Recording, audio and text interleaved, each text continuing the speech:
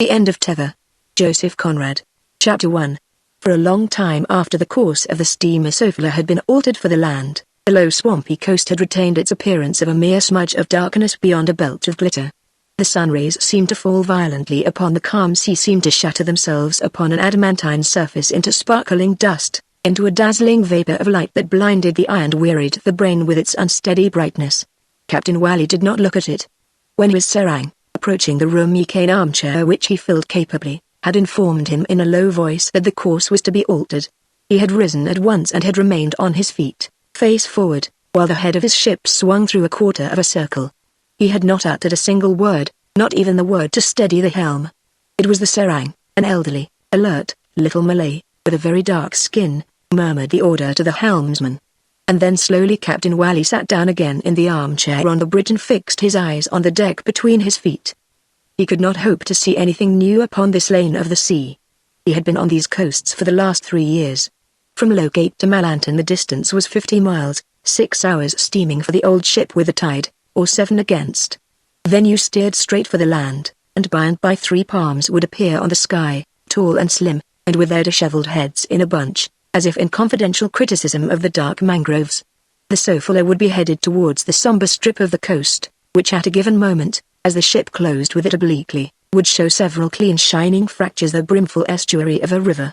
Then on through a brown liquid, 3 parts water and 1 part black earth, on and on between the low shores, 3 parts black earth and 1 part brackish water, the Sophia would plough her way upstream, as she had done once every month for these 7 years or more, long before he was aware of her existence, long before he had ever thought of having anything to do with her and her invariable voyages. The old ship ought to have known the road better than her men, who had not been kept so long at it without a change, better than the faithful serang, whom he had brought over from his last ship to keep the captain's watch, better than he himself, who had been her captain for the last 3 years only. She could always be depended upon to make her courses. Her compasses were never out. She was no trouble at all to take about, as if her great age had given her knowledge, wisdom, and steadiness. She made her landfalls to a degree of the bearing, and almost to a minute of her allowed time. At any moment, as he sat on the bridge without looking up, or lay sleepless in his bed, simply by reckoning the days and the hours he could tell where he was the precise spot of the beat. He knew it well too, this monotonous huckster's round, up and down the straits. He knew its order and its sights and its people. Malacca to begin with, in at daylight and out at dusk, to cross over with a rigid phosphorescent wake this highway of the Far East. Darkness and gleams on the water, clear stars on a black sky, perhaps the lights of a home steamer keeping her unswerving course in the middle, or maybe the elusive shadow of a native craft with her matte sails flitting by silently and the lowland on the other side in sight at daylight. At noon the 3 palms of the next place of call, up a sluggish river. The only white man residing there was a retired young sailor, with whom he had become friendly in the course of many voyages. 60 miles farther on there was another place of call, a deep bay with only a couple of houses on the beach. And so on, in and out, picking up coastwise cargo here and there, and finishing with 100 miles steady steaming through the maze of an archipelago of small islands up to a large native town at the end of the beat.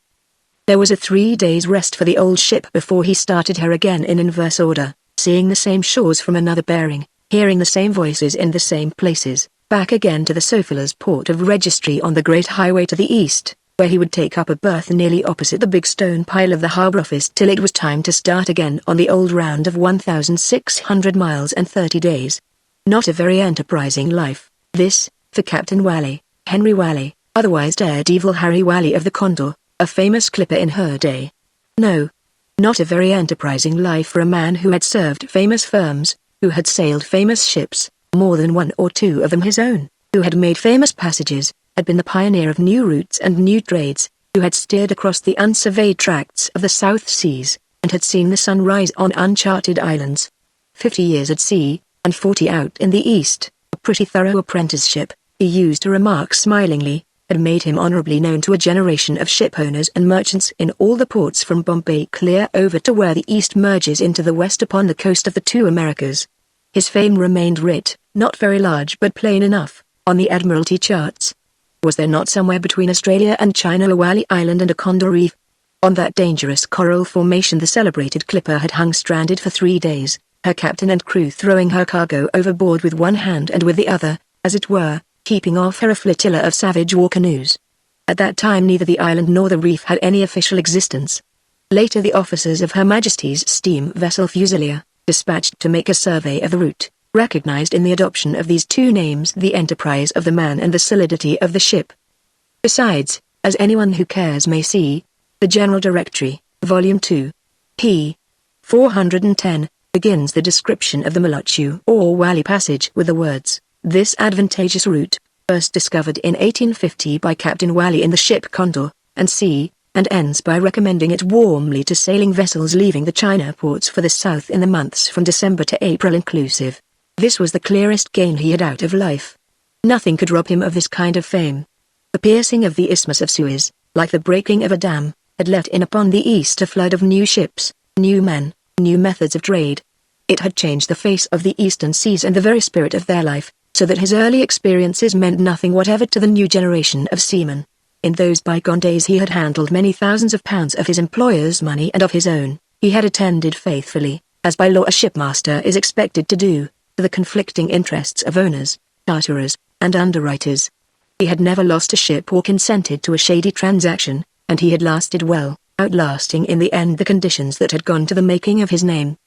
He had buried his wife, in the Gulf of Petchelee, had married off his daughter to the man of her unlucky choice, and had lost more than an ample competence in the crash of the notorious Travancore and Deacon Banking Corporation, whose downfall had shaken the East like an earthquake. And he was 65 years old. Chapter 2. His age sat lightly enough on him, and of his ruin he was not ashamed. He had not been alone to believe in the stability of the banking corporation. Men whose judgment in matters of finance was as expert as his seamanship had commended the prudence of his investments, and had themselves lost much money in the great failure. The only difference between him and them was that he had lost his all. And yet not his all. There had remained to him from his lost fortune a very pretty little bark, fair made, which he had bought to occupy his leisure of a retired sailor to play with, as he expressed it himself. He had formerly declared himself tired of the sea the year preceding his daughter's marriage.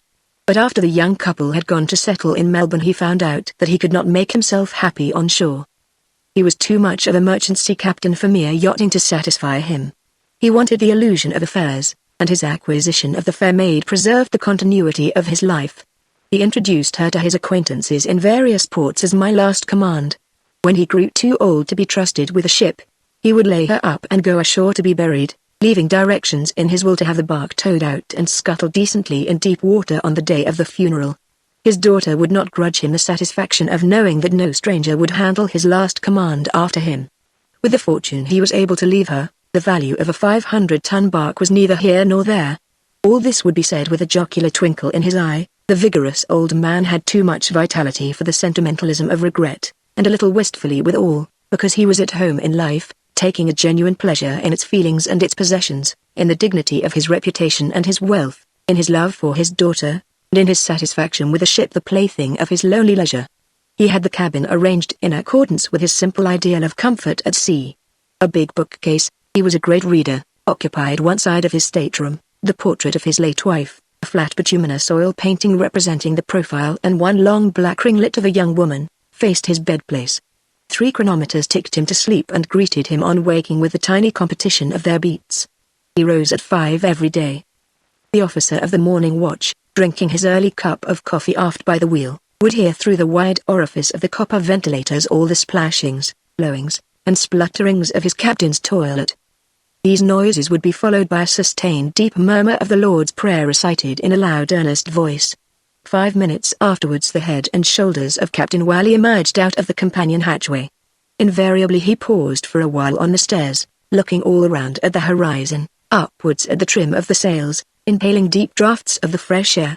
Only then he would step out on the poop, acknowledging the hand raised to the peak of the cap with a majestic and benign good morning to you. He walked the deck till 8 scrupulously. Sometimes, not above twice a year, he had to use a thick cudgel-like stick on account of a stiffness in the hip, a slight touch of rheumatism, he supposed. Otherwise he knew nothing of the ills of the flesh. At the ringing of the breakfast bell he went below to feed his canaries, wind up the chronometers, and take the head of the table. From there he had before his eyes the big carbon photographs of his daughter, her husband, and 2 fat-legged babies his grandchildren set in black frames into the maplewood bulkheads of the cuddy. After breakfast he dusted the glass over these portraits himself with a cloth, and brushed the oil painting of his wife with a plumate kept suspended from a small brass hook by the side of the heavy gold frame. Then with the door of his stateroom shut, he would sit down on the couch under the portrait to read a chapter out of a thick pocket Bible, her Bible. But on some days he only sat there for half an hour with his finger between the leaves and the closed book resting on his knees. Perhaps he had remembered suddenly how fond of boat sailing she used to be. She had been a real shipmate and a true woman too. It was like an article of faith with him that there never had been, and never could be, a brighter, cheerier home anywhere afloat or ashore than his home under the poop deck of the Condor, with the big main cabin all white and gold, garlanded as if for a perpetual festival with an unfading wreath. She had decorated the center of every panel with a cluster of home flowers. It took her a 12-month to go round the cuddy with this labor of love. To him it had remained a marvel of painting, the highest achievement of taste and skill, and as to old Swinburne, his mate, every time he came down to his meals he stood transfixed with admiration before the progress of the work. You could almost smell these roses, he declared, sniffing the faint flavor of turpentine which at that time pervaded the saloon, and, as he confessed afterwards, made him somewhat less hearty than usual in tackling his food. But there was nothing of the sort to interfere with his enjoyment of her singing. "Mrs. Whalley is a regular out-and-out nightingale, sir," he would pronounce with a judicial air after listening profoundly over the skylight to the very end of the piece. In fine weather, in the second dog watch, the two men could hear her trills and roulades going on to the accompaniment of the piano in the cabin. On the very day they got engaged he had written to London for the instrument, but they had been married for over a year before it reached them, coming out round the Cape. The big case made part of the first direct general cargo landed in Hong Kong Harbour, an event that to the men who walked the busy quays of today seemed as hazily remote as the dark ages of history. But Captain Whalley could in a half-hour of solitude live again all his life, with its romance, its idyll, and its sorrow. He had to close her eyes himself. She went away from under the ensign like a sailor's wife, a sailor herself at heart. He had read the service over her, out of her own prayer book, without a break in his voice. When he raised his eyes he could see old Swinburne facing him with his cap pressed to his breast, and his rugged, weather-beaten, impassive face streaming with drops of water like a lump of chipped red granite in a shower. It was all very well for that old sea dog to cry. He had to read on to the end, but after the splash he did not remember much of what happened for the next few days. An elderly sailor of the crew, deft at needlework, put together a morning frock for the child out of one of her black skirts. He was not likely to forget. But you cannot dam up life like a sluggish stream. It will break out and flow over a man's troubles, it will close upon a sorrow like the sea upon a dead body, no matter how much love has gone to the bottom. And the world is not bad. People had been very kind to him, especially Mrs. Gardner, the wife of the senior partner in Gardner, Patson, and Co., the owners of the Condor. It was she who volunteered to look after the little one, and in due course took her to England, something of a journey in those days, even by the overland mail route, with her own girls to finish her education. It was 10 years before he saw her again. As a little child she had never been frightened of bad weather. She would beg to be taken up on deck in the bosom of his oilskin coat to watch the big seas hurling themselves upon the Condor.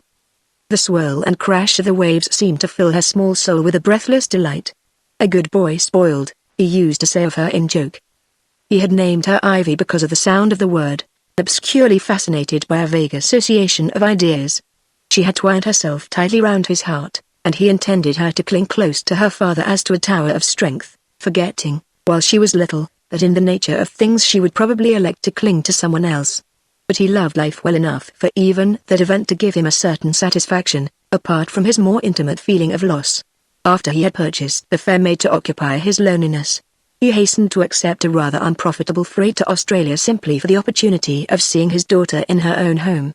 What made him dissatisfied there was not to see that she clung now to somebody else, but that the prop she had selected seemed on closer examination a rather poor stick even in the matter of health.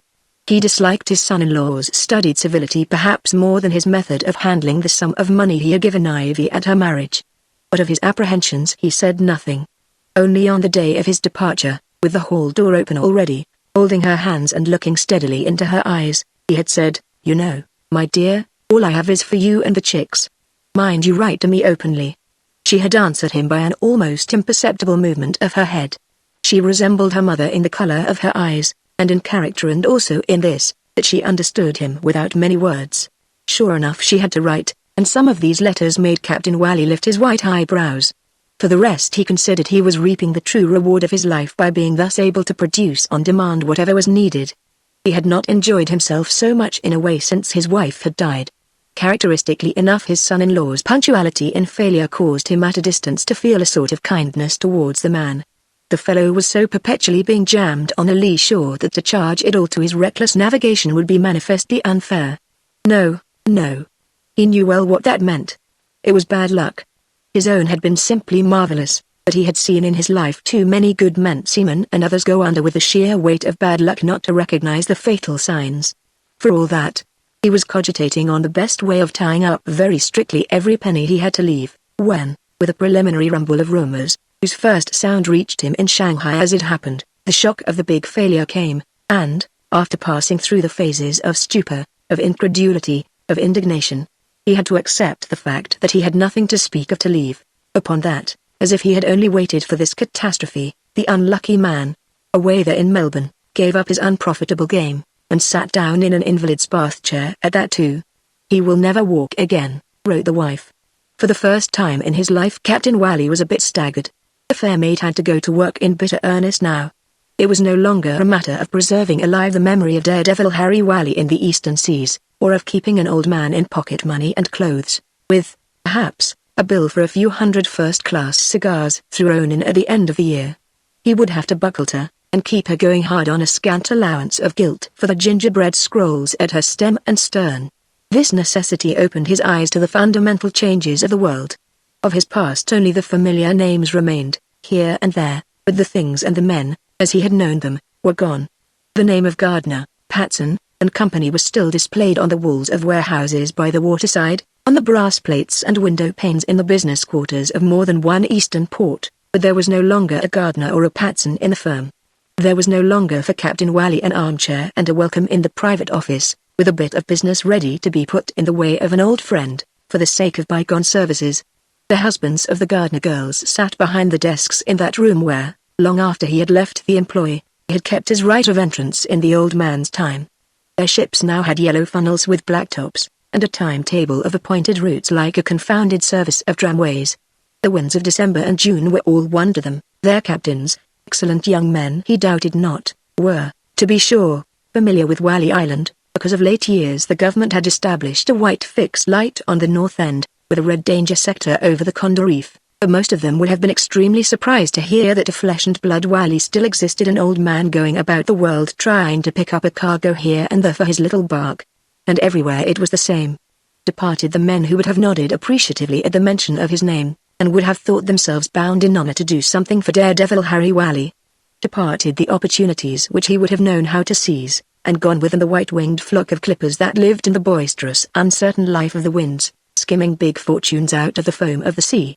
In a world that pared down the profits to an irreducible minimum, in a world that was able to count its disengaged tonnage twice over every day, and in which lean charters were snapped up by cable 3 months in advance, there were no chances of fortune for an individual wandering haphazard with a little bark, hardly indeed any room to exist. He found it more difficult from year to year. He suffered greatly from the smallness of remittances he was able to send his daughter. Meantime he had given up good cigars, and even in the matter of inferior cheroots limited himself to 6 a day. He never told her of his difficulties, and she never enlarged upon her struggle to live. Their confidence in each other needed no explanations, and their perfect understanding endured without protestations of gratitude or regret.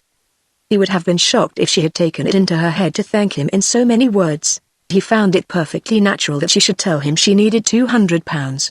He had come in with the fair maid in ballast to look for a freight in the Sofila's port of registry, and her letter met him there. Its tenor was that it was no use mincing matters. Her only resource was in opening a boarding house, for which the prospects, she judged, were good. Good enough, at any rate, to make her tell him frankly that with £200 she could make a start.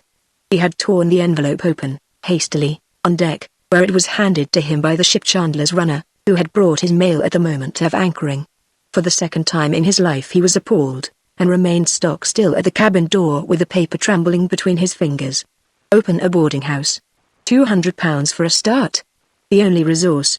And he did not know where to lay his hands on 200 pence.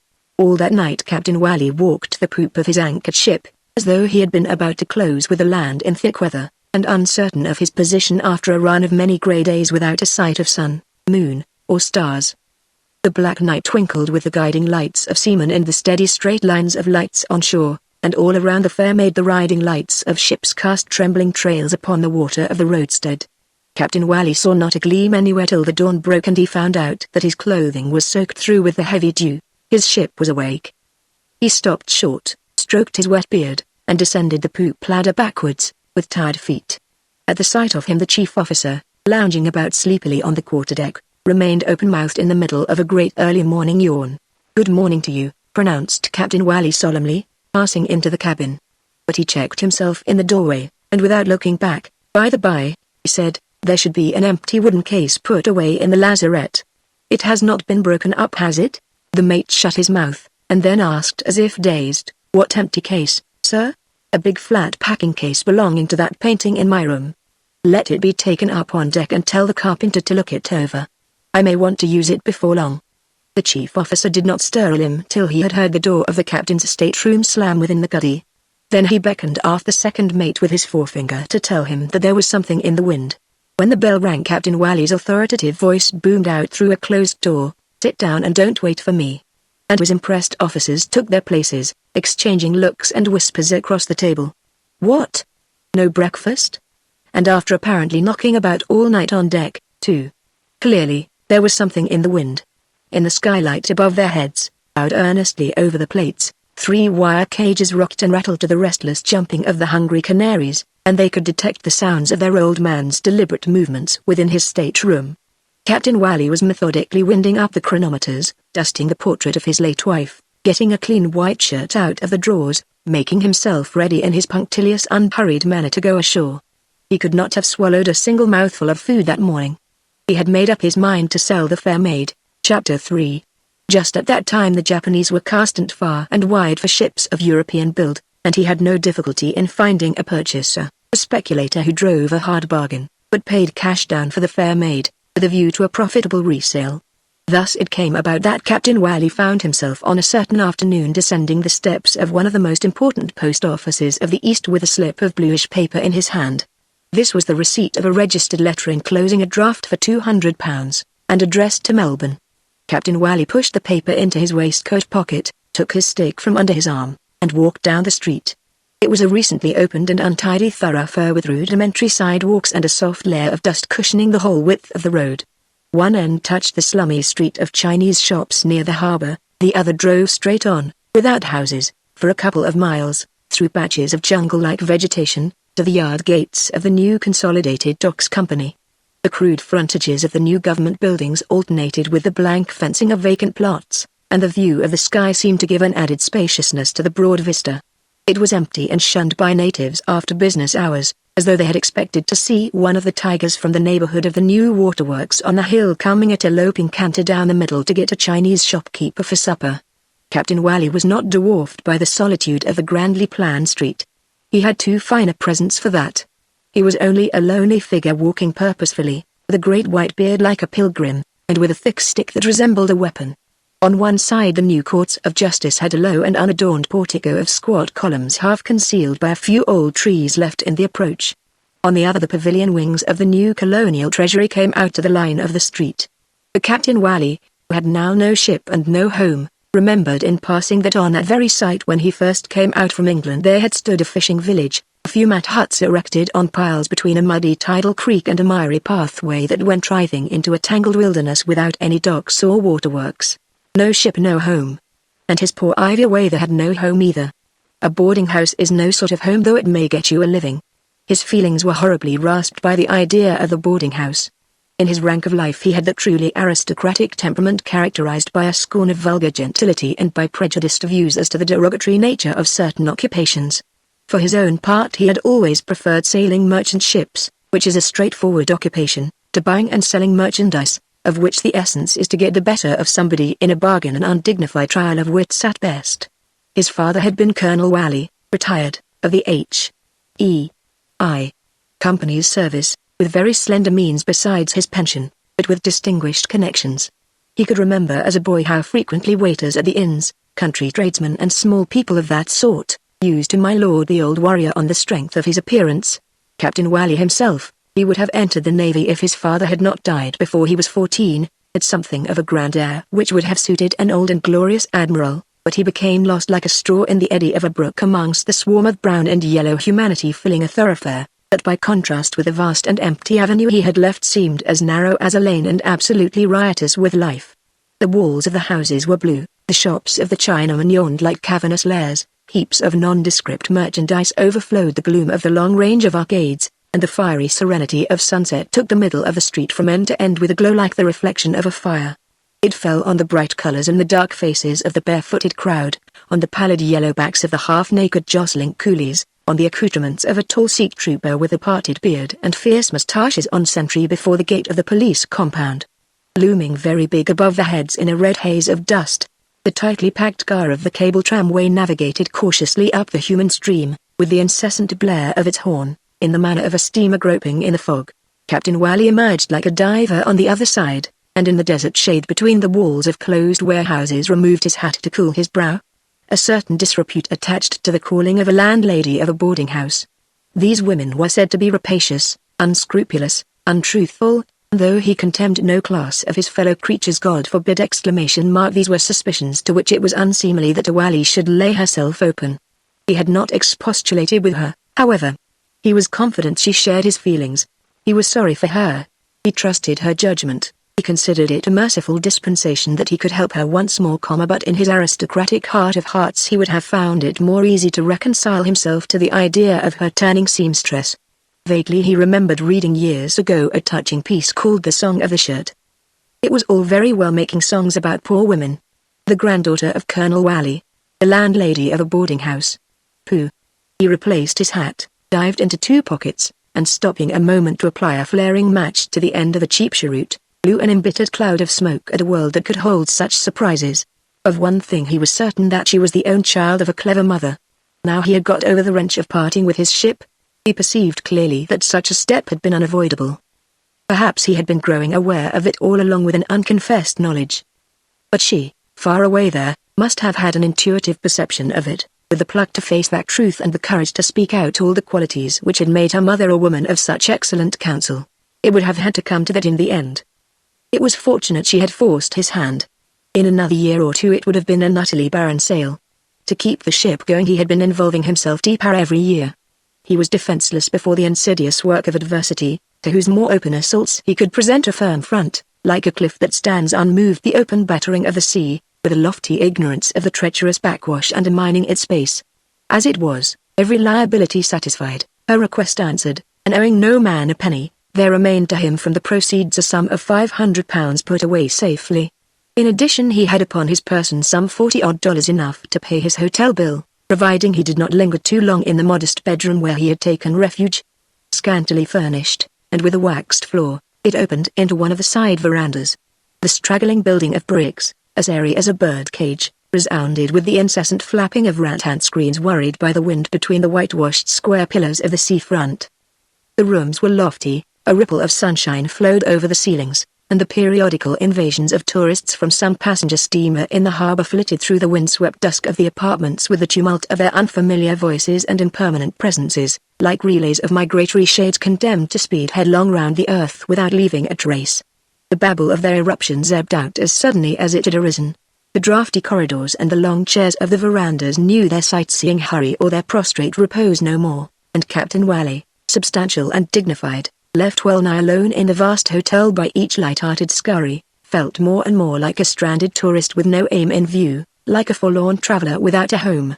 In the solitude of his room he smoked thoughtfully, gazing at the two sea chests which held all that he could call his own in this world. A thick roll of charts in a sheath of sailcloth leaned in a corner, the flat packing case containing the portrait in oils and the 3 carbon photographs had been pushed under the bed. He was tired of discussing terms, of assisting at surveys, of all the routine of the business. What to the other parties was merely the sale of a ship was to him a momentous event involving a radically new view of existence. He knew that after this ship there would be no other, and the hopes of his youth, the exercise of his abilities, every feeling and achievement of his manhood, had been indissolubly connected with ships. He had served ships, he had owned ships, and even the years of his actual retirement from the sea had been made bearable by the idea that he had only to stretch out his handful of money to get a ship. He had been at liberty to feel as though he were the owner of all the ships in the world. The selling of this one was weary work, but when she passed from him at last, when he signed the last receipt, it was as though all the ships had gone out of the world together, leaving him on the shore of inaccessible oceans with £700 in his hands. Striding firmly, without haste, along the quay, Captain Wally averted his glances from the familiar roadstead. 2 generations of seamen born since his first day at sea stood between him and all these ships at the anchorage. His own was sold, and he had been asking himself, what next? From the feeling of loneliness, of inward emptiness, and of loss too, as if his very soul had been taken out of him forcibly, there had sprung at first a desire to start right off and join his daughter. Here are the last pence, he would say to her, take them, my dear. And here's your old father, you must take him too. His soul recoiled, as if afraid of what lay hidden at the bottom of this impulse. Give up? Never. When one is thoroughly weary, all sorts of nonsense come into one's head. A pretty gift it would have been for a poor woman, this £700 with the encumbrance of a hale old fellow more than likely to last for years and years to come. Was he not as fit to die in harness as any of the youngsters in charge of these anchored ships out yonder? He was as solid now as ever he had been. But as to who would give him work to do, that was another matter. For he, with his appearance and antecedents, to go about looking for a junior's berth, people, he was afraid, would not take him seriously, or else if he succeeded in impressing them, he would maybe obtain their pity, which would be like stripping yourself naked to be kicked. He was not anxious to give himself away for less than nothing. He had no use for anybody's pity. On the other hand, a command, the only thing he could trifle with due regard for common decency, was not likely to be lying in wait for him at the corner of the next street. Commands don't go a-begging nowadays. Ever since he had come ashore to carry out the business of the sale, he had kept his ears open, had heard no hint of one being vacant in the port. And even if there had been one, his successful past itself stood in his way. He had been his own employer too long. The only credential he could produce was the testimony of his whole life. What better recommendation could anyone require? But vaguely he felt that the unique document would be looked upon as an archaic curiosity of the eastern waters, a screed traced in obsolete words in a half-forgotten language. Chapter 4. Revolving these thoughts, he strolled on near the railings of the quay, broad-chested, without a stoop, as though his big shoulders had never felt the burden of the loads that must be carried between the cradle and the grave. No single betraying fold or line of care disfigured the reposeful modeling of his face.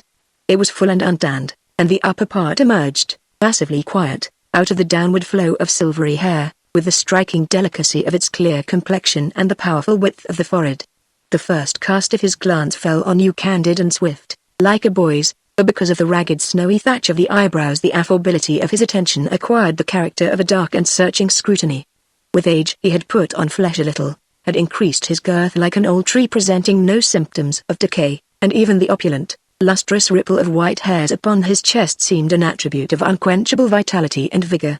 Once rather proud of his great bodily strength, and even of his personal appearance, conscious of his worth, and firm in his rectitude, there had remained to him, like the heritage of departed prosperity, the tranquil bearing of a man who had proved himself fit in every sort of way for the life of his choice. He strode on squarely under the projecting brim of an ancient Panama hat. It had a low crown, a crease through its whole diameter, a narrow black ribbon. Imperishable and a little discolored, this headgear made it easy to pick him out from afar on thronged wharves and in the busy streets. He had never adopted the comparatively modern fashion of pipe-clayed cork helmets. He disliked the form, and he hoped he could manage to keep a cool head to the end of his life without all these contrivances for hygienic ventilation. His hair was cropped close. His linen always of immaculate whiteness, a suit of thin grey flannel, worn threadbare but scrupulously brushed, floated about his burly limbs, adding to his bulk by the looseness of its cut.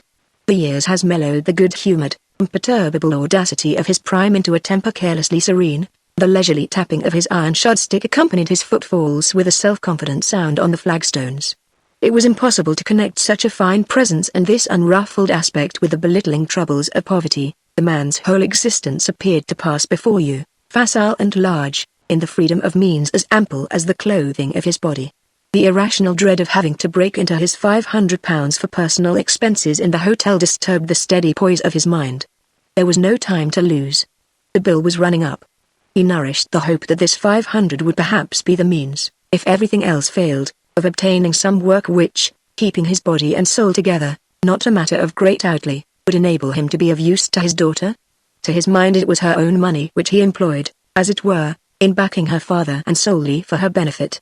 Once at work, he would help her with the greater part of his earnings. He was good for many years yet, and this boarding house business, he argued to himself, whatever the prospects, could not be much of a gold mine from the first start.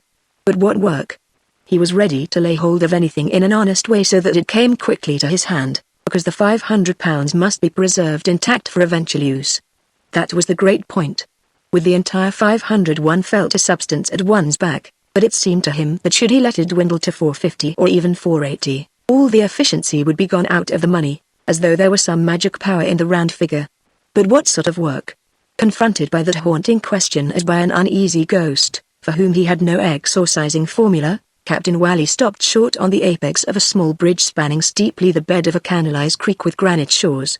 Moored between the square blocks a seagoing Malay prow floated half hidden under the arch of masonry, with her spars lowered down, without a sound of life on board, and covered from stem to stern with a ridge of palm leaf mats.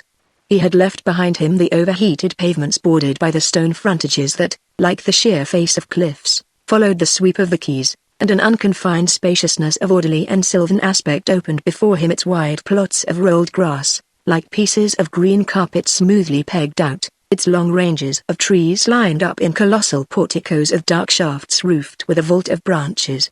Some of these avenues ended at the sea. It was a terraced shore, and beyond, upon the level expanse, profound and glistening like the gaze of a dark blue eye, an oblique band of stippled purple lengthened itself indefinitely through the gap between a couple of verdant twin islets. The masts and spars of a few ships far away, hull down in the outer roads, sprang straight from the water in a fine maze of rosy lines penciled on the clear shadow of the eastern board. Captain Wally gave them a long glance. The ship, once his own, was anchored out there. It was staggering to think that it was open to him no longer to take a boat at the jetty and get himself pulled off to her when the evening came. To no ship. Perhaps never more. Before the sale was concluded, until the purchase money had been paid, he had spent daily some time on board the Fair Maid. The money had been paid this very morning, and now, all at once, there was positively no ship that he could go on board of when he liked, no ship that would need his presence in order to do her work to live. It seemed an incredible state of affairs, something too bizarre to last. And the sea was full of craft of all sorts. There was that prow lying so still swathed in her shroud of sown palm leaves. She too had her indispensable man. They lived through each other, this Malay he had never seen, and this high-stern thing of no size that seemed to be resting after a long journey. And of all the ships in sight, near and far, each was provided with a man, the man without whom the finest ship is a dead thing, a floating and purposeless log. After his one glance at the roadstead he went on, since there was nothing to turn back for, and the time must be got through somehow. The avenues of big trees ran straight over the esplanade, cutting each other at diverse angles, columnar below and luxuriant above. The interlaced boughs high up seemed to slumber, not a leaf stirred overhead, and the reedy cast-iron lampposts in the middle of the road, built like scepters, diminished in a long perspective, with their globes of white porcelain atop, resembling a barbarous decoration of ostriches' eggs displayed in a row. The flaming sky kindled a tiny crimson spark upon the glistening surface of each glassy shell. With his chin sunk a little, his hands behind his back, and the end of his stick marking the gravel with a faint wavering line at his heels, Captain Wally reflected that if a ship without a man was like a body without a soul, a sailor without a ship was of not much more account in this world than an aimless log adrift upon the sea. The log might be sound enough by itself, tough of fibre, and hard to destroy, but what of that? And a sudden sense of irremediable idleness weighted his feet like a great fatigue.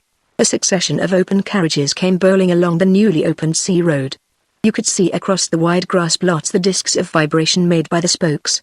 The bright domes of the parasols swayed lightly outwards like full-blown blossoms on the rim of a vase, and the quiet sheet of dark blue water, crossed by a bar of purple, made a background for the spinning wheels and the high action of the horses, whilst the turbaned heads of the Indian servants elevated above the line of the sea horizon glided rapidly on the paler blue of the sky. In an open space near the little bridge each turnout trotted smartly in a wide curve away from the sunset, then pulling up sharp, entered the main alley in a long slow-moving file with the great red stillness of the sky at the back. The trunks of mighty trees stood all touched with red on the same side, the air seemed aflame under the high foliage, the very ground under the hoofs of the horses was red. The wheels turned solemnly, one after another the sunshades drooped, folding their colors like gorgeous flowers shutting their petals at the end of the day. In the whole half-mile of human beings no voice uttered a distinct word, only a faint thudding noise went on mingled with slight jingling sounds, and the motionless heads and shoulders of men and women sitting in couples emerged stolidly above the lowered hoods as if wooden. But one carriage and pair coming late did not join the line. It fled along in a noiseless roll, but on entering the avenue one of the dark bays snorted, arching his neck and shying against the steel-tipped pole. A flake of foam fell from the bit upon the point of a satiny shoulder, and the dusky face of the coachman leaned forward at once over the hands taking a fresh grip of the reins. It was a long dark green landau, having a dignified and buoyant motion between the sharply curved C-springs, and a sort of strictly official majesty in its supreme elegance. It seemed more roomy than as usual, its horses seemed slightly bigger, the appointments a shade more perfect, the servants perched somewhat higher on the box. The dresses of 3 women, 2 young and pretty, and 1, handsome, large, of mature age seemed to fill completely the shallow body of the carriage. The 4th face was that of a man, heavy-lidded, distinguished and sallow, with a somber, thick, iron-grey imperial and moustaches, which somehow had the air of solid appendages. His Excellency. The rapid motion of that one equipage made all the others appear utterly inferior, lighted, and reduced to crawl painfully at a snail's pace. The landau distanced the whole file in a sort of sustained rush, the features of the occupant whirling out of sight left behind an impression of fixed stares and impassive vacancy, and after it had vanished in full flight as it were, notwithstanding the long line of vehicles hugging the curb at a walk, the whole lofty vista of the avenue seemed to lie open and emptied of life in the enlarged impression of an august solitude. Captain Wally had lifted his head to look, and his mind, disturbed in its meditation, turned with wonder, as men's minds will do, to matters of no importance. It struck him that it was to this port, where he had just sold his last ship, that he had come with the very first he had ever owned, and with his head full of a plan for opening a new trade with a distant part of the archipelago. The then governor had given him no end of encouragement. No Excellency, he this Mr. Denham, this governor with his jacket off, a man who tended night and day, so to speak, the growing prosperity of the settlement with the self-forgetful devotion of a nurse for a child she loves, a lone bachelor who lived as in a camp with a few servants and his 3 dogs in what was called then the government bungalow, a low-roofed structure on the half-cleared slope of a hill, with a new flagstaff in front and a police orderly on the veranda. He remembered toiling up that hill under a heavy sun for his audience, the unfurnished aspect of the cool-shaded room, a long table covered at one end with piles of papers, and with 2 guns, a brass telescope, a small bottle of oil with a feather stuck in the neck at the other, and the flattering attention given to him by the man in power. It was an undertaking full of risk he had come to expound, but a 20 minutes' talk in the government bungalow on the hill had made it go smoothly from the start. And as he was retiring, Mr. Denham, already seated before the papers, called out after him, "Next month the Dido starts for a cruise that way, and I shall request her captain officially to give you a look in and see how you get on." The Dido was one of the smart frigates on the China station, and 35 years make a big slice of time. 35 years ago an enterprise like his had for the colony enough importance to be looked after by a queen's ship. A big slice of time. Individuals were of some account then. Men like himself, men, too, like poor Evans, for instance, with his red face, his coal-black whiskers, and his restless eyes, who had set up the first patent slip for repairing small ships, on the edge of the forest, in a lonely bay 3 miles up the coast. Mr. Denham had encouraged that enterprise too, and yet somehow poor Evans had ended by dying at home deucedly hard up.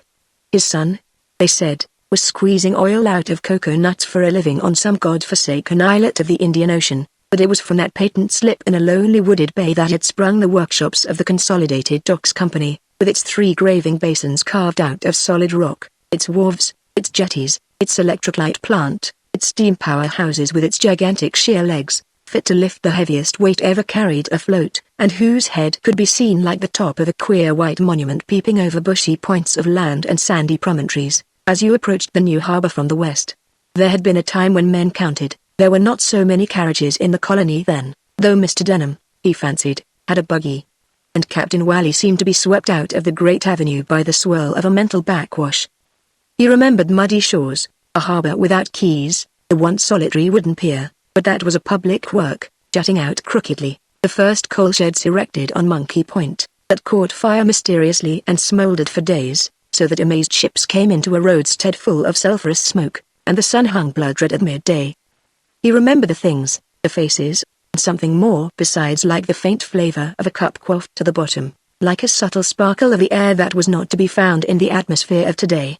In this evocation, swift and full of detail like a flash of magnesium light into the niches of a dark memorial hall, Captain Wally contemplated things once important, the efforts of small men, the growth of a great place, but now robbed of all consequence by the greatness of accomplished facts, by hopes greater still, and they gave him for a moment such an almost physical grip upon time, such a comprehension of our unchangeable feelings, that he stopped short, struck the ground with his stick, and ejaculated mentally, "What the devil am I doing here?" He seemed lost in a sort of surprise, but he heard his name called out in wheezy tones once, twice, and turned on his heel slowly. He beheld then, waddling towards him autocratically, a man of an old-fashioned and gouty aspect, with hair as white as his own, but with shaved, florid cheeks, wearing a necktie almost a neckcloth whose stiff ends projected far beyond his chin, with round legs, round arms, a round body, a round face, generally producing the effect of his short figure having been distended by means of an air pump as much as the seams of his clothing would stand. This was the master attendant of the port.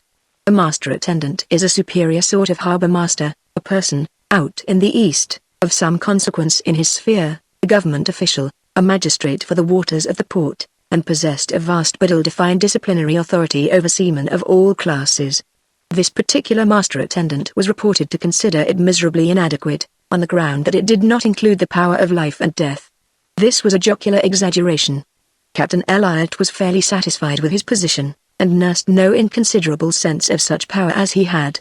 His conceited and tyrannical disposition did not allow him to let it dwindle in his hands for want of use. The uproarious, choleric frankness of his comments on people's character and conduct caused him to be feared at bottom, though in conversation many pretended not to mind him in the least, others would only smile sourly at the mention of his name, and there were even some who dared to pronounce him a meddle-souled ruffian. But for almost all of them one of Captain Elliot's outbreaks was nearly as distasteful to face as a chance of annihilation. Chapter 5. As soon as he had come up quite close he said, mouthing in a growl, "What's this I hear, Wally? Is it true you're selling the Fair Maid?" Captain Wally, looking away, said the thing was done. Money had been paid that morning, and the other expressed at once his approbation of such an extremely sensible proceeding. He had got out of his trap to stretch his legs, he explained, on his way home to dinner. Sir Frederick looked well at the end of his time. Didn't he? Captain Wally could not say, had only noticed the carriage going past. The master attendant, plunging his hands into the pockets of an alpaca jacket inappropriately short and tight for a man of his age and appearance, strutted with a slight limp, and with his head reaching only to the shoulder of Captain Wally, walked easily, staring straight before him. They had been good comrades years ago, almost intimates. At the time when Wally commanded the renowned Condor, Elliot had charge of the nearly as famous Ringdove for the same owners, and when the appointment of master attendant was created, Wally would have been the only other serious candidate. But Captain Wally, then in the prime of life, was resolved to serve no one but his own auspicious fortune. Far away, tending his hot irons, he was glad to hear the other had been successful. There was a worldly suppleness in bluff Ned Elliot that would serve him well in that sort of official appointment. And they were so dissimilar at bottom that as they came slowly to the end of the avenue before the cathedral, it had never come into Wally's head that he might have been in that man's place provided for to the end of his days. The sacred edifice, standing in solemn isolation amongst the converging avenues of enormous trees, as if to put grave thoughts of heaven into the hours of ease, presented a closed Gothic portal to the light and glory of the west. The glass of the roses above the ogive glowed like fiery coal in the deep carvings of a wheel of stone. The two men faced about. "I'll tell you what they ought to do next, Wally," growled Captain Elliot suddenly. "Well? They ought to send a real live lord out here when Sir Frederick's time is up." "Eh?" Captain Wally perfunctorily did not see why a lord of the right sort should not do as well as anyone else. But this was not the other's point of view. "No, no. Place runs itself. Nothing can stop it now. Good enough for a lord," he growled in short sentences. "Look at the changes in our time. We need a lord here now. They have got a lord in Bombay. He dine once or twice every year at the government house, a many-windowed, arcaded palace upon a hill laid out in roads and gardens. And lately he had been taking about a duke in his master attendant's steam launch to visit the harbour improvements. Before that he had most obligingly gone out in person to pick out a good berth for the ducal yacht. Afterwards he had an invitation to lunch on board. The Duchess herself lunched with them. A big woman with a red face. Complexion quite sunburnt. He should think ruined. Very gracious manners. They were going on to Japan. He ejaculated these details for Captain Wally's edification, pausing to blow out his cheeks as if with a pent-up sense of importance, and repeatedly protruding his thick lips till the blunt crimson end of his nose seemed to dip into the milk of his moustache. The place ran itself. It was fit for any lord. It gave no trouble except in its marine department. In its marine department, he repeated twice. And after a heavy snort began to relate how the other day Her Majesty's Consul General in French Cochin China had cabled to him in his official capacity asking for a qualified man to be sent over to take charge of a Glasgow ship whose master had died in Saigon. I sent word of it to the officers' quarters in the sailors' home, he continued, while the limp in his gait seemed to grow more accentuated with the increasing irritation of his voice. Place is full of them. Twice as many men as there are berths going in the local trade. All hungry for an easy job. Twice as many, and what do you think, Wally? He stopped short, his hands clenched and thrust deeply downwards, seemed ready to burst the pockets of his jacket. A slight sigh escaped Captain Wally. Hey? You would think they would be falling over each other. Not a bit of it. Frightened to go home. Nice and warm out here to lie about a veranda waiting for a job. I sit and wait in my office. Nobody. What did they suppose? That I was going to sit there like a dummy with the Consul General's cable before me? Not likely. So I looked up a list of them I keep by me and sent word for Hamilton, the worst loafer of them all, and just made him go. Threatened to instruct the steward of the sailors' home to have him turned out neck and crop. He did not think the berth was good enough, if you please. I've your little records by me, said I. You came ashore here 18 months ago, and you haven't done 6 months' work since.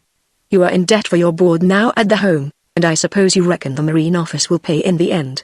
Eh? So it shall, but if you don't take this chance, away you go to England, assisted passage, by the first homeward steamer that comes along. You are no better than a pauper. We don't want any white paupers here. I scared him. But look at the trouble all this gave me. You would not have had any trouble, Captain Wally said almost involuntarily, if you had sent for me. Captain Elliot was immensely amused. He shook with laughter as he walked. But suddenly he stopped laughing. A vague recollection had crossed his mind. Hadn't he heard it said at the time of the Travancore and Deacon smash that poor Wally had been cleaned out completely? Fellows hard up, by heavens. He thought, and at once he cast a sidelong upward glance at his companion. But Captain Wally was smiling austerely straight before him, with a carriage of the head inconceivable in a penniless man, and he became reassured.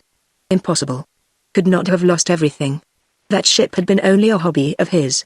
And the reflection that a man who had confessed to receiving that very morning a presumably large sum of money was not likely to spring upon him a demand for a small loan put him entirely at his ease again. There had come a long pause in their talk, however, and not knowing how to begin again, he growled out soberly, "We old fellows ought to take a rest now.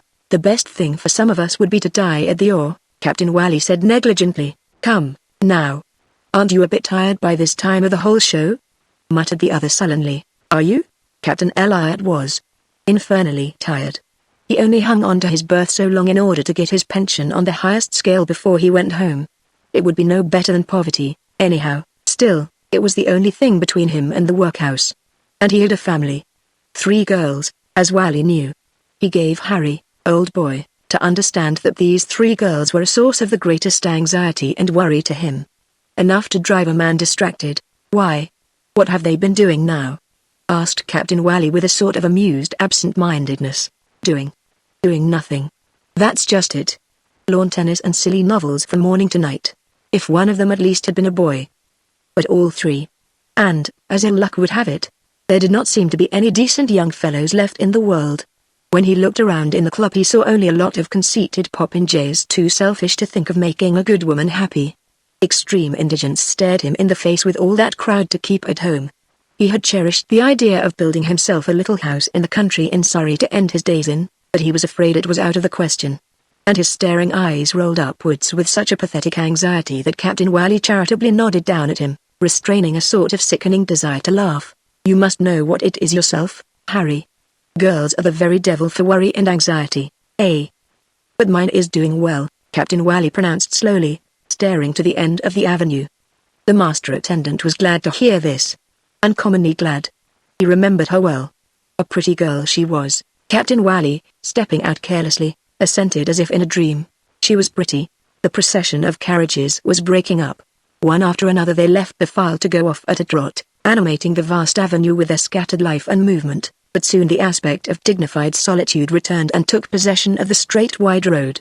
A sis in white stood at the head of a Burma pony harnessed to a varnished two-wheel cart, and the whole thing waiting by the curb seemed no bigger than a child's toy forgotten under the soaring trees. Captain Elliot waddled up to it and made as if to clamber in, but refrained, and keeping one hand resting easily on the shaft. He changed the conversation from his pension, his daughters, and his poverty back again to the only other topic in the world, the Marine Office, men and the ships of the port. He proceeded to give instances of what was expected of him, and his thick voice drowsed in the still air like the obstinate droning of an enormous bumblebee. Captain Wally did not know what was the force or the weakness that prevented him from saying good night and walking away. It was as though he had been too tired to make the effort. How queer. More queer than any of Ned's instances. Or was it that overpowering sense of idleness alone that made him stand there and listen to these stories? Nothing very real had ever troubled Ned Elliot, and gradually he seemed to detect deep in, as if wrapped up in the gross wheezy rumble, something of the clear hearty voice of the young captain of the Ring Dove.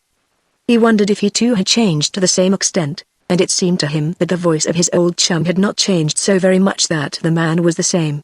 Not a bad fellow, the pleasant, jolly Ned Elliot, friendly, well up to his business and always a bit of a humbug.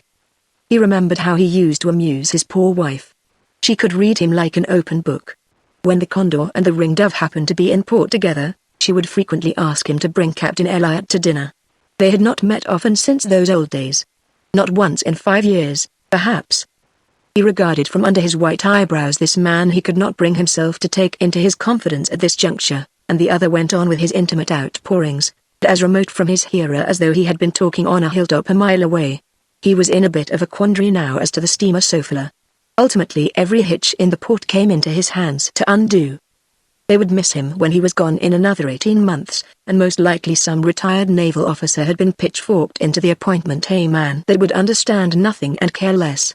That steamer was a coasting craft having a steady trade connection as far north as Tenasserim, but the trouble was she could get no captain to take her on her regular trip. Nobody would go in her. He really had no power, of course, to order a man to take a job. It was all very well to stretch a point on the demand of a consul general, but what's the matter with the ship? Captain Wally interrupted in measured tones. Nothing's the matter. Sound old steamer. Her owner has been in my office this afternoon tearing his hair. Is he a white man? Asked Wally in an interested voice. He calls himself a white man, answered the master attendant scornfully. If so, it's just skin deep and no more. I told him that to his face too. But who is he, then? He's the chief engineer of her. See that, Harry? I see, Captain Wally said thoughtfully. The engineer. I see. How the fellow came to be a ship owner at the same time was quite a tale. He came out third in a home ship nearly 15 years ago, Captain Elliot remembered, and got paid off after a bad sort of row both with his skipper and his chief. Anyway, they seemed jolly glad to get rid of him at all costs. Clearly a mutinous sort of chap. Well, he remained out here, a perfect nuisance, everlastingly shipped and unshipped, unable to keep a berth very long, pretty nigh went through every engine room afloat belonging to the colony. Then suddenly, what do you think happened, Harry? Captain Wally seemed lost in a mental effort as of doing a sum in his head, gave a slight start. He really couldn't imagine. The master attendant's voice vibrated dully with hoarse emphasis. The man actually had the luck to win the second prize in the Manila lottery. All these engineers and officers of ships took tickets in that gamble. It seemed to be a perfect mania with them all. Everybody expected now that he would take himself off home with his money, and go to the devil in his own way. Not at all. The Sofala, judged too small and not quite modern enough for the sort of trade she was in, could be got for a moderate price from her owners, who had ordered a new steamer from Europe. He rushed in and bought her. This man had never given any signs of that sort of mental intoxication the mere fact of getting hold of a large sum of money may produce not till he got a ship of his own, but then he went off his balance all at once, came bouncing into the Marine office on some transfer business, with his hat hanging over his left eye and switching a little cane in his hand, and told each one of the clerks separately that nobody could put him out now. It was his turn. There was no one over him on earth, and there never would be either. He swaggered and strutted between the desks, hawking at the top of his voice, and trembling like a leaf all the while, so that the current business of the office was suspended for the time he was in there, and everybody in the big room stood open-mouthed looking at his antics. Afterwards he could be seen during the hottest hours of the day with his face as red as fire rushing along up and down the quays to look at his ship from different points of view. He seemed inclined to stop every stranger he came across just to let them know that there would be no longer anyone over him. He had bought a ship, nobody on earth could put him out of his engine room now. Good bargain as she was, the price of the Sophia took up pretty near all the lottery money. He had left himself no capital to work with. That did not matter so much, for these were the halcyon days of steam coasting trade, before some of the home shipping firms had thought of establishing local fleets to feed their main lines. These, when once organized, took the biggest slices out of that cake, of course, and by a squad of confounded German tramps turned up east of Suez Canal and swept up all the crumbs. They prowled on the cheap to and fro along the coast and between the islands, like a lot of sharks in the water ready to snap up anything you let drop. And then the high old times were over for good. For years the Sophia had made no more, he judged, than a fair living. Captain Elliot looked upon it as his duty in every way to assist an English ship to hold her own, and it stood to reason that if for want of a captain the Sophia began to miss her trips she would very soon lose her trade. There was the quandary. The man was too impracticable. Too much of a beggar on horseback from the first, he explained. Seemed to grow worse as the time went on. In the last 3 years he's run through 11 skippers. I had tried every single man here, outside of the regular lines. I had warned him before that this would not do. And now, of course, no one will look at the Sophia. I had 1 or 2 men up at my office and talked to them, but, as they said to me, what was the good of taking the berth to lead a regular dog's life for a month and then get the sack at the end of the first trip? The fellow, of course, told me it was all nonsense. There has been a plot hatching for years against him. And now it had come. All the horrid sailors in the port had conspired to bring him to his knees, because he was an engineer. Captain Elliot emitted a throaty chuckle. And the fact is, that if he misses a couple more trips he need never trouble himself to start again. He won't find any cargo in his old trade. There's too much competition nowadays for people to keep their stuff lying about for a ship that does not turn up when she's expected. It's a bad lookout for him. He swears he will shut himself on board and starve to death in his cabin rather than sell her even if he could find a buyer. And that's not likely in the least. Not even the Japs would give her insured value for her. It isn't like selling sailing ships. Steamers do get out of date, besides getting old. He must have laid by a good bit of money though, observed Captain Wally quietly. The harbour master puffed out his purple cheeks to an amazing size. Not a stiver, Harry. Not a single stiver. He waited, but as Captain Wally, stroking his beard slowly, looked down on the ground without a word, he tapped him on the forearm, tiptoed, and said in a hoarse whisper. The Manila lottery has been eating him up. He frowned a little, nodding in tiny affirmative jerks. They all were going in for it. 1/3 of the wages paid to ship's officers, in my port, he snorted, went to Manila. It was a mania. That fellow Massey had been bitten by it like the rest of them from the first, but after winning once he seemed to have persuaded himself he had only to try again to get another big prize. He had taken dozens and scores of tickets for every drawing since. What with this vice and his ignorance of affairs, ever since he had improvidently bought that steamer he had been more or less short of money. This, in Captain Elliot's opinion, gave an opening for a sensible sailorman with a few pounds to step in and save that fool from the consequences of his folly. It was his craze to quarrel with his captains. He had had some really good men too, who would have been too glad to stay if he would only let them. But no.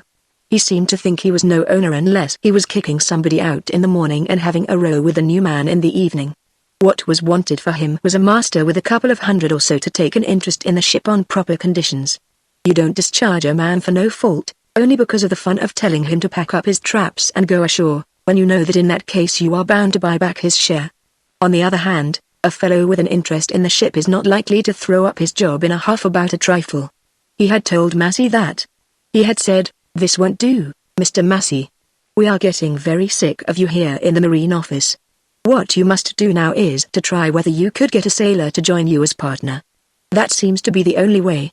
And that was sound advice, Harry. Captain Wally, leaning on his stick, was perfectly still all over, and his hand, arrested in the act of stroking, grasped his whole beard. And what did the fellow say to that? The fellow had the audacity to fly out at the master attendant. He had received the advice in a most impudent manner. "I didn't come here to be laughed at," he had shrieked.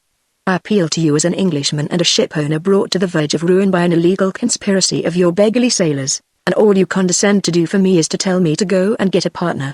The fellow had presumed to stamp with rage on the floor of the private office.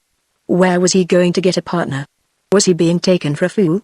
Not a single one of that contemptible lot ashore at the home had tuppence in his pocket to bless himself with. The very native curs in the bazaar knew that much. "And it's true enough, Harry," rumbled Captain Elliot judicially. "They are much more likely one and all to owe money to the Chinaman in Denham Road for the clothes on their backs." "Well," said I, "you make too much noise over it for my taste, Mr. Massey. Good morning." He banged the door after him. Dared to bang my door, confound his cheek. The head of the Marine Department was out of breath with indignation, then recollecting himself as it were, "I'll end by being late to dinner yarning with you here. Wife doesn't like it." He clambered ponderously into the trap, leaned out sideways, and only then wondered wheezily what on earth Captain Wally could have been doing with himself of late. They had had no sight of each other for years and years till the other day when he had seen him unexpectedly in the office. What on earth? Captain Wally seemed to be smiling to himself in his white beard. "The earth is big," he said vaguely. The other, as if to test the statement, stared all round from his driving seat. The esplanade was very quiet, only from afar, from very far, a long way from the seashore, across the stretches of grass, through the long ranges of trees, came faintly the toot-toot-toot of the cable car beginning to roll before the empty peristyle of the public library on its 3-mile journey to the new harbor docks. "Doesn't seem to be so much room on it," growled the master attendant, "since these Germans came along shouldering us at every turn. It was not so in our time." He fell into deep thought, breathing stertorously, as though he had been taking a nap open-eyed. Perhaps he too, on his side, detected in the silent pilgrim-like figure, standing by the wheel, like an arrested wayfarer, the buried lineaments of the features belonging to the young captain of the Condor. Good fellow Harry Wally, never very talkative. You never knew what he was up to, a bit too offhand with people of consequence, and apartment to take a wrong view of a fellow's actions. Fact was, he had a too good opinion of himself. He would have liked to tell him to get in and drive him home to dinner. But one never knew. Wife would not like it. "And it's funny to think, Harry," he went on in a big, subdued drone, "that of all the people on it there seems only you and I left to remember this part of the world as it used to be." He was ready to indulge in the sweetness of a sentimental mood had it not struck him suddenly that Captain Wally, unstirring and without a word, seemed to be awaiting something, perhaps expecting. He gathered the reins at once and burst out in bluff, hearty growls. "Ha! My dear boy. The men we have known, the ships we've sailed, eh? And the things we've done." The pony plunged, the sis skipped out of the way. Captain Wally raised his arm. "Goodbye." Chapter 6. The sun had set. And when, after drilling a deep hole with his stick, he moved from that spot, the night had massed its army of shadows under the trees. They filled the eastern ends of the avenues as if only waiting the signal for a general advance upon the open spaces of the world. They were gathering low between the deep stone-faced banks of the canal. The Malay prow, half concealed under the arch of the bridge, had not altered its position a quarter of an inch. For a long time Captain Wally stared down over the parapet, till at last the floating immobility of that beshrouded thing seemed to grow upon him into something inexplicable and alarming. The twilight abandoned the zenith, its reflected gleams left the world below, and the water of the canal seemed to turn into pitch. Captain Wally crossed it. The turning to the right, which was his way to his hotel, was only a very few steps farther. He stopped again. All the houses of the seafront were shut up. The quayside was deserted, but for 1 or 2 figures of natives walking in the distance, and began to reckon the amount of his bill. So many days in the hotel at so many dollars a day. To count the days he used his fingers, plunging one hand into his pocket. He jingled a few silver coins. All right for 3 days more, and then, unless something turned up, he must break into the 500 Ivy's money invested in her father. It seemed to him that the first meal coming out of that reserve would choke him for certain. Reason was of no use. It was a matter of feeling. His feelings had never played him false. He did not turn to the right. He walked on, as if there still had been a ship in the roadstead to which he could get himself pulled off in the evening. Far away, beyond the houses, on the slope of an indigo promontory closing the view of the quays, the slim column of a factory chimney smoked quietly straight up into the clear air. A Chinaman, curled down in the stern of one of the half-dozen sampans floating off the end of the jetty, caught sight of a beckoning hand. He jumped up, rolled his pigtail round his head swiftly, tucked in 2 rapid movements his wide dark trousers high up his yellow thighs, and by a single, noiseless, fin-like stir of the oars, steered the sampan alongside the steps with the ease and precision of a swimming fish. "Sofala," articulated Captain Wally from above. The Chinaman, a new emigrant probably, stared upwards with a tense attention as if waiting to see the queer word fall visibly from the white man's lips.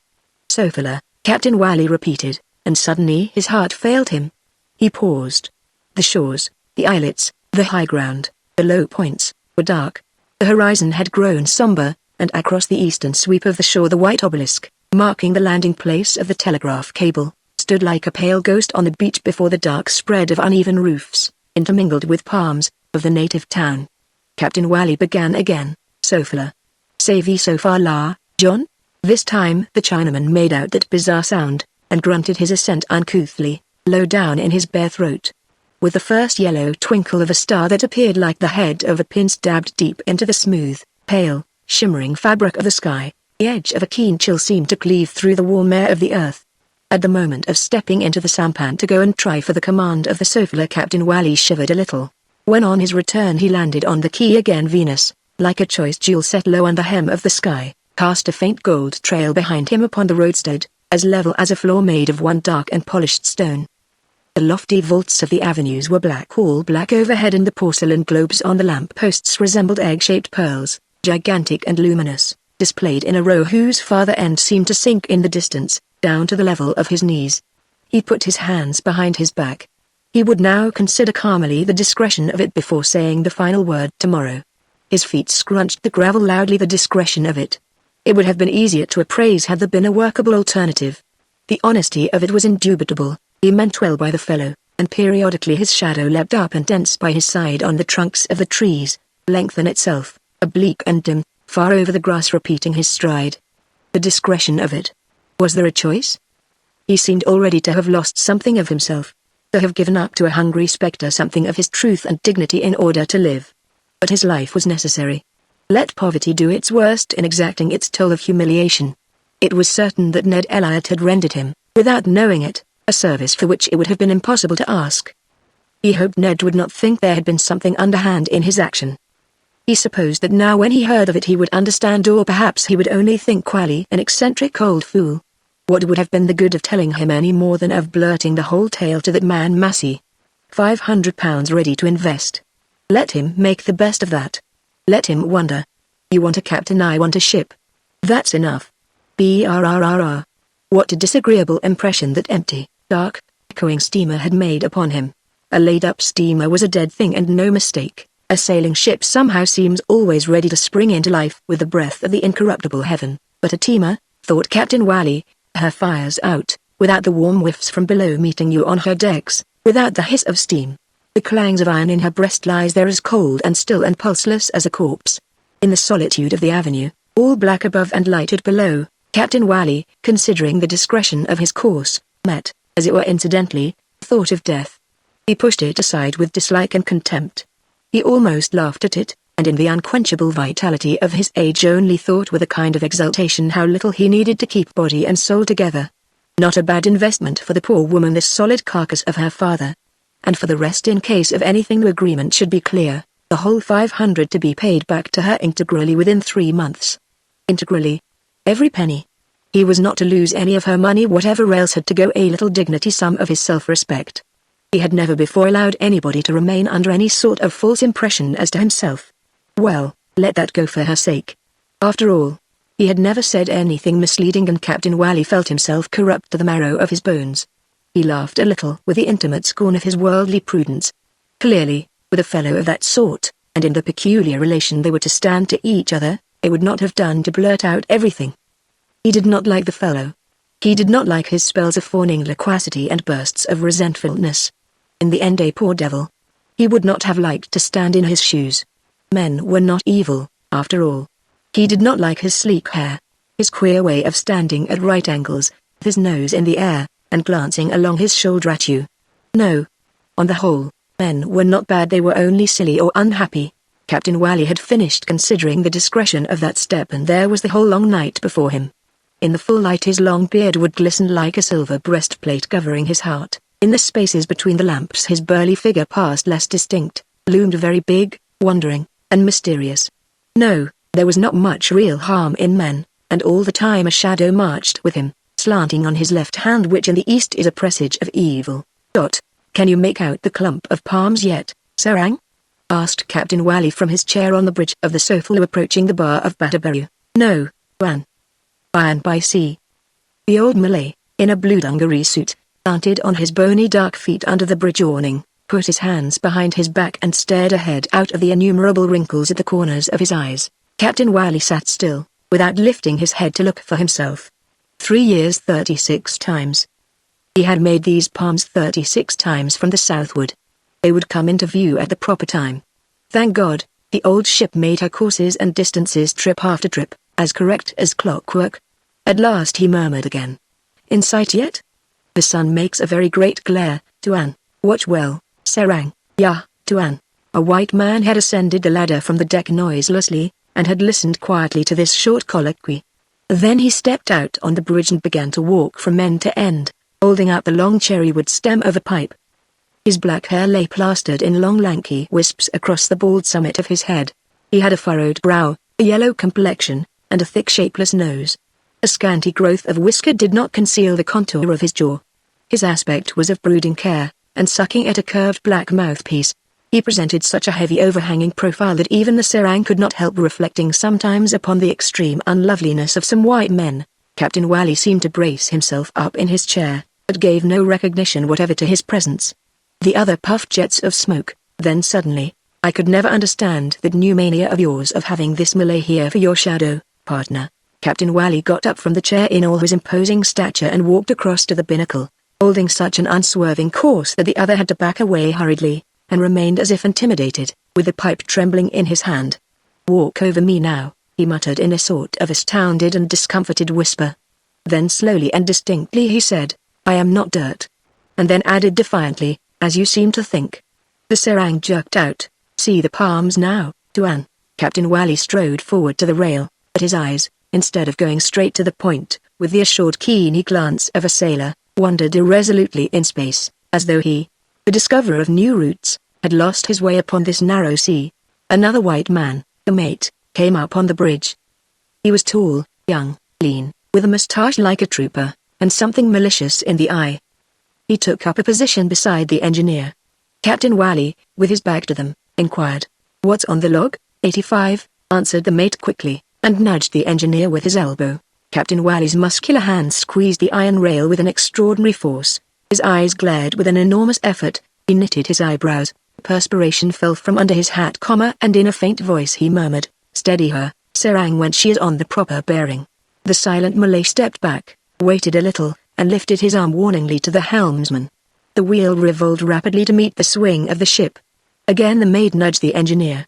But Massey turned upon him. Mr. Stern, he said violently, let me tell you as a shipowner that you are no better than a confounded fool. Chapter 7. Stern went down smirking and apparently not at all disconcerted, but the engineer Massey remained on the bridge, moving about with uneasy self-assertion. Everybody on board was his inferior, everyone without exception. He paid their wages and found them in their food. They ate more of his bread and pocketed more of his money than they were worth, and they had no care in the world, while he alone had to meet all the difficulties of ship-owning. When he contemplated his position in all its menacing entirety, it seemed to him that he had been for years the prey of a band of parasites, and for years he had scowled at everybody connected with the Sofalu except, perhaps, at the Chinese firemen who served to get her along. Their use was manifest. They were an indispensable part of the machinery of which he was the master. When he passed along his decks he shouldered those he came across brutally, but the Malay deck hands had learned to dodge out of his way. He had to bring himself to tolerate them because of the necessary manual labor of the ship which must be done. He had to struggle and plan and scheme to keep the Sofalu afloat, and what did he get for it? Not even enough respect. They could not have given him enough of that if all their thoughts and all their actions had been directed to that end. The vanity or possession, the vainglory of power, had passed away by this time, and there remained only the material embarrassments, the fear of losing that position which had turned out not worth having, and an anxiety of thought which no abject subservience of men could repay. He walked up and down. The bridge was his own after all. He had paid for it, With the stem of the pipe in his hand he would stop short at times as if to listen with a profound and concentrated attention to the deadened beat of the engines, his own engines, the slight grinding of the steering chains upon the continuous slow wash of water alongside. But for these sounds, the ship might have been lying as still as if moored to a bank, and as silent as if abandoned by every living soul. Only the coast, the low coast of mud and mangroves with the 3 palms in a bunch at the back, grew slowly more distinct in its long straight line, without a single feature to arrest attention. The native passengers of the Sophia lay about on mats under the awnings. The smoke of her funnel seemed the only sign of her life and connected with her gliding motion in a mysterious manner. Captain Wally on his feet, with a pair of binoculars in his hand and the little Malay serang at his elbow, like an old giant attended by a wizened pygmy, was taking her over the shallow water of the bar. This submarine ridge of mud, scoured by the stream out of the soft bottom of the river and heaped up far out on the hard bottom of the sea, was difficult to get over. The alluvial coast having no distinguishing marks, the bearings of the crossing place had to be taken from the shape of the mountains inland. The guidance of a form flattened and uneven at the top like a grinder tooth, and of another smooth, saddle-backed summit, had to be searched for within the great unclouded glare that seemed to shift and float like a dry fiery mist, filling the air, ascending from the water, shrouding the distances, scorching to the eye. In this veil of light the near edge of the shore alone stood out almost coal-black with an opaque and emotionless solidity. 30 miles away the serrated range of the interior stretched across the horizon, its outlines and shades of blue, faint and tremulous like a background painted on airy gossamer on the quivering fabric of an impalpable curtain let down to the plain of alluvial soil, and the openings of the estuary appeared, shining white, like bits of silver let into the square pieces snipped clean and sharp out of the body of the land bordered with mangroves. On the forepart of the bridge the giant and the pygmy muttered to each other frequently in quiet tones. Behind them Massey stood sideways with an expression of disdain and suspense on his face. His globular eyes were perfectly motionless, and he seemed to have forgotten the long pipe he held in his hand. On the foredeck below the bridge, steeply roofed with the white slopes of the awnings, a young Lascar seaman had clambered outside the rail. He adjusted quickly a broad band of sail canvas under his armpits, and throwing his chest against it, leaned out far over the water. The sleeves of his thin cotton shirt, cut off close to the shoulder, bared his brown arm of full-rounded form and with a satiny skin like a woman's. He swung it rigidly with the rotary and menacing action of a slinger. The 14-pound weight hurtled circling in the air, then suddenly flew ahead as far as the curve of the bow. The wet thin line swished like scratched silk running through the dark fingers of the man, and the plunge of the lead close to the ship's side made a vanishing silvery scar upon the golden glitter. Then after an interval the voice of the young Malay uplifted and long-drawn declared the depth of the water in his own language. "Tiga Stena," he cried after each splash and pause, gathering the line busily for another cast. "Tiga Stena," which means 3 fathom and a half. For a mile or so from seaward there was a uniform depth of water right up to the bar. "Half 3. Half 3. Half 3, and his modulated cry, returned leisurely and monotonous, like the repeated call of a bird, seemed to float away in sunshine and disappear in the spacious silence of the empty sea and of the lifeless shore lying open, north and south, east and west, without the stir of a single cloud shadow or the whisper of any other voice. The owner-engineer of the Sophia remained very still behind the 2 seamen of different race, creed, and color. The European with the time-defying vigor of his old frame, the little Malay, old, too, but slight and shrunken like a withered brown leaf blown by a chance wind under the mighty shadow of the other. Very busy looking forward at the land, they had not a glance to spare, and Massey, glaring at them from behind, seemed to resent their attention to their duty like a personal slight upon himself. This was unreasonable, but he had lived in his own world of unreasonable resentments for many years. At last, passing his moist palm over the rare lanky wisps of coarse hair on the top of his yellow head, he began to talk slowly. "A leadsman, you want? I suppose that's your correct mail boat style. Haven't you enough judgment to tell where you are by looking at the land? Why, before I had been a 12-month in the trade I was up to that trick and I am only an engineer. I can point to you from here where the bar is, and I could tell you besides that you are as likely as not to stake her in the mud in about 5 minutes from now, only you would call it interfering, I suppose. And there's that written agreement of ours, that says I mustn't interfere." His voice stopped. Captain Wally, without relaxing the set severity of his features, moved his lips to ask in a quick mumble, "How near, Sarang?" "Very near now, Tuan," the Malay muttered rapidly. "Dead slow," said the captain aloud in a firm tone. The Sarang snatched at the handle of the telegraph. A gong clanged down below. Massey with a scornful snigger walked off and put his head down the engine room skylight. "You may expect some rare fooling with the engines, Jack," he bellowed. The space into which he stared was deep and full of gloom, and the grey gleams of steel down there seemed cool after the intense glare of the sea around the ship. The air, however, came up clammy and hot on his face. A short hoot on which it would have been impossible to put any sort of interpretation came from the bottom cavernously. This was the way in which the second engineer answered his chief. He was a middle-aged man with an inattentive manner, and apparently wrapped up in such a taciturn concern for his engines that he seemed to have lost the use of speech. When addressed directly, his only answer would be a grunt or a hoot, according to the distance. For all the years he had been in the Sophia, he had never been known to exchange as much as a frank good morning with any of his shipmates. He did not seem aware that men came and went in the world. He did not seem to see them at all. Indeed, he never recognized his shipmates on shore. At table, the 4 white men of the Sophia messed together. He sat looking into his plate dispassionately. At the end of the meal would jump up and bolt down below, as if a sudden thought had impelled him to rush and see whether somebody had not stolen the engines while he dined. In port at the end of the trip he went ashore regularly, but no one knew where he spent his evenings or in what manner. The local coasting fleet had preserved a wild and incoherent tale of his infatuation for the wife of a sergeant in an Irish infantry regiment. The regiment, however, had done its turn of garrison duty the ages before, and was gone somewhere to the other side of the earth, out of men's knowledge. Twice or perhaps 3 times in the course of the year he would take too much to drink.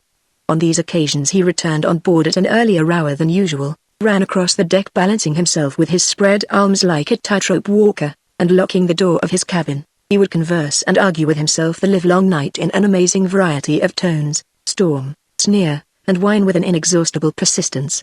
Massey in his berth next door, raising himself on his elbow, would discover that his second had remembered the name of every white man that had passed through the Sophia for years and years back. He remembered the names of men that had died, that had gone home, that had gone to America. He remembered in his cups the names of men whose connection with the ship had been so short that Massey had almost forgotten its circumstances and could barely recall their faces. The inebriated voice on the other side of the bulkhead commented upon them all with an extraordinary and ingenious venom of scandalous inventions. It seems they had all offended him in some way, and in return he had found them all out. He muttered darkly, he laughed sardonically, he crushed them one after another. Of his chief, Massey, he babbled with an envious and naive admiration. Clever scoundrel.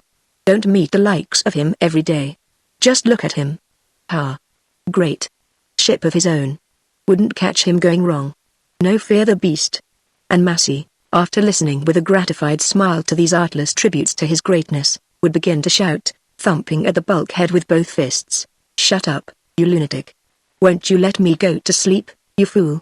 But a half-smile of pride lingered on his lips. Outside the solitary lascar told off for night duty in harbor, perhaps a youth fresh from a forest village, would stand motionless in the shadows of the deck listening to the endless drunken gabble. His heart would be thumping with breathless awe of white men, the arbitrary and obstinate men who pursue inflexibly their incomprehensible purposes, beings with weird intonations in the voice, moved by unaccountable feelings, actuated by inscrutable motives. Chapter 8. For a while after his second's answering hoot, Massey hung over the engine room gloomily. Captain Wally, who, by the power of £500, had kept his command for 3 years, might have been suspected of never having seen that coast before. He seemed unable to put down his glasses, as though they had been glued under his contracted eyebrows. This settled frown gave to his face an air of invincible and just severity, but his raised elbow trembled slightly, and the perspiration poured from under his hat as if a second sun had suddenly blazed up at the zenith by the side of the ardent still globe already there, in whose blinding white heat the earth whirled and shone like a mote of dust. From time to time, still holding up his glasses, he raised his other hand to wipe his streaming face. The drops rolled down his cheeks, fell like rain upon the white hairs of his beard, and brusquely, as if guided by an uncontrollable and anxious impulse, his arm reached out to the stand of the engine-room telegraph. The gong clanged down below. The balanced vibration of the dead slow speed ceased together with every sound and tremor in the ship, as if the great stillness that reigned upon the coast had stolen in through her sides of iron and taken possession of her innermost recesses. The illusion of perfect immobility seemed to fall upon her from the luminous blue dome without a stain, arching over a flat sea without a stir. The faint breeze she had made for herself expired, as if all at once the air had become too thick to budge. Even the slight hiss of the water on her stem died out. The narrow, long hull, carrying its way without a ripple, seemed to approach the shoal water of the bar by stealth. The plunge of the lead with a mournful, mechanical cry of the lascar came at longer and longer intervals, and the men on her bridge seemed to hold their breath. The Malay at the helm looked fixedly at the compass card, the captain and the serang stared at the coast. Massey had left the skylight, and, walking flat-footed, had returned softly to the very spot on the bridge he had occupied before. A slow, lingering grin exposed his set of big white teeth. They gleamed evenly in the shade of the awning like the keyboard of a piano in a dusky room. At last, pretending to talk to himself in excessive astonishment, he said not very loud, "Stop the engines now. What next, I wonder?"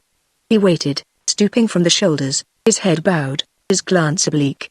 Then raising his voice a shade, "If I dared make an absurd remark I would say that you haven't the stomach to." But a yelling spirit of excitement, like some frantic soul wandering unsuspected in the vast stillness of the coast, had seized upon the body of the lascar at the lead. The languid monotony of his sing-song changed to a swift, sharp clamor. The weight flew after a single whir, the line whistled, splash followed splash in haste. The water had shoaled, and the man, instead of the drowsy tale of fathoms, was calling out the soundings in feet. 15 feet. 15, 15. 14, 14. Captain Wally lowered the arm holding the glasses. It descended slowly as if by its own weight, no other part of his towering body stirred, and the swift cries with their eager warning note passed him by as though he had been deaf. Massey, very still, and turning an attentive ear, had fastened his eyes upon the silvery, close-cropped back of the steady old head. The ship herself seemed to be arrested but for the gradual decrease of depth under her keel. 13 feet. 13. 12. Cried the leadsman anxiously below the bridge. And suddenly the barefooted serang stepped away noiselessly to steal a glance over the side. Narrow of shoulder, in a suit of faded blue cotton, an old grey felt hat rammed down on his head, with a hollow in the nape of his dark neck, and with his slender limbs, he appeared from the back no bigger than a boy of 14. There was a childlike impulsiveness in the curiosity with which he watched the spread of the voluminous, yellowish convolutions rolling up from below to the surface of the blue water like massive clouds driving slowly upwards on the unfathomable sky. He was not startled at the sight in the least. It was not doubt, but the certitude that the keel of the Sophia must be stirring the mud now, which made him peep over the side. His peering eyes, set aslant in the face of the Chinese type, a little old face, immovable, as if carved in old brown oak, had informed him long before that the ship was not headed at the bar properly. Paid off from the fair maid, together with the rest of the crew, after the completion of the sail. He had hung, in his faded blue suit and floppy grey hat, about the doors of the harbour office, till one day, seeing Captain Wally coming along to get a crew for the Sophia, he had put himself quietly in the way, with his bare feet in the dust and an upward mute glance. The eyes of his old commander had fallen on him favourably. It must have been an auspicious day, and in less than half an hour the white men in the office had written his name on a document as serang of the fire ship Sophia. Since that time he had repeatedly looked at that estuary, upon that coast, from this bridge and from this side of the bar. The record of the visual world fell through his eyes upon his unspeculating mind as on a sensitized plate through the lens of a camera. His knowledge was absolute and precise. Nevertheless, had he been asked his opinion, and especially if questioned in the downright, alarming manner of white men, he would have displayed the hesitation of ignorance. He was certain of his facts, but such a certitude counted for little against the doubt what answer would be pleasing. 50 years ago, in a jungle village, and before he was a day old, his father, who died without ever seeing a white face, had had his nativity cast by a man of skill and wisdom in astrology, because in the arrangement of the stars may be read the last word of human destiny. His destiny had been to thrive by the favor of various white men on the sea. He had swept the decks of ships, had tended their helms, had minded their stores, had risen at last to be a serang, and his placid mind had remained as incapable of penetrating the simplest motives of those he served as they themselves were incapable of detecting through the crust of the earth the secret nature of its heart, which may be fire or may be stone.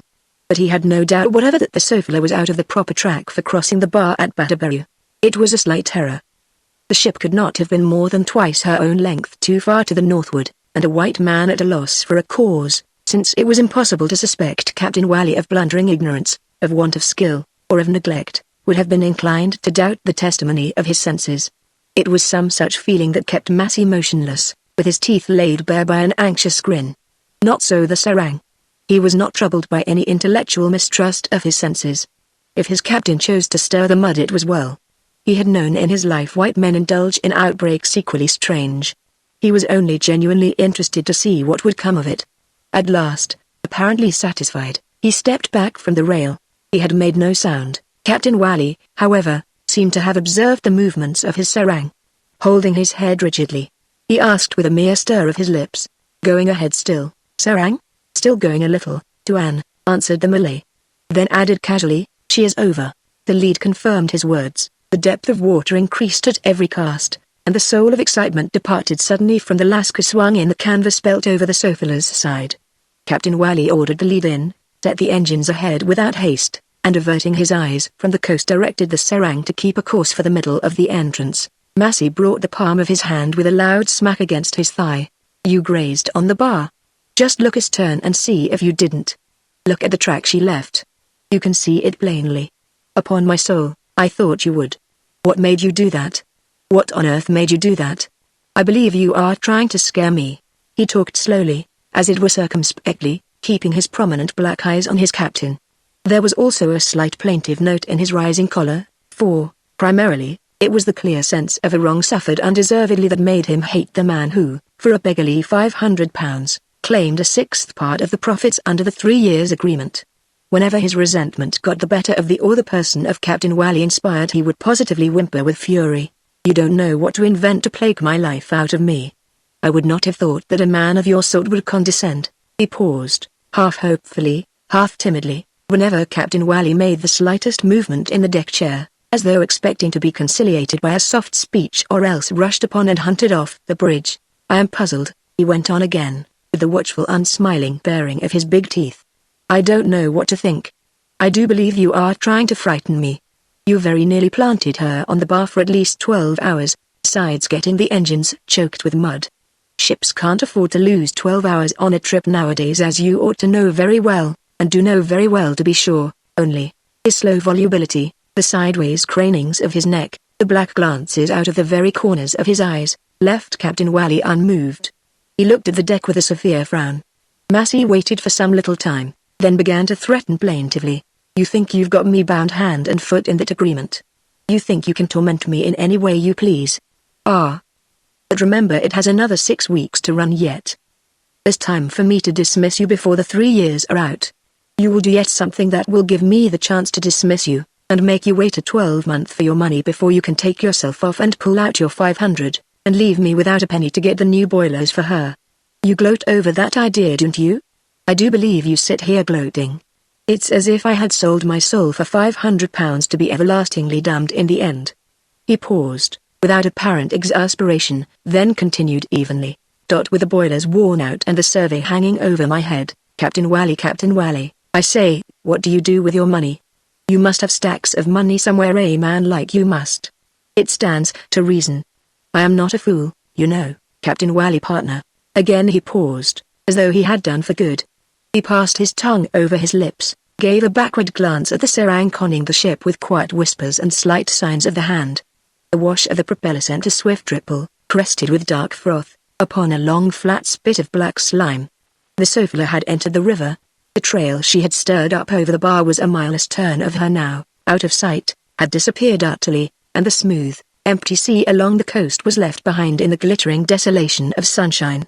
On each side of her, low down, the growth of somber twisted mangroves covered the semi-liquid banks, and Massey continued in his old tone, with an abrupt start, as if his speech had been ground out of him, like the tune of a music box, by turning a handle.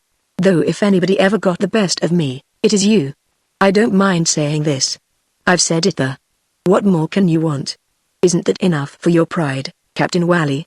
You got over me from the first. It's all of a piece, when I look back at it. You allowed me to insert that clause about intemperance without saying anything, only looking very sick when I made a point of it going in black on white. How could I tell what was wrong about you? There's generally something wrong somewhere. And, lo and behold, when you come on board it turns out that you've been in the habit of drinking nothing but water for years and years." His dogmatic reproachful whine stopped. He brooded profoundly, after the manner of crafty and unintelligent men.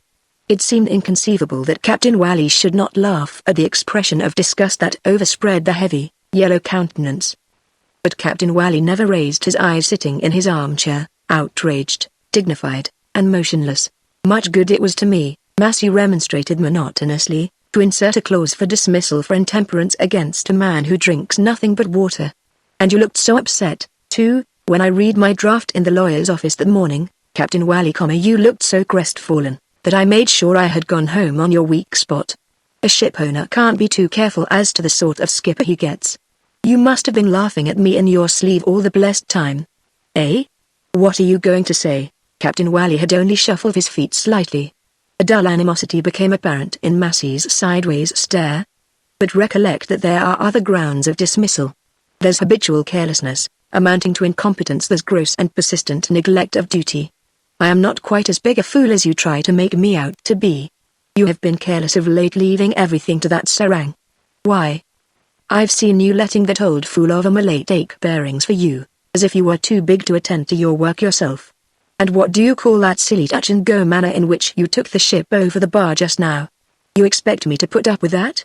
Leaning on his elbow against the ladder abaft the bridge, stern, the mate tried to hear, blinking the while from the distance at the second engineer, who had come up for a moment, and stood in the engine-room companion. Wiping his hands on a bunch of cotton waste, he looked about with indifference to the right and left at the river banks, slipping astern of the Sophia steadily. Massey turned full at the chair. The character of his whine became again threatening. Take care. I may yet dismiss you and freeze to your money for a year. I may. But before the silent, rigid immobility of the man whose money had come in the nick of time to save him from utter ruin, his voice died out in his throat. Not that I want you to go, he resumed after a silence, and in an absurdly insinuating tone.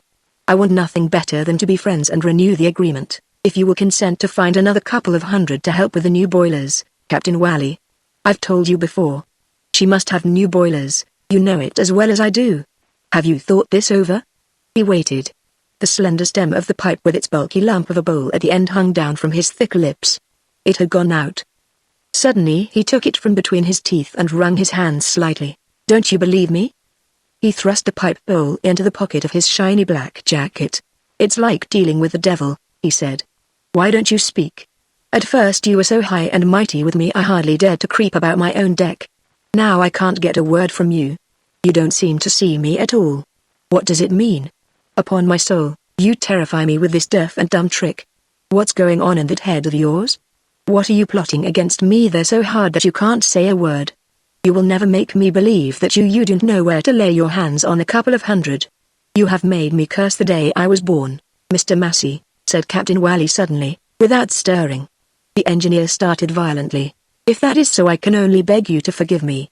Starboard, muttered the serang to the helmsman, and the Sophia began to swing round the bend into the second reach. Off. Massey shuddered. You make my blood run cold. What made you come here? What made you come aboard that evening all of a sudden, with your high talk and your money tempting me? I always wondered what was your motive. You fastened yourself on me to have easy times and grow fat on my lifeblood, I tell you. Was that it? I believe you are the greatest miser in the world, or else why? No. I am only poor, interrupted Captain Wally, stonily. Steady, murmured the serang. Massey turned away with his chin on his shoulder. I don't believe it, he said in his dogmatic tone. Captain Wally made no movement. You sit like a gorged vulture, exactly like a vulture. He embraced the middle of the reach and both the banks in one blank unseeing circular glance, and left the bridge slowly. Chapter 9. On turning to descend, Massey perceived the head of Stern the mate loitering, with his sly confident smile, his red moustaches and blinking eyes, at the foot of a ladder. Stern had been a junior in one of the larger shipping concerns before joining the Sophia. He had thrown up his berth, he said, on general principles. The promotion in the employ was very slow, he complained, and he thought it was time for him to try and get on a bit in the world. It seemed as though nobody would ever die or leave the firm. They all stuck fast in their berths till they got mildewed. He was tired of waiting, and he feared that when a vacancy did occur the best servants were by no means sure of being treated fairly. Besides, the captain he had to serve under, Captain Provost, was an unaccountable sort of man, and, he fancied, had taken a dislike to him for some reason or other. For doing rather more than his bare duty as likely as not. When he had done anything wrong he could take a talking to, like a man, but he expected to be treated like a man too, and not to be addressed invariably as though he were a dog. He had asked Captain Provost plump and plain to tell him where he was at fault, and Captain Provost, in a most scornful way, had told him that he was a perfect officer, and that if he disliked the way he was being spoken to there was the gangway he could take himself off ashore at once. But everybody knew what sort of man Captain Provost was. It was no use appealing to the office. Captain Provost had too much influence in the employ. All the same, they had to give him a good character. He made bold to say there was nothing in the world against him, and, as he had happened to hear that the mate of the Sophia had been taken to the hospital that morning with a sunstroke, he thought there would be no harm in seeing whether he would not do. He had come to Captain Wally freshly shaved, red-faced, thin-flanked, throwing out his lean chest, and had recited his little tale with an open and manly assurance. Now and then his eyelids quivered slightly, his hand would steal up to the end of the flaming moustache, his eyebrows were straight, furry, of a chestnut color, and the directness of his frank gaze seemed to tremble on the verge of impudence. Captain Wally had engaged him temporarily, then, the other man having been ordered home by the doctors, he had remained for the next trip, and then the next. He had now attained permanency, and the performance of his duties was marked by an air of serious, single-minded application. Directly he was spoken to, he began to smile attentively, with a great deference expressed in his whole attitude, but there was in the rapid winking which went on all the time something quizzical, as though he had possessed the secret of some universal joke cheating all creation and impenetrable to other mortals. Grave and smiling he watched Massey come down step by step. When the chief engineer had reached the deck he swung about, and they found themselves face to face. Matched as to height and utterly dissimilar, they confronted each other as if there had been something between them, something else than the bright strip of sunlight that, falling through the wide lacing of two awnings, cut crosswise the narrow planking of the deck and separated their feet as it were a stream, something profound and subtle and incalculable, like an unexpressed understanding, a secret mistrust, or some sort of fear. At last Stern, blinking his deep-set eyes and sticking forward his scraped, lean-cut chin, as crimson as the rest of his face, murmured, "You've seen?" He grazed. "You've seen?" Massey, contemptuous, and without raising his yellow, fleshy countenance, replied in the same pitch, "Maybe. But if it had been you we would have been stuck fast in the mud. Pardon me, Mr. Massey. I beg to deny it. Of course a ship-owner may say what he jolly well pleases on his own deck. That's all right, but I beg to get out of my way." The other had a slight start, the impulse of suppressed indignation perhaps, but held his ground.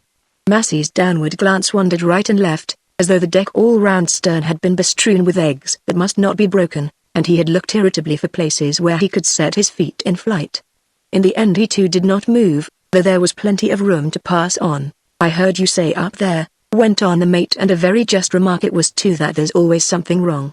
Eavesdropping is what's wrong with you, Mr. Stern. Now, if you would only listen to me for a moment, Mr. Massey." "Sir, I could." "You are a sneak," interrupted Massey in a great hurry, and even managed to get so far as to repeat, "a common sneak," before the mate had broken in argumentatively. "Now, sir, what is it you want?" "You want." I want," stammered Massey, infuriated and astonished. "I want. How do you know that I want anything? How dare you? What do you mean? What are you after? You? Promotion?" Stern silenced him with a sort of candid bravado. The engineer's round soft cheeks quivered still, but he said quietly enough, "You are only worrying my head off," and Stern met him with a confident little smile. "A chap in business I know, well up in the world he is now, used to tell me that this was the proper way. Always push on to the front, he would say. Keep yourself well before your boss. Interfere whenever you get a chance. Show him what you know. Worry him into seeing you. That was his advice. Now I know no other boss than you here. You are the owner, and no one else counts for that much in my eyes. See, Mr. Massey? I want to get on. I make no secret of it that I am one of the sort that means to get on. These are the men to make use of, sir. You haven't arrived at the top of the tree, sir, without finding that out, I dare say. Worry your boss in order to get on, mumbled Massey, as if awestruck by the irreverent originality of the idea. I shouldn't wonder if this was just what the Blue Anchor people kicked you out of the employ for. Is that what you call getting on? You shall get on in the same way here if you aren't careful, I can promise you. At this Stern hung his head, thoughtful, perplexed, winking hard at the deck. All his attempts to enter into confidential relations with his owner had led of late to nothing better than these dark threats of dismissal, and a threat of dismissal would check him at once into a hesitating silence as though he were not sure that the proper time for defying it had come. On this occasion he seemed to have lost his tongue for a moment, and Massey, getting in motion, heavily passed him by with an abortive attempt at shouldering. Stern defeated it by stepping aside. He turned then swiftly, opening his mouth very wide as if to shout something after the engineer, but seemed to think better of it. Always as he was ready to confess on the lookout for an opening to get on, it had become an instinct with him to watch the conduct of his immediate superiors for something that one could lay hold of. It was his belief that no skipper in the world would keep his command for a day if only the owners could be made to know. This romantic and naive theory had led him into trouble more than once, but he remained incorrigible, and his character was so instinctively disloyal that whenever he joined the ship the intention of ousting his commander out of the berth and taking his place was always present at the back of his head, as a matter of course. It filled the leisure of his waking hours with the reveries of careful plans and compromising discoveries, the dreams of his sleep with images of lucky turns and favorable accidents. Skippers had been known to sicken and die at sea, than which nothing could be better to give a smart mate the chance of showing what he's made of. They also would tumble overboard sometimes. He had heard of one or two such cases. Others again.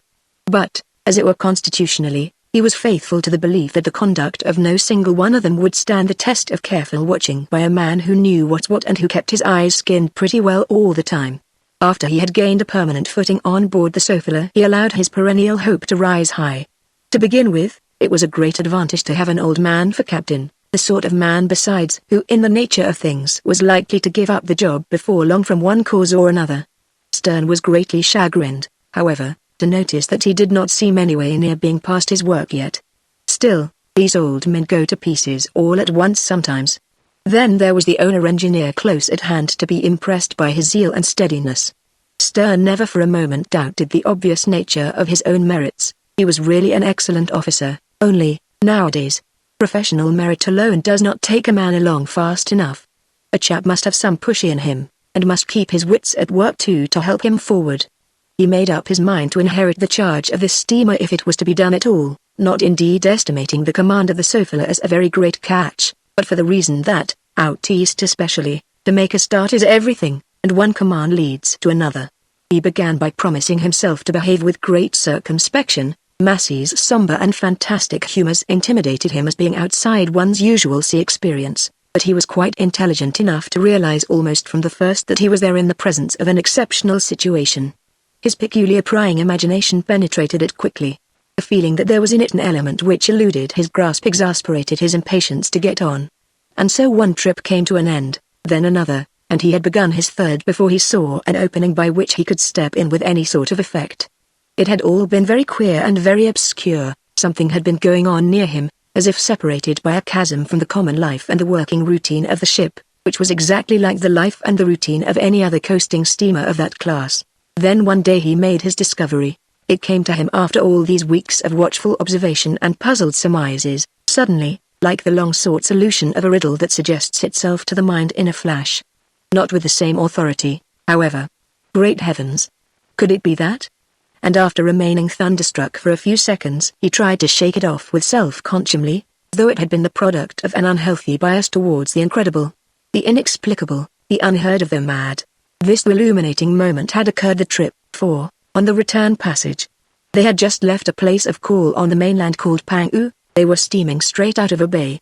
To the east a massive headland closed the view, with the tilted edges of the rocky strata showing through its ragged clothing of rank bushes and thorny creepers.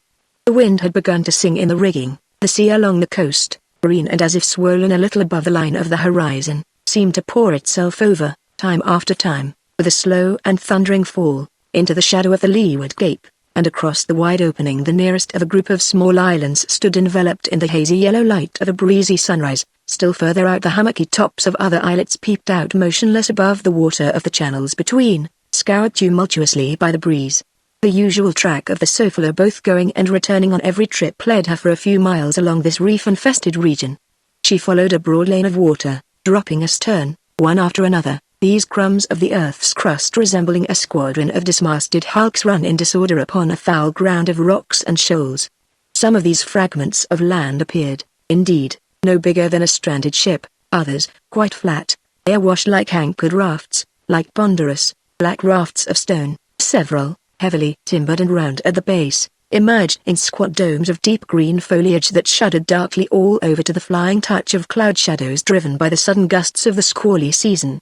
The thunderstorms of the coast broke frequently over that cluster, It turned then shadowy in its whole extent, it turned more dark, and as if more still in the play of fire, as if more impenetrably silent in the peals of thunder. Its blurred shapes vanished, dissolving utterly at times in the thick rain to reappear clear-cut and black in the stormy light against the grey sheet of the clouds scattered on the slaty round table of the sea.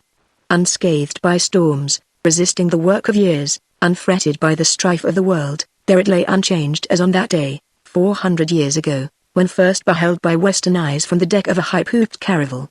It was one of these secluded spots that may be found on the busy sea, as on land you come sometimes upon the clustered houses of a hamlet untouched by men's restlessness, untouched by their need, by their thought, and as if forgotten by time itself. The lives of uncounted generations had passed it by, and the multitudes of seafowl, urging their way from all the points of the horizon to sleep on the outer rocks of the group, unrolled the converging evolutions of their flight in long somber streamers upon the glow of the sky. The palpitating cloud of their wings soared and stooped over the pinnacles of the rocks, over the rocks slender like spires, squat like martello towers, over the pyramidal heaps like fallen ruins, over the lines of bald boulders showing like a wall of stones battered to pieces and scorched by lightning with a sleepy, clear glimmer of water in every breach. The noise of their continuous and violent screaming filled the air. This great noise would meet the Sophia coming up from Batterborough, it would meet her on quiet evenings, pitiless and savage clamour enfeebled by distance, the clamour of seabirds settling to rest, and struggling for a footing at the end of the day. No one noticed it, especially on board. It was the voice of their ship's unerring landfall, ending the steady stretch of 100 miles. She had made good her course, she had run her distance till the punctual islets began to emerge one by one, the points of rocks, the hummocks of earth. And the cloud of birds hovered, the restless cloud emitting a strident and cruel uproar, the sound of the familiar scene, the living part of the broken land beneath, of the outspread sea, and of the high sky without a flaw. But when the Sophia happened to close with the land after sunset, she would find everything very still there under the mantle of the night.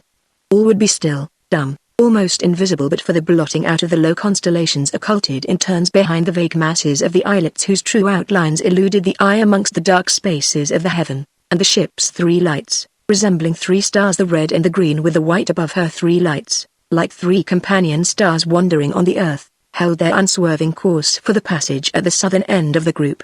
Sometimes there were human eyes open to watch them come nearer, traveling smoothly in the somber void, the eyes of a naked fisherman in his canoe floating over a reef. He thought drowsily, the fire ship that once in every moon goes in and comes out of Pangu Bay. More he did not know of her. And just as he had detected the faint rhythm of the propeller beating the calm water a mile and a half away, the time would come for the Sophia to alter her course, the lights would swing off him their triple beam and disappear. A few miserable, half-naked families, a sort of outcast tribe of long-haired, lean, and wild-eyed people, strove for their living in this lonely wilderness of islets, lying like an abandoned outwork of the land at the gates of the bay. Within the knots and loops of the rocks the water rested more transparent than crystal under their crooked and leaky canoes, scooped out of the trunk of a tree. The forms of the bottom undulated slightly to the dip of a paddle, and the men seemed to hang in the air. They seemed to hang enclosed within the fibers of a dark, sodden log, fishing patiently in a strange, unsteady, pellucid, green air above the shoals.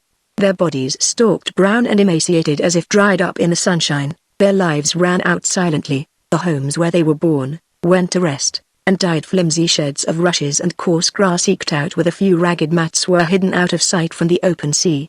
No glow of their household fires ever kindled for a seaman a red spark upon the blind night of the group, and the calms of the coast, the flaming long calms of the equator. The unbreathing, concentrated calms like the deep introspection of a passionate nature, brooded awfully for days and weeks together over the unchangeable inheritance of their children, till at last the stones, hot like live embers, scorched the naked soul, till the water clung warm, and sickly, and as if thickened, about the legs of lean men with girded loins, wading thigh-deep in the pale blaze of the shallows. And it would happen now and then that the Sophia, through some delay in one of the ports of call, would heave in sight making for Pangu Bay as late as noonday. Only a blurring cloud at first. The thin mist of her smoke would arise mysteriously from an empty point on the clear line of sea and sky. The taciturn fishermen within the reefs would extend their lean arms towards the offing, and the brown figures stooping on the tiny beaches, the brown figures of men, women, and children grubbing in the sand in search of turtles' eggs, would rise up, crooked elbow aloft and hand over the eyes, to watch this monthly apparition glide straight on, swerve off and go by. Their ears caught the panting of that ship, Their eyes followed her till she passed between the two capes of the mainland, going at full speed as though she hoped to make her way unchecked into the very bosom of the earth. On such days the luminous sea would give no sign of the dangers lurking on both sides of her path. Everything remained still, crushed by the overwhelming power of the light, and the whole group, opaque in the sunshine, the rocks resembling pinnacles, the rocks resembling spires, the rocks resembling ruins, forms of islets resembling beehives, resembling molehills, the islets recalling the shapes of haystacks, the contours of ivy-clad towers, would stand reflected together upside down in the unwrinkled water, like carved toys of ebony disposed on the silvered plate glass of a mirror. The first touch of blowing weather would envelop the whole at once in the spume of the windward breakers, as if in a sudden cloud-like burst of steam, and the clear water seemed fairly to boil in all the passages. The provoked sea outlined exactly in a design of angry foam the wide base of the group, the submerged level of broken waste and refuse left over from the building of the coast nearby, projecting its dangerous spurs, all awash, far into the channel, and bristling with wicked long spits often a mile long, with deadly spits made of froth and stones. And even nothing more than a brisk breeze as on that morning, the voyage before, when the Sofala left Pangu Bay early, and Mr. Stern's discovery was to blossom out like a flower of incredible and evil aspect from the tiny seed of instinctive suspicion, even such a breeze had enough strength to tear the placid mask from the face of the sea. To Stern, gazing with indifference, it had been like a revelation to behold for the first time the dangers marked by the hissing livid patches on the water as distinctly as on the engraved paper of a chart. It came into his mind that this was the sort of day most favorable for a stranger attempting the passage, a clear day, just windy enough for the sea to break on every ledge, buoying, as it were, the channel plainly to the sight, whereas during a calm you had nothing to depend on but the compass and the practiced judgment of your eye. And yet the successive captains of the Sofala had had to take her through at night more than once. Nowadays you could not afford to throw away 6 or 7 hours of a steamer's time. That you couldn't.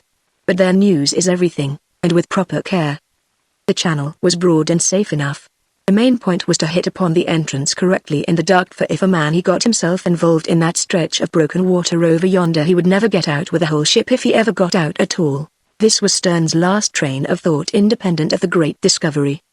He had just seen to the securing of the anchor, and had remained forward idling away a moment or two. The captain was in charge on the bridge. With a slight yawn he had turned away from his survey of the sea and had leaned his shoulders against the fish davit. These, properly speaking, were the very last moments of ease he was to know on board the Sofala. All the instants that came after were to be pregnant with purpose and intolerable with perplexity. No more idle, random thoughts. The discovery would put them on the rack, till sometimes he wished to goodness he had been fool enough not to make it at all.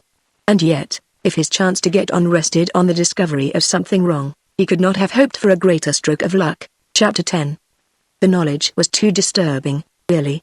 There was something wrong with a vengeance, and the moral certitude of it was at first simply frightful to contemplate. Stern had been looking aft in a mood so idle, for once he was thinking no harm of anyone. His captain on the bridge presented himself naturally to his sight. How insignificant, how casual was the thought that had started the train of discovery like an accidental spark that suffices to ignite the charge of a tremendous mine. Caught under by the breeze, the awnings of the fore-deck bellied upwards and collapsed slowly. Above their heavy flapping the grey stuff of Captain Wally's roomy coat fluttered incessantly around his arms and trunk.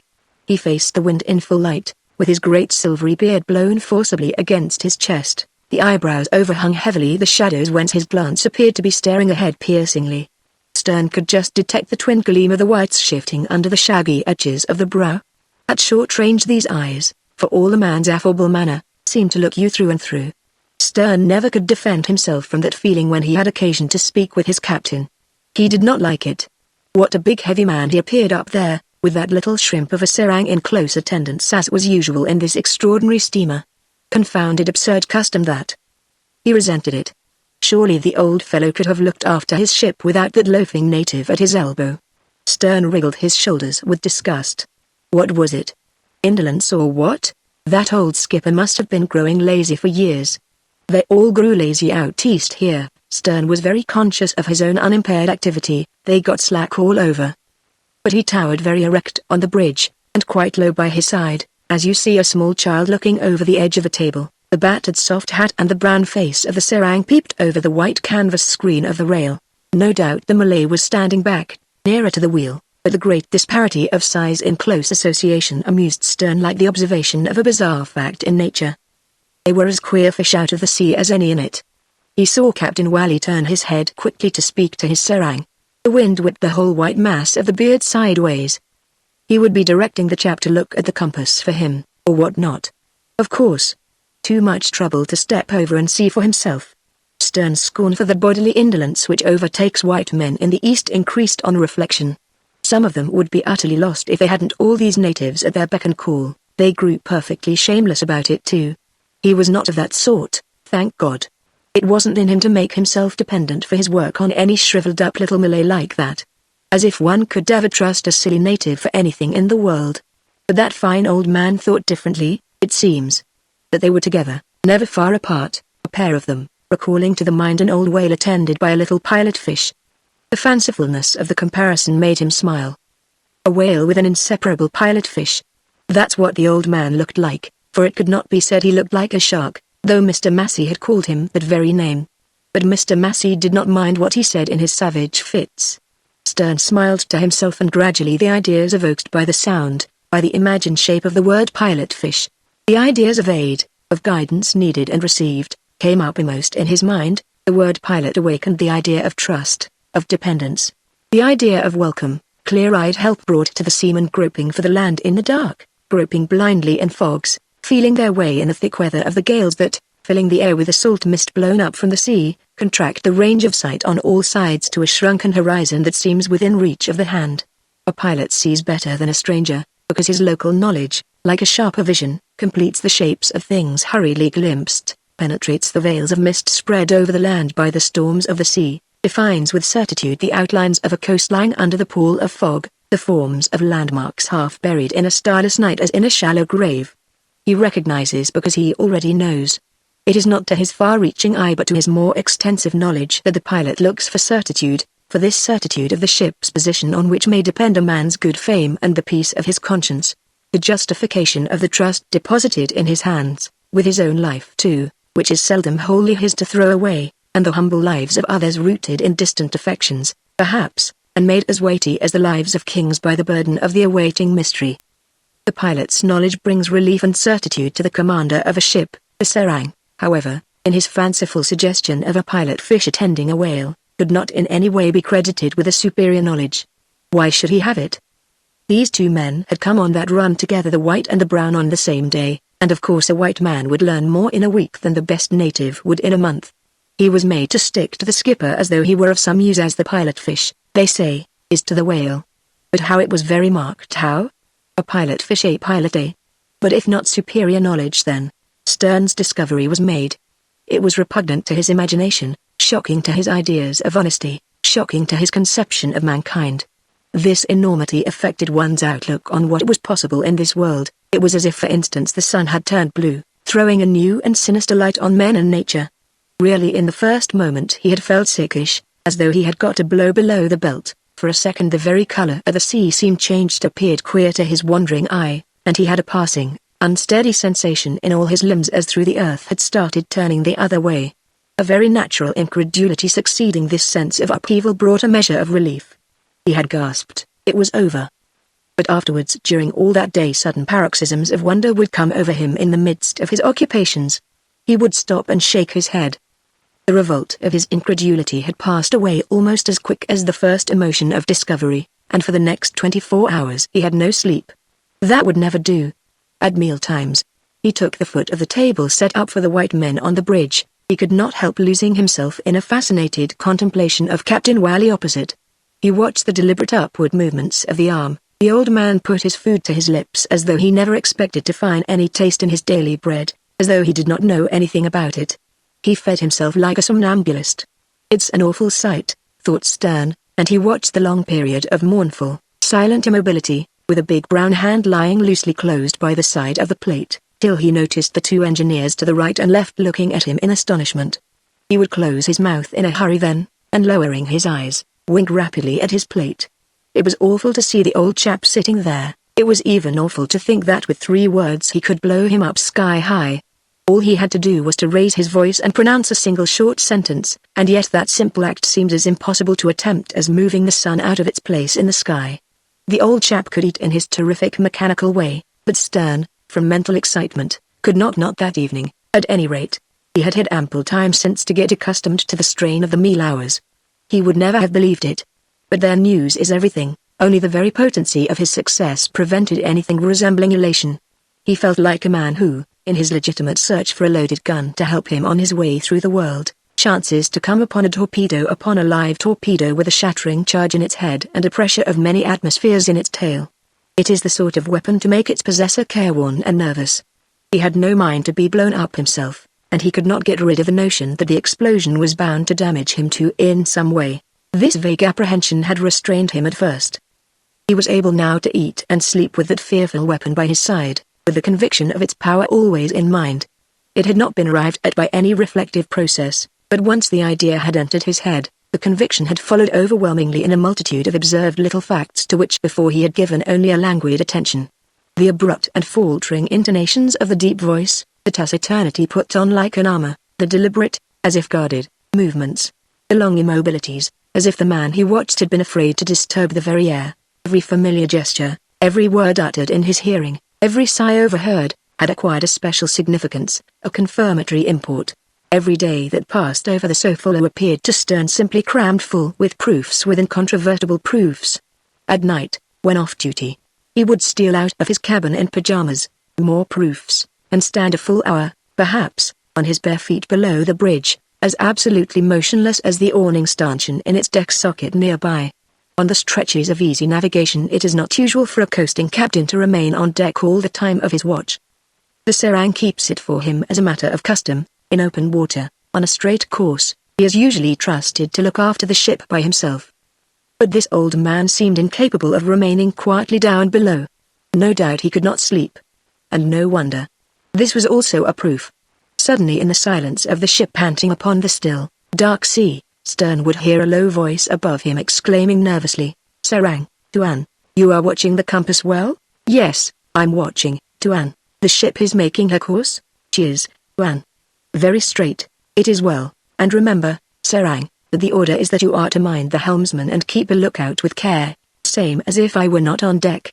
Then, when the serang had made his answer, the low tones on the bridge would cease, and everything round Stern seemed to become more still and more profoundly silent.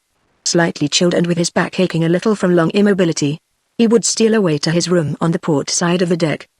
He had long since parted with the last vestige of incredulity, of the original emotions, set into a tumult by the discovery. Some trace of the first awe alone remained. Not the awe of the man himself, he could blow him up sky high with 6 words, rather it was an awestruck indignation at the reckless perversity of avarice. What else could it be? At the mad and somber resolution that for the sake of a few dollars more seemed to set at naught the common rule of conscience and pretended to struggle against the very decree of providence. You could not find another man like this one in the whole round world, thank God. There was something devilishly dauntless in the character of such a deception which made you pause. Other considerations occurring to his prudence had kept him tongue-tied from day to day. It seemed to him now that it would yet have been easier to speak out in the first hour of discovery. He almost regretted not having made a row at once. But then the very monstrosity of the disclosure. Why? He could hardly face it himself, let alone pointing it out to somebody else. Moreover, with a desperado of that sort one never knew. The object was not to get him out, that was as well as done already, but to step into his place. Bizarre as the thought seemed, he might have shown fight. A fellow up to working such a fraud would have enough cheek for anything, a fellow that, as it were, stood up against God Almighty himself. He was a horrid marvel, that's what he was. He was perfectly capable of brazening out the affair scandalously till he got him, Stern, kicked out of the ship and everlastingly damaged his prospects in this part of the East. Yet if you want to get on, something must be risked. At times Stern thought he had been unduly timid of taking action in the past, and what was worse, it had come to this, that in the present he did not seem to know what action to take. Massey's savage moroseness was too disconcerting. It was an incalculable factor of the situation. You could not tell what there was behind that insultant ferocity. How could one trust such a temper? It did not put Stern in bodily fear for himself, but it frightened him exceedingly as to his prospects. Though of course inclined to credit himself with exceptional powers of observation, he had by now lived too long with his discovery. He had gone on looking at nothing else, till at last one day it occurred to him that the thing was so obvious that no one could miss seeing it. There were 4 white men in all on board the Sophia. Jack, the second engineer, was too dull to notice anything that took place out of his engine room. Remained Massey, the only interested person, nearly going mad with worry. Stern had heard and seen more than enough on board to know what ailed him, but his exasperation seemed to make him deaf to cautious overtures. If he had only known it, there was the very thing he wanted. But how could you bargain with a man of that sort? It was like going into a tiger's den with a piece of raw meat in your hand. He was as likely as not to rend you for your pains. In fact, he was always threatening to do that very thing. The urgency of the case, combined with the impossibility of handling it with safety, made Stern in his watches below toss and mutter open-eyed in his bunk, for hours, as though he had been burning with fever. Occurrences like the crossing of the bar just now were extremely alarming to his prospects. He did not want to be left behind by some swift catastrophe. Massey being on the bridge, the old man had to brace himself up and make a show, he supposed. But it was getting very bad with him, very bad indeed, now. Even Massey had been emboldened to find fault this time. Stern, listening at the foot of the ladder, had heard the other's whimpering and artless denunciations. Luckily the beast was very stupid and could not see the why of all this. However, small blame to him, it took a clever man to hit upon the cause. Nevertheless, it was high time to do something. The old man's game could not be kept up for many days more. I may yet lose my life at this fooling, let alone my chance, Stern mumbled angrily to himself, after the stooping back of the chief engineer had disappeared round the corner of the skylight. Yes, no doubt he thought, to blurt out his knowledge would not advance his prospects. On the contrary, it would blast them utterly as likely as not. He dreaded another failure. He had a vague consciousness of not being much liked by his fellows in this part of the world, inexplicably enough, for he had done nothing to them. Envy, he supposed. People were always down on a clever chap who made no bones about his determination to get on. To do your duty and count on the gratitude of that brute Massey would be sheer folly. He was a bad lot. Unmanly. A vicious man. Bad. Bad. A brute. A brute without a spark of anything human about him, without so much as simple curiosity even, or else surely he would have responded in some way to all these hints he had been given. Such insensibility was almost mysterious. Massey's state of exasperation seemed to Stern to have made him stupid beyond the ordinary silliness of shipowners. Stern, meditating on the embarrassments of that stupidity, forgot himself completely. His stony, unwinking stare was fixed on the planks of the deck. The slight quiver agitating the whole fabric of the ship was more perceptible in the silent river, shaded and still like a forest path. The Sophia, gliding with an even motion, had passed beyond the coast belt of mud and mangroves. The shores rose higher, in firm sloping banks, and the forest of big trees came down to the brink. Where the earth had been grumbled by the floods it showed a steep, round cut, denuding a mass of roots intertwined as if wrestling underground, and in the air, the interlaced boughs, bound and loaded with creepers, carried on the struggle for life, mingled their foliage in one solid wall of leaves, here and there the shape of an enormous dark pillar soaring, or a ragged opening, as if torn by the flight of a cannonball, disclosing the impenetrable gloom within, the secular inviolable shade of the virgin forest. The thump of the engines reverberated regularly like the strokes of a metronome beating the measure of the vast silence. The shadow of the western wall had fallen across the river. The smoke pouring backwards from the funnel eddied down behind the ship, spread a thin dusky veil over the somber water, which, checked by the flood tide, seemed to lie stagnant in the whole straight length of the reaches. Stern's body, as if rooted on the spot, trembled slightly from top to toe with the internal vibration of the ship. From under his feet came sometimes a sudden clang of iron.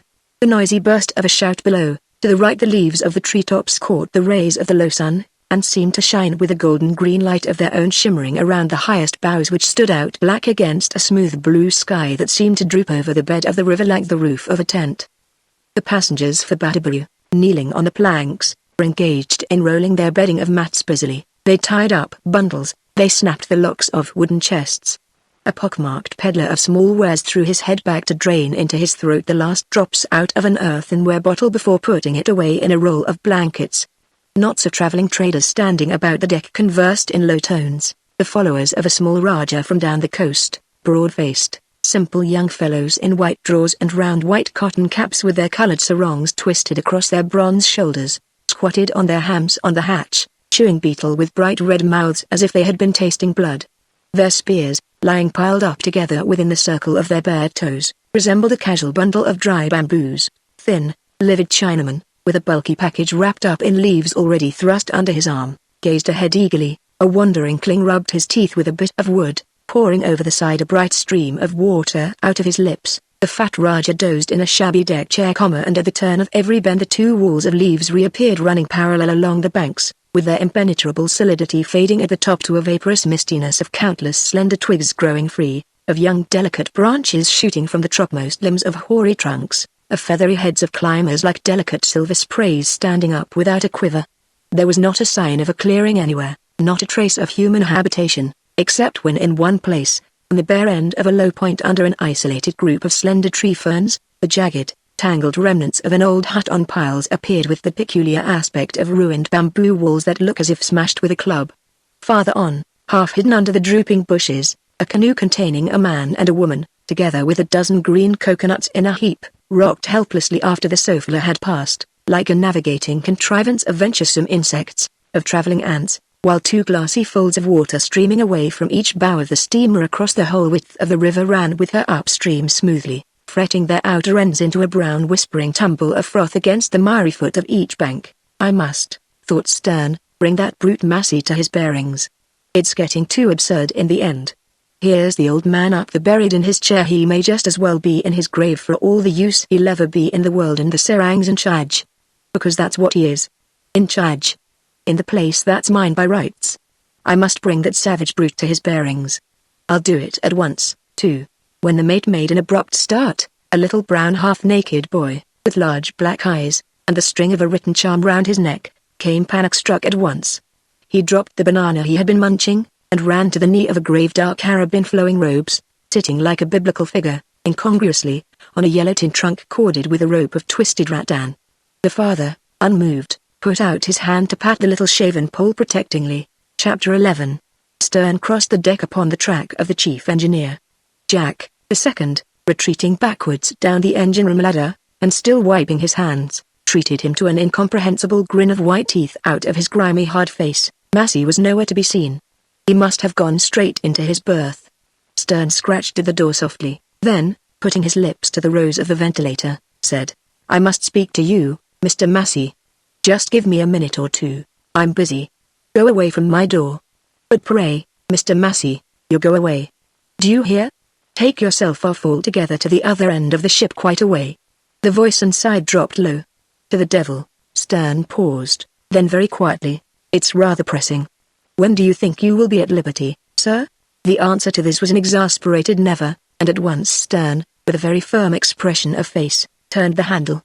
Mr. Massey's stateroom, a narrow, one-berth cabin, smelt strongly of soap, and presented to view a swept, dusted, and adorned neatness, not so much bare as barren, not so much severe as starved and lacking in humanity, like the ward of a public hospital, or rather, owing to the small size, like the clean retreat of a desperately poor but exemplary person.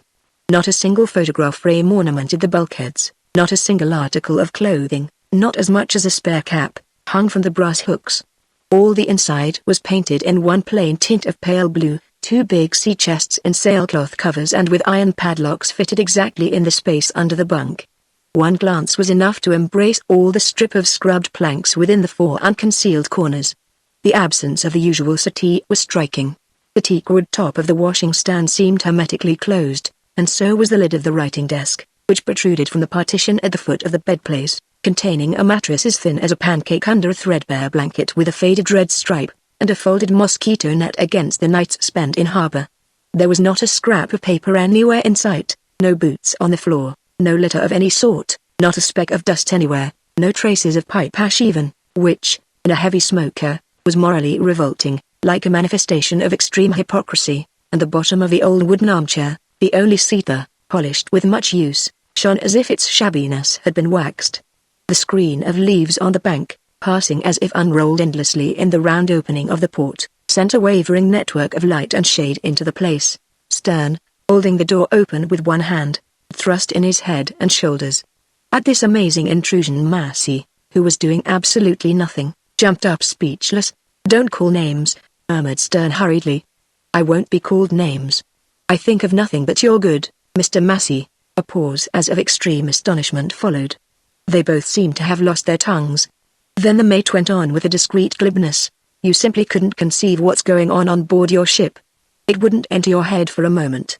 You are too good to upright, Mr. Massey, to suspect anybody of such a... It's enough to make your hair stand on end. He watched for the effect. Massey seemed dazed, uncomprehending. He only passed the palm of his hand on the coal-black wisps plastered across the top of his head. In a tone suddenly changed to confidential audacity, Stern hastened on. Remember that there's only 6 weeks left to run. The other was looking at him stonily. So anyhow you shall require a captain for the ship before long. Then only, as if that suggestion had scarified his flesh in the manner of red-hot iron, Massey gave a start and seemed ready to shriek. He contained himself by a great effort. Require a captain, he repeated with scathing slowness. Who requires a captain? You dare to tell me that I need any of you humbugging sailors to run my ship? You and your likes have been fattening on me for years. It would have hurt me less to throw my money overboard. Pampredusty less FFF frauds. The old ship knows as much as the best of you. He snapped his teeth audibly and growled through them. The silly law requires a captain. Stern had taken heart of grace meantime. And the silly insurance people too, as well, he said lightly. But never mind that. What I want to ask is, why shouldn't I do, sir? I don't say but you could take a steamer about the world as well as any of us sailors. I don't pretend to tell you that it is a very great trick. He emitted a short, hollow guffaw, familiarly. I didn't make the law, but there it is, and I am an active young fellow. I quite hold with your ideas. I know your ways by this time, Mr. Massey. I wouldn't try to give myself airs like that lazy specimen of an old man up there. He put a marked emphasis on the last sentence, to lead Massey away from the track in case. But he did not doubt of now holding his success. The chief engineer seemed nonplussed, like a slow man invited to catch hold of a whirligig of some sort. What you want, sir, is a chap with no nonsense about him, who would be content to be your sailing master. Quite right, too. Well, I am fit for the work as much as that serang. Because that's what it amounts to. Do you know, sir, that a damn Malay like a monkey is in charge of your ship and no one else? Just listen to his feet pit-patting above us on the bridge, real officer in charge. He's taking her up the river while the great man is wallowing in the chair, perhaps asleep, and if he is, that would not make it much worse either, take my word for it. He tried to thrust himself further in. Massey, with lowered forehead, one hand grasping the back of the armchair, did not budge. You think, sir, that the man has got you tight in his agreement? Massey raised a heavy snarling face at this. Well, sir, one can't help hearing of it on board. It's no secret. And it has been the talk on shore for years. Fellows have been making bets about it. No, sir. It's you who have got him at your mercy.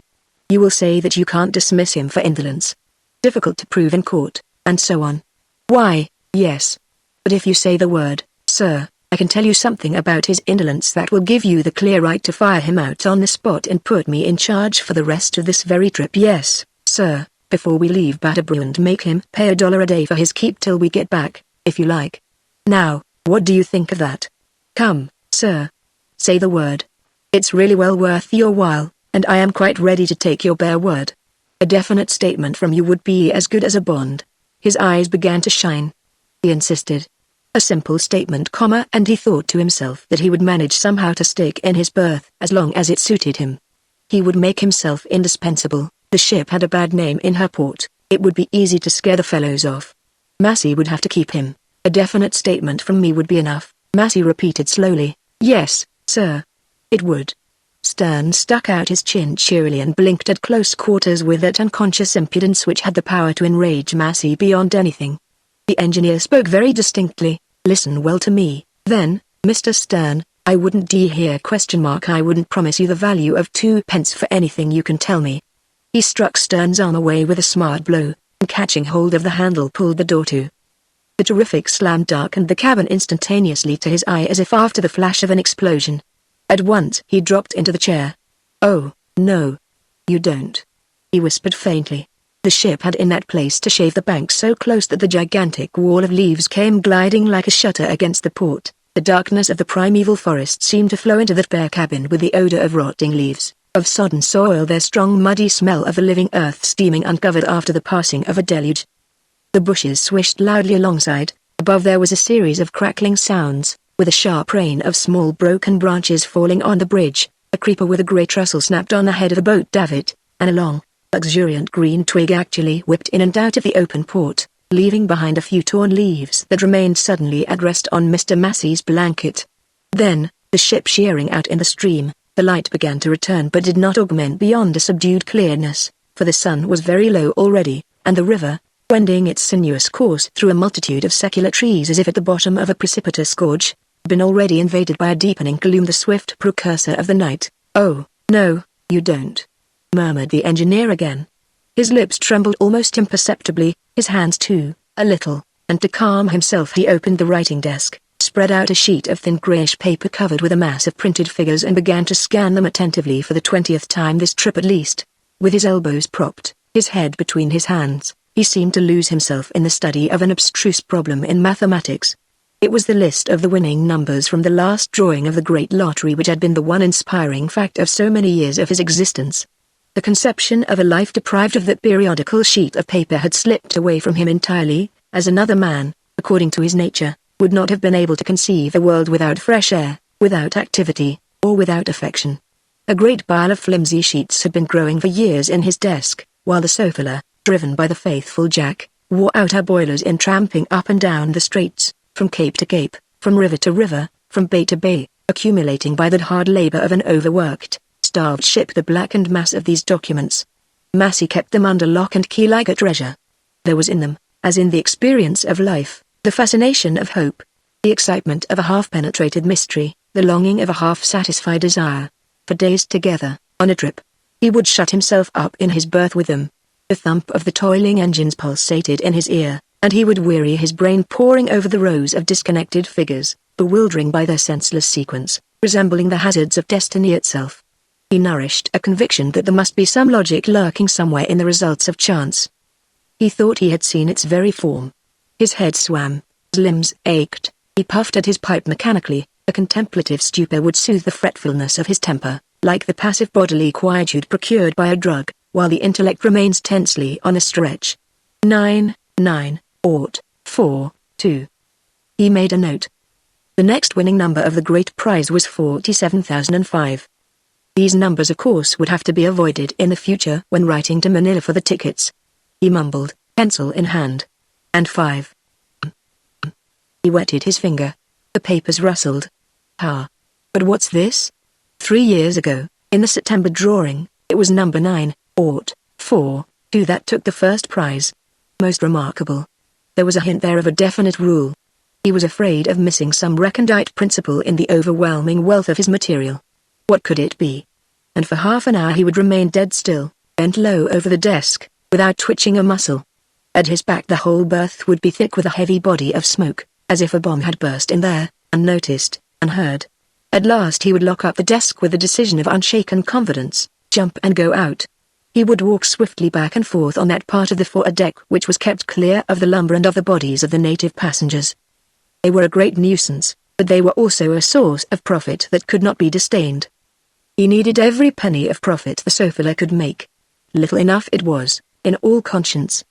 The incertitude of chance gave him no concern, since he had somehow arrived at the conviction that, in the course of years, every number was bound to have his winning turn. It was simply a matter of time and of taking as many tickets as he could afford for every drawing. He generally took rather more. All the earnings of the ship went that way, and also the wages he allowed himself as chief engineer. It was the wages he paid to others that he begrudged with a reasoned and at the same time a passionate regret. He scowled at the lascars with their deck brooms, at the quartermasters rubbing the brass rails with greasy rags. He was eager to shake his fist and roar abuse in bad Malay at the poor carpenter-rate timid, sickly, opium-fuddled Chinaman, in loose blue drawers for all costume, who invariably dropped his tools and fled below, with streaming tail and shaking all over, before the fury of that devil. But it was when he raised up his eyes to the bridge where one of these sailor frauds was always planted by law in charge of his ship that he felt almost dizzy with rage. He abominated them all. It was an old feud, from the time he first went to sea, an unlicked cub with a great opinion of himself, in the engine-room. The slights that had been put upon him. The persecutions he had suffered at the hands of skippers of absolute nobodies in a steamship after all. And now that he had risen to be a ship-owner they were still a plague to him. He had absolutely to pay away precious money to the conceited useless loafers, as if a fully qualified engineer who was the owner as well were not fit to be trusted with the whole charge of a ship. Well, He made it pretty warm for them, but it was a poor consolation. He had come in time to hate the ship too, for the repairs she required, for the coal bills he had to pay, for the poor beggarly freights she earned. He would clench his hand as he walked and hit the rail a sudden blow, viciously, as though she could be made to feel pain. And yet he could not do without her. He needed her. He must hang on to her tooth and nail to keep his head above water till the expected flood of fortune came sweeping up and landed him safely on the high shore of his ambition. It was now to do nothing, nothing whatever, and have plenty of money to do it on. He had tasted of power, the highest form of it. His limited experience was aware of the power of ship-owning. What a deception! Vanity of vanities. He wondered at his folly. He had thrown away the substance for the shadow. Of the gratification of wealth he did not know enough to excite his imagination with any visions of luxury. How could he, the child of a drunken boiler-maker going straight from the workshop into the engine-room of a North Country collier? But the notion of the absolute idleness of wealth he could very well conceive. He revelled in it, to forget his present troubles. He imagined himself walking about the streets of Hull. He knew their gutter as well as a boy, with his pockets full of sovereigns. He would buy himself a house. His married sisters, their husbands, his old workshop chums, would render him infinite homage. There would be nothing to think of. His word would be law. He had been out of work for a long time before he won his prize, and he remembered how Carlo Mariani, commonly known as Paunchy Charlie, the Maltese hotel keeper at the slummy end of Denham Street, had cringed joyfully before him in the evening, when the news had come. Poor Charlie, though he made his living by ministering to various abject vices, gave credit for their food to many a piece of white wreckage. He was naively overjoyed at the idea of his old bills being paid, and he reckoned confidently on a spell of festivities in the cavernous grog shop downstairs. Massey remembered the curious, respectful looks of the trashy white men in the place. His heart had swelled within him. Massey had left Charlie's infamous den directly he had realized the possibilities open to him, and with his nose in the air. Afterwards, the memory of these adulations was a great sadness. This was the true power of money, and no trouble with it, nor any thinking required either. He thought with difficulty and felt vividly. To his blunt brain the problems offered by any ordered scheme of life seemed in their cruel toughness to have been put in his way by the obvious malevolence of men. As a ship-owner everyone had conspired to make him a nobody. How could he have been such a fool as to purchase that accursed ship? He had been abominably swindled. There was no end to this swindling, and as the difficulties of his improvident ambition gathered thick around him, he really came to hate everybody he had ever come in contact with. A temper naturally irritable and an amazing sensitiveness to the claims of his own personality had ended by making of life for him a sort of inferno-way place where his lost soul had been given up to the torment of savage brooding. But he had never hated anyone so much as that old man who had turned up one evening to save him from an utter disaster, from the conspiracy of the wretched sailors. He seemed to have fallen on board from the sky. His footsteps echoed on the empty steamer, and the strange deep-toned voice on deck repeating interrogatively the words, "Mr. Massey, Mr. Massey there?" had been startling like a wonder. And coming up from the depths of the cold engine-room, where he had been pottering dismally with a candle amongst the enormous shadows, thrown on all sides by the skeleton limbs of machinery, Massey had been struck dumb by astonishment in the presence of that imposing old man with a beard like a silver plate, towering in the dusk rendered lurid by the expiring flames of sunset. "Want to see me on business?" "What business?" "I am doing no business. Can't you see that this ship is laid up?" Massey had turned at bay before the pursuing irony of his disaster. Afterwards he could not believe his ears. What was that old fellow getting at? Things don't happen that way. It was a dream. He would presently wake up and find the man vanished like a shape of mist. The gravity, the dignity, the firm and courteous tone of that athletic old stranger impressed Massey. He was almost afraid. But it was no dream. £500 and no dream. At once he became suspicious. What did it mean? Of course it was an offer to catch hold of for dear life. But what could there be behind? Before they had parted, after appointing a meeting in a solicitor's office early on the morrow, Massey was asking himself, what is his motive? He spent the night in hammering out the clauses of the agreement, a unique instrument of its sort whose tenor got bruited abroad somehow and became the talk and wonder of the port. Massey's object had been to secure for himself as many ways as possible of getting rid of his partner without being called upon at once to pay back his share. Captain Wally's efforts were directed to making the money secure. Was it not Ivy's money, a part of her fortune whose only other asset was the time-defying body of her old father? Sure of his forbearance in the strength of his love for her, he accepted, with stately serenity, Massey's stupidly cunning paragraphs against his incompetence, his dishonesty, his drunkenness, for the sake of other stringent stipulations. At the end of 3 years he was at liberty to withdraw from the partnership, taking his money with him. Provision was made for forming a fund to pay him off. But if he left the Sophia before the term, from whatever cause, barring death, Massey was to have a whole year for paying. Illness? The lawyer had suggested, a young man fresh from Europe and not overburdened with business, who was rather amused. Massey began to whine unctuously. How could he be expected? Let that go, Captain Wally had said with a superb confidence in his body. Acts of God, he added. In the midst of life we are in death, but he trusted his Maker with a still greater fearlessness, his Maker who knew his thoughts, his human affections, and his motives. His Creator knew what use he was making of his health, how much he wanted it. I trust my first illness will be my last. I've never been ill that I can remember, he had remarked.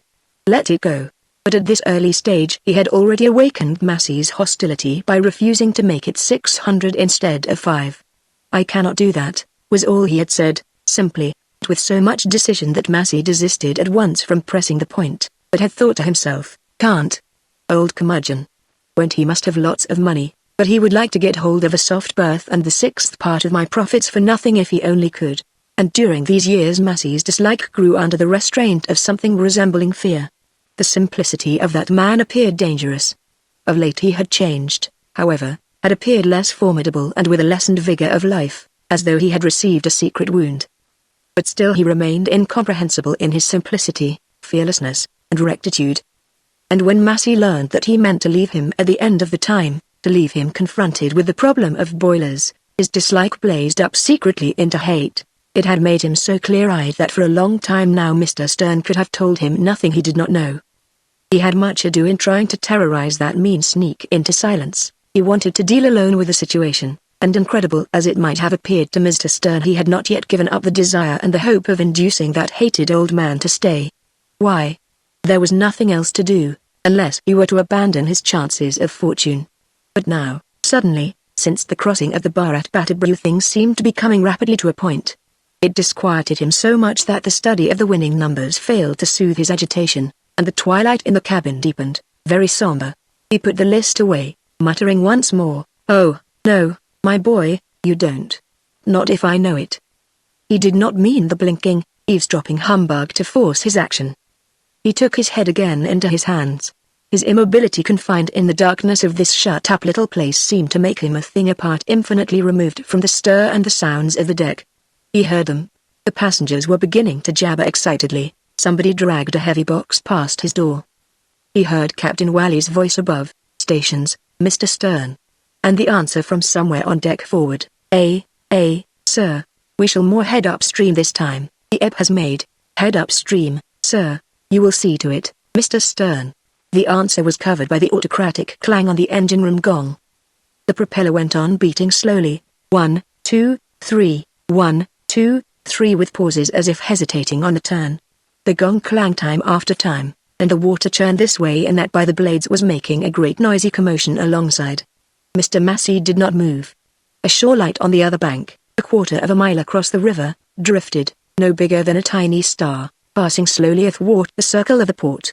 Voices from Mr. Van Wyck's jetty answered the hails from the ship. Ropes were thrown and missed and thrown again. The swaying flame of a torch carried in a large sampan coming to fetch away in state the Rajah from down the coast cast a sudden ruddy glare into his cabin, over his very person. Mr. Massey did not move. After a few last ponderous turns the engine stopped, and the prolonged clanging of the gong signified that the captain had done with them.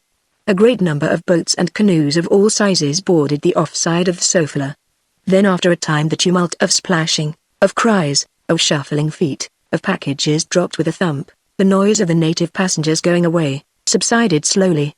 On the shore, voice, cultivated, slightly authoritative, spoke very close alongside. "Brought any mail for me this time?" "Yes, Mr. Van Wyck."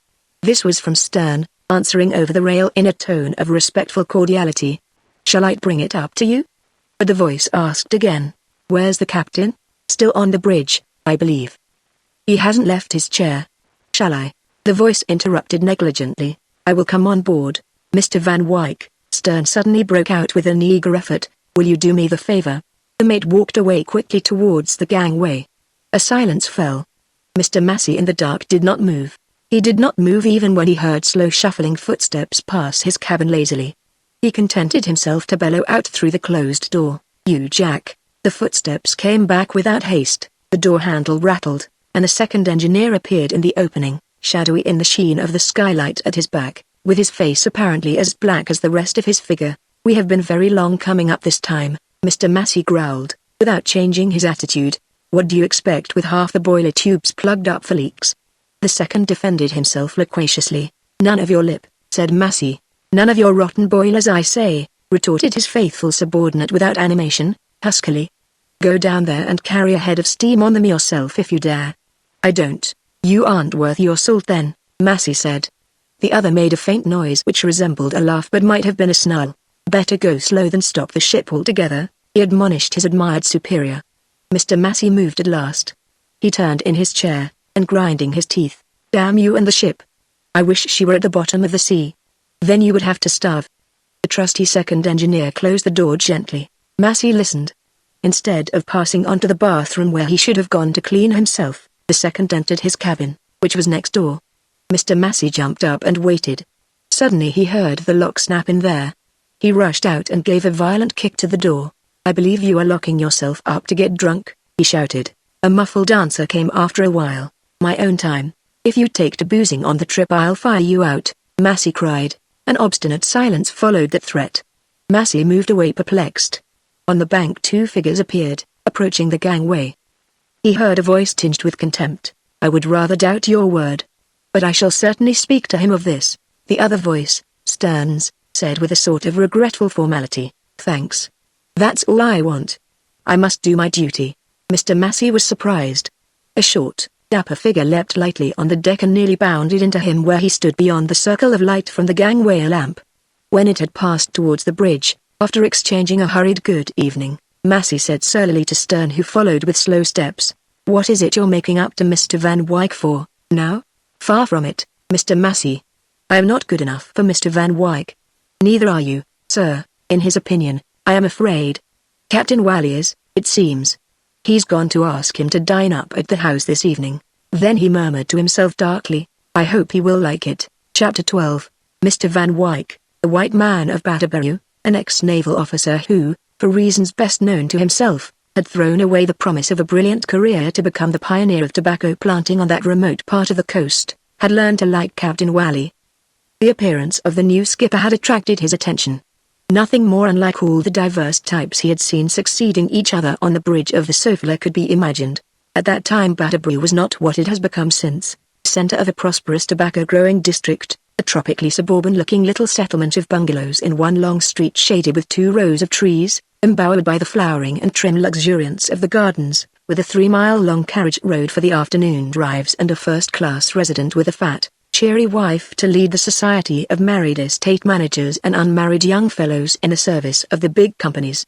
All this prosperity was not yet, and Mr. Van Wyck prospered alone on the left bank on his deep clearing carved out of the forest, which came down above and below to the water's edge. His lonely bungalow faced across the river the houses of the Sultan, a restless and melancholy old ruler who had done with love and war, for whom life no longer held any savor, except of evil forebodings, and time never had any value. He was afraid of death, and hoped he would die before the white men were ready to take his country from him. He crossed the river frequently, with never less than 10 boats crammed full of people, in the wistful hope of extracting some information on the subject from his own white man. There was a certain chair on the veranda he always took. The dignitaries of the court squatted on the rugs and skins between the furniture. The inferior people remained below on the grass plot between the house and the river in rows 3 or 4 deep all along the front. Not seldom the visit began at daybreak. Mr. Van Wyck tolerated these inroads. He would nod out of his bedroom window, toothbrush or razor in hand, or pass through the throng of courtiers in his bathing robe. He appeared and disappeared humming a tune, polished his nails with attention, rubbed his shaved face with eau de cologne, drank his early tea, went out to see his coolies at work, returned, looked through some papers on his desk, read a page or 2 in a book or sat before his cottage piano leaning back on the stool. His arms extended, fingers on the keys, his body swaying slightly from side to side. When absolutely forced to speak he gave evasive vaguely soothing answers out of pure compassion, The same feeling perhaps made him so lavishly hospitable with the aerated drinks that more than once he left himself without soda water for a whole week. That old man had granted him as much land as he cared to have cleared. It was neither more nor less than a fortune. Whether it was fortune or seclusion from his kind that Mr. Van Wyck sought, he could not have pitched upon a better place. Even the mail boats of the subsidized company calling on the veriest clusters of palm-thatched hovels along the coast steamed past the mouth of Batterbury River far away in the offing. The contract was old. Perhaps in a few years' time, when it had expired, Batterbury would be included in the service. Meantime all Mr. Van Wyck's mail was addressed to Malacca, whence his agent sent it across once a month by the Sophia.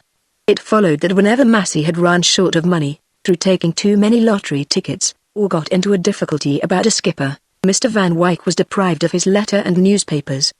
In so far he had a personal interest in the fortunes of the Sophia. Though he considered himself a hermit, and for no passing whim evidently, since he had stood 8 years of it already, he liked to know what went on in the world. Handy on the veranda upon a walnut etagere, it had come last year by the Sophia. Everything came by the Sophia. The lay, piled up under bronze weights, a pile of the Times weekly edition, the large sheets of the Rotterdam Courant, graphic in its worldwide green wrappers, an illustrated Dutch publication without a cover, the numbers of a German magazine with covers of the Bismarck Malade color. There were also parcels of new music, though the piano, it had come years ago by the Sophia, in the damp atmosphere of the forests, was generally out of tune. It was vexing to be cut off from everything for 60 days at a stretch sometimes, without any means of knowing what was the matter. And when the Sophia reappeared, Mr. Van Wyck would descend the steps of the veranda and stroll over the grass plot in front of his house, down to the waterside, with a frown on his white brow. "You've been laid up after an accident, I presume." He addressed the bridge, but before anybody could answer Massey was sure to have already scrambled ashore over the rail and pushed in, squeezing the palms of his hands together, bowing his sleek head as if gummed all over the top with black threads and tapes. And he would be so enraged at the necessity of having to offer such an explanation that his moaning would be positively pitiful, while all the time he tried to compose his big lips into a smile. "No, Mr. Van Wyck. You would not believe it. I couldn't get one of those wretches to take the ship out.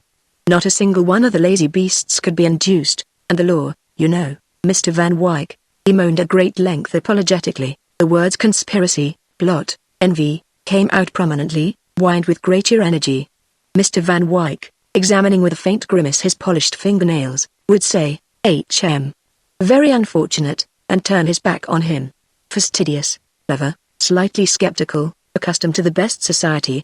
He had held a much-envied sure appointment at the Ministry of Marine for a year preceding his retreat from his profession and from Europe. He possessed a latent warmth of feeling and a capacity for sympathy which were concealed by a sort of haughty, arbitrary indifference of manner arising from his early training, and by a something an enemy might have called foppish, in his aspect like a distorted echo of past elegance. He managed to keep an almost military discipline amongst the coolies of the estate he had dragged into the light of day out of the tangle and shadows of the jungle, and the white shirt he put on every evening with its stiff glossy front and high collar looked as if he had meant to preserve the decent ceremony of evening dress, but had wound a thick crimson sash above his hips as a concession to the wilderness, once his adversary, now his vanquished companion. Moreover, it was a hygienic precaution. Worn wide open in front, a short jacket of some airy silken stuff floated from his shoulders. His fluffy, fair hair, thin at the top, curled slightly at the sides, a carefully arranged moustache, ungarnished forehead, the gleam of low patent shoes peeping under the wide bottom of trousers cut straight from the same stuff as the gossamer coat, completed a figure recalling, with its sash, a pirate chief of romance, and at the same time the elegance of a slightly bald dandy indulging, in seclusion, a taste for unorthodox costume. It was his evening get-up. The proper time for the Sophia to arrive at Batterbury was an hour before sunset, and he looked picturesque, and somehow quite correct too, walking at the water's edge on the background of grass slope crowned with a low long bungalow with an immensely steep roof of palm thatch, and clad to the eaves in flowering creepers. While the Sophia was being made fast he strolled in the shade of the few trees left near the landing place, waiting till he could go on board. Her white men were not of his kind. The old Sultan, though his wistful invasions were a nuisance, was really much more acceptable to his fastidious taste. But still they were white. The periodical visits of the ship made a break in the well-filled sameness of the days without disturbing his privacy. Moreover, they were necessary from a business point of view, and through a strain of preciseness in his nature he was irritated when she failed to appear at the appointed time. The cause of the irregularity was too absurd, and Massey, in his opinion, was a contemptible idiot. The first time the Sophila reappeared under the new agreement swinging out of the bend below, after he had almost given up all hope of ever seeing her again, he felt so angry that he did not go down at once to the landing place.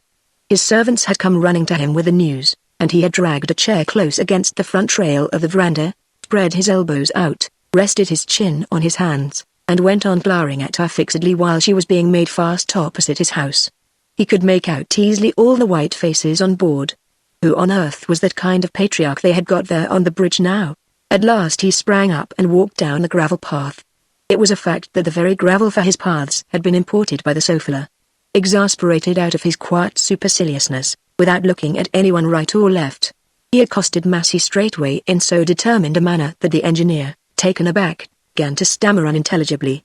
Nothing could be heard but the words, "Mr. Van Wyck." Indeed, Mr. Van Wyck.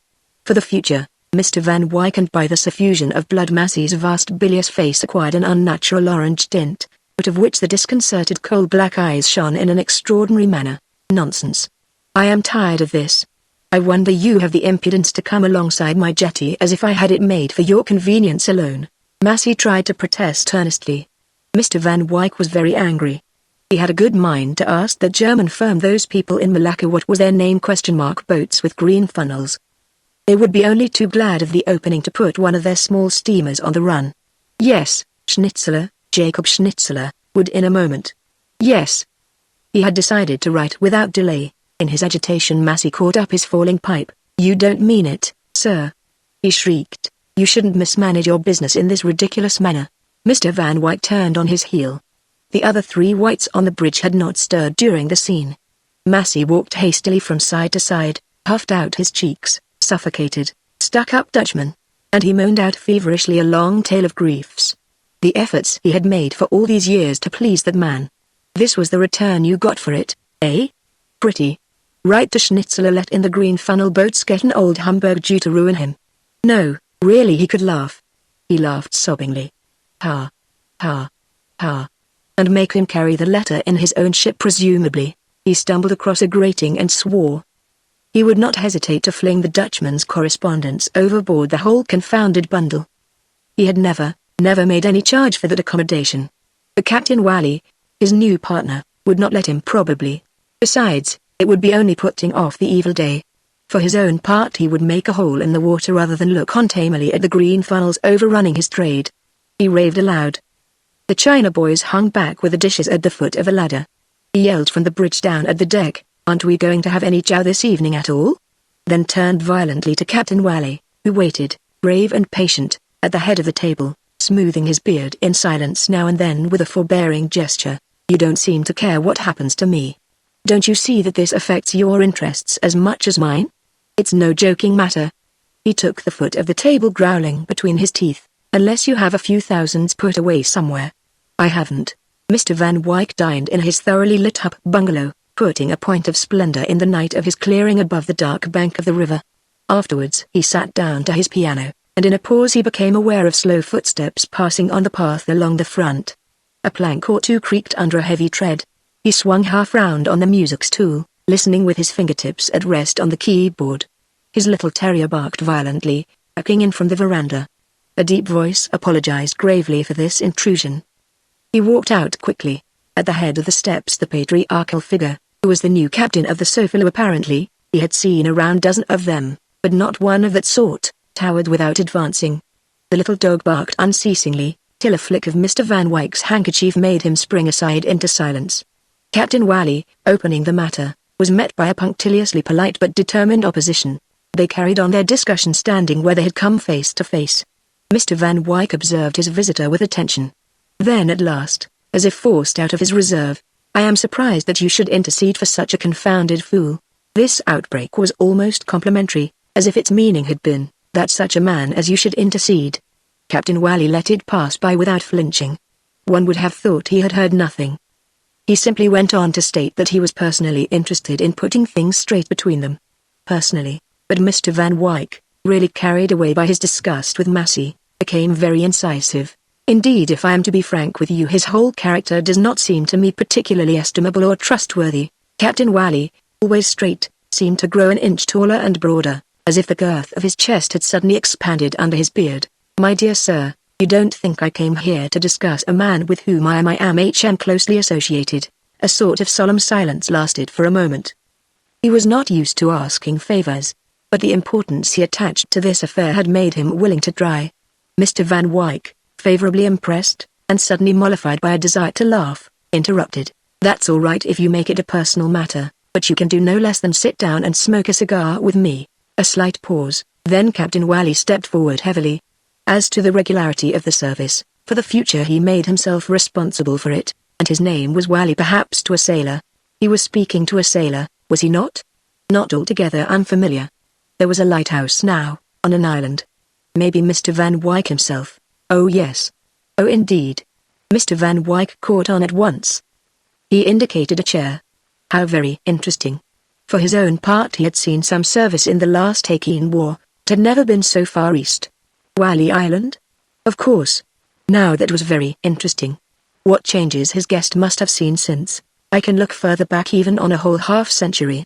Captain Wally expanded a bit. The flavor of a good cigar, it was a weakness, had gone straight to his heart, also the civility of that young man. There was something in that accidental contact of which he had been starved in his years of struggle. The front wall retreating made a square recess furnished like a room. A lamp with a milky glass shade, suspended below the slope of the high roof at the end of a slender brass chain, threw a bright round of light upon a little table bearing an open book and an ivory paper knife. And, in the translucent shadows beyond, other tables could be seen, a number of easy chairs of various shapes, with a great profusion of skin rugs strewn on the teakwood planking all over the veranda. The flowering creepers scented the air. Their foliage clipped out between the uprights made as if several frames of thick unstirring leaves reflecting the lamplight in a green glow.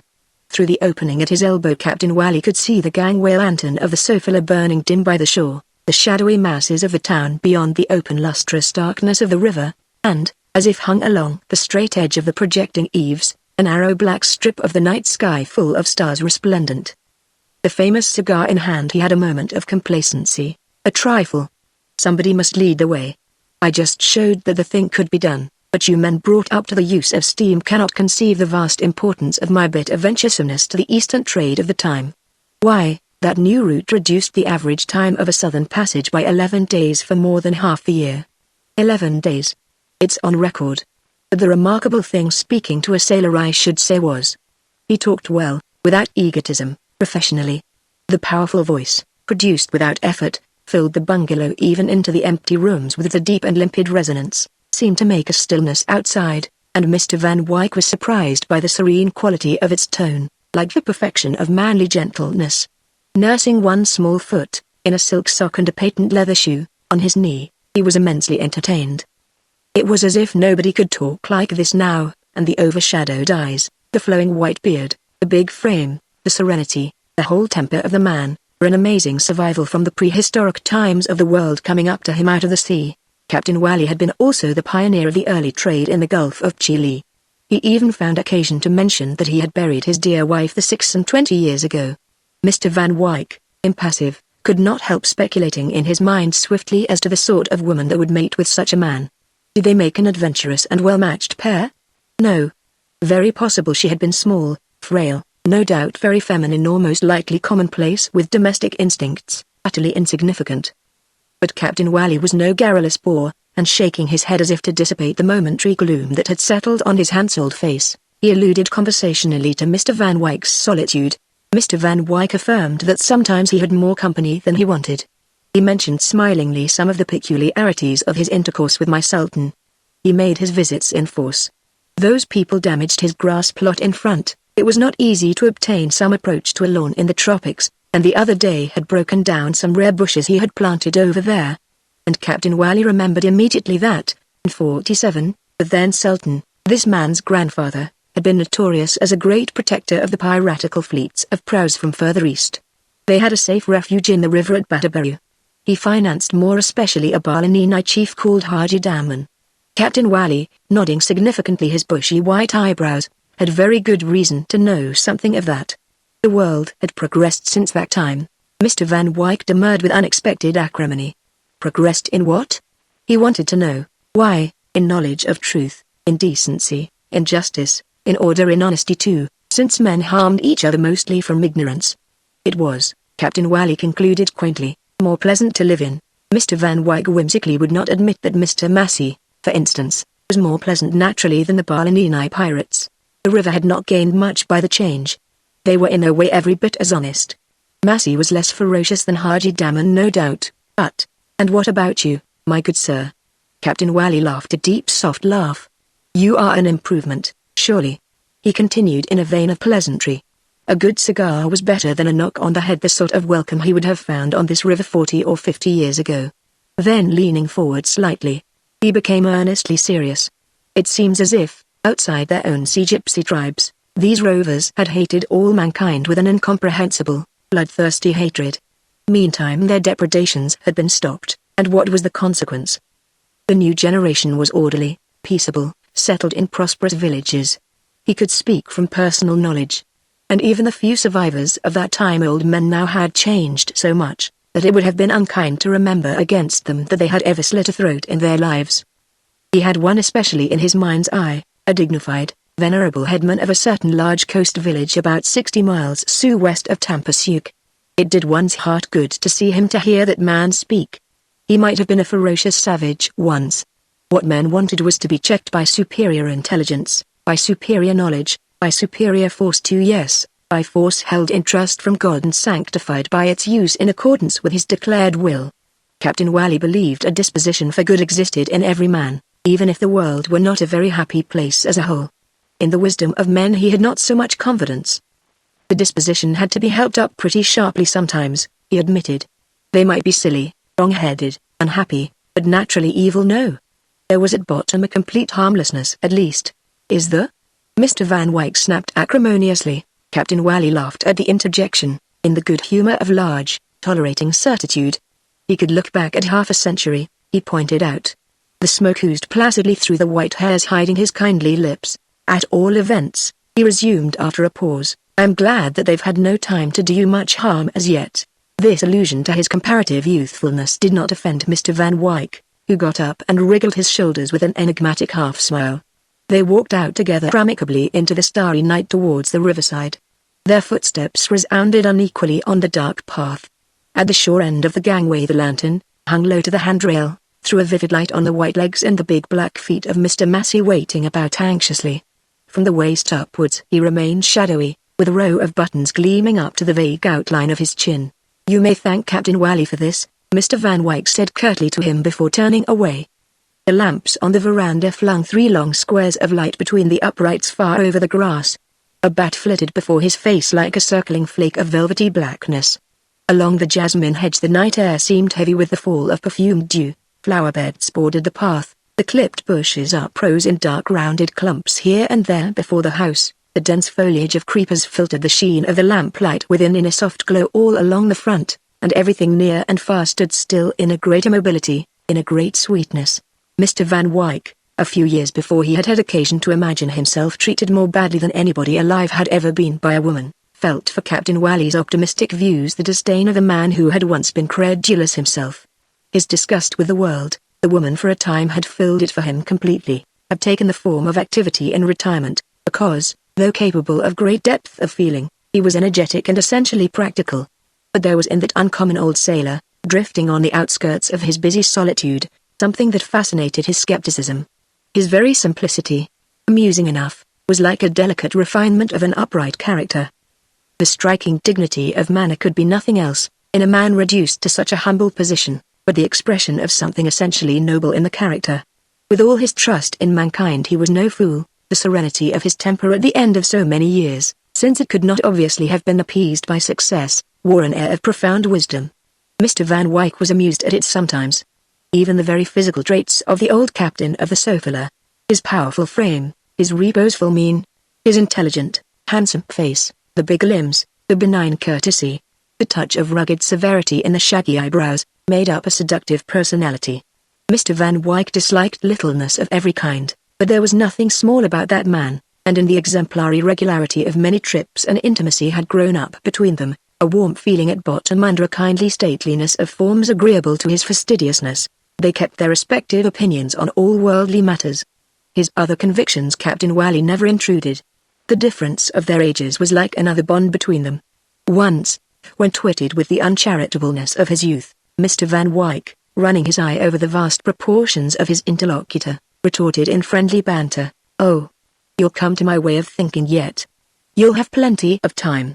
Don't call yourself old, you look good for around 100, but he could not help his stinging incisiveness, and though moderating it by an almost affectionate smile, he added, "And by then you will probably consent to die from sheer disgust." Captain Wally, smiling too, shook his head. God forbid. He thought that perhaps on the whole he deserved something better than to die in such sentiments.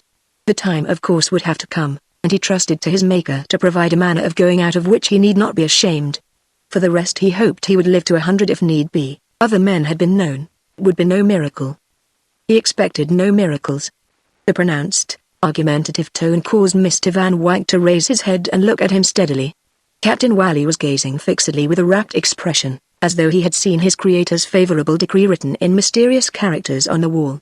He kept perfectly motionless for a few seconds, then got his vast bulk onto his feet so impetuously that Mr. Van Wyck was startled. He struck first a heavy blow on his inflated chest, and, throwing out horizontally a big arm that remained steady, extended in the air like the limb of a tree on a windless day.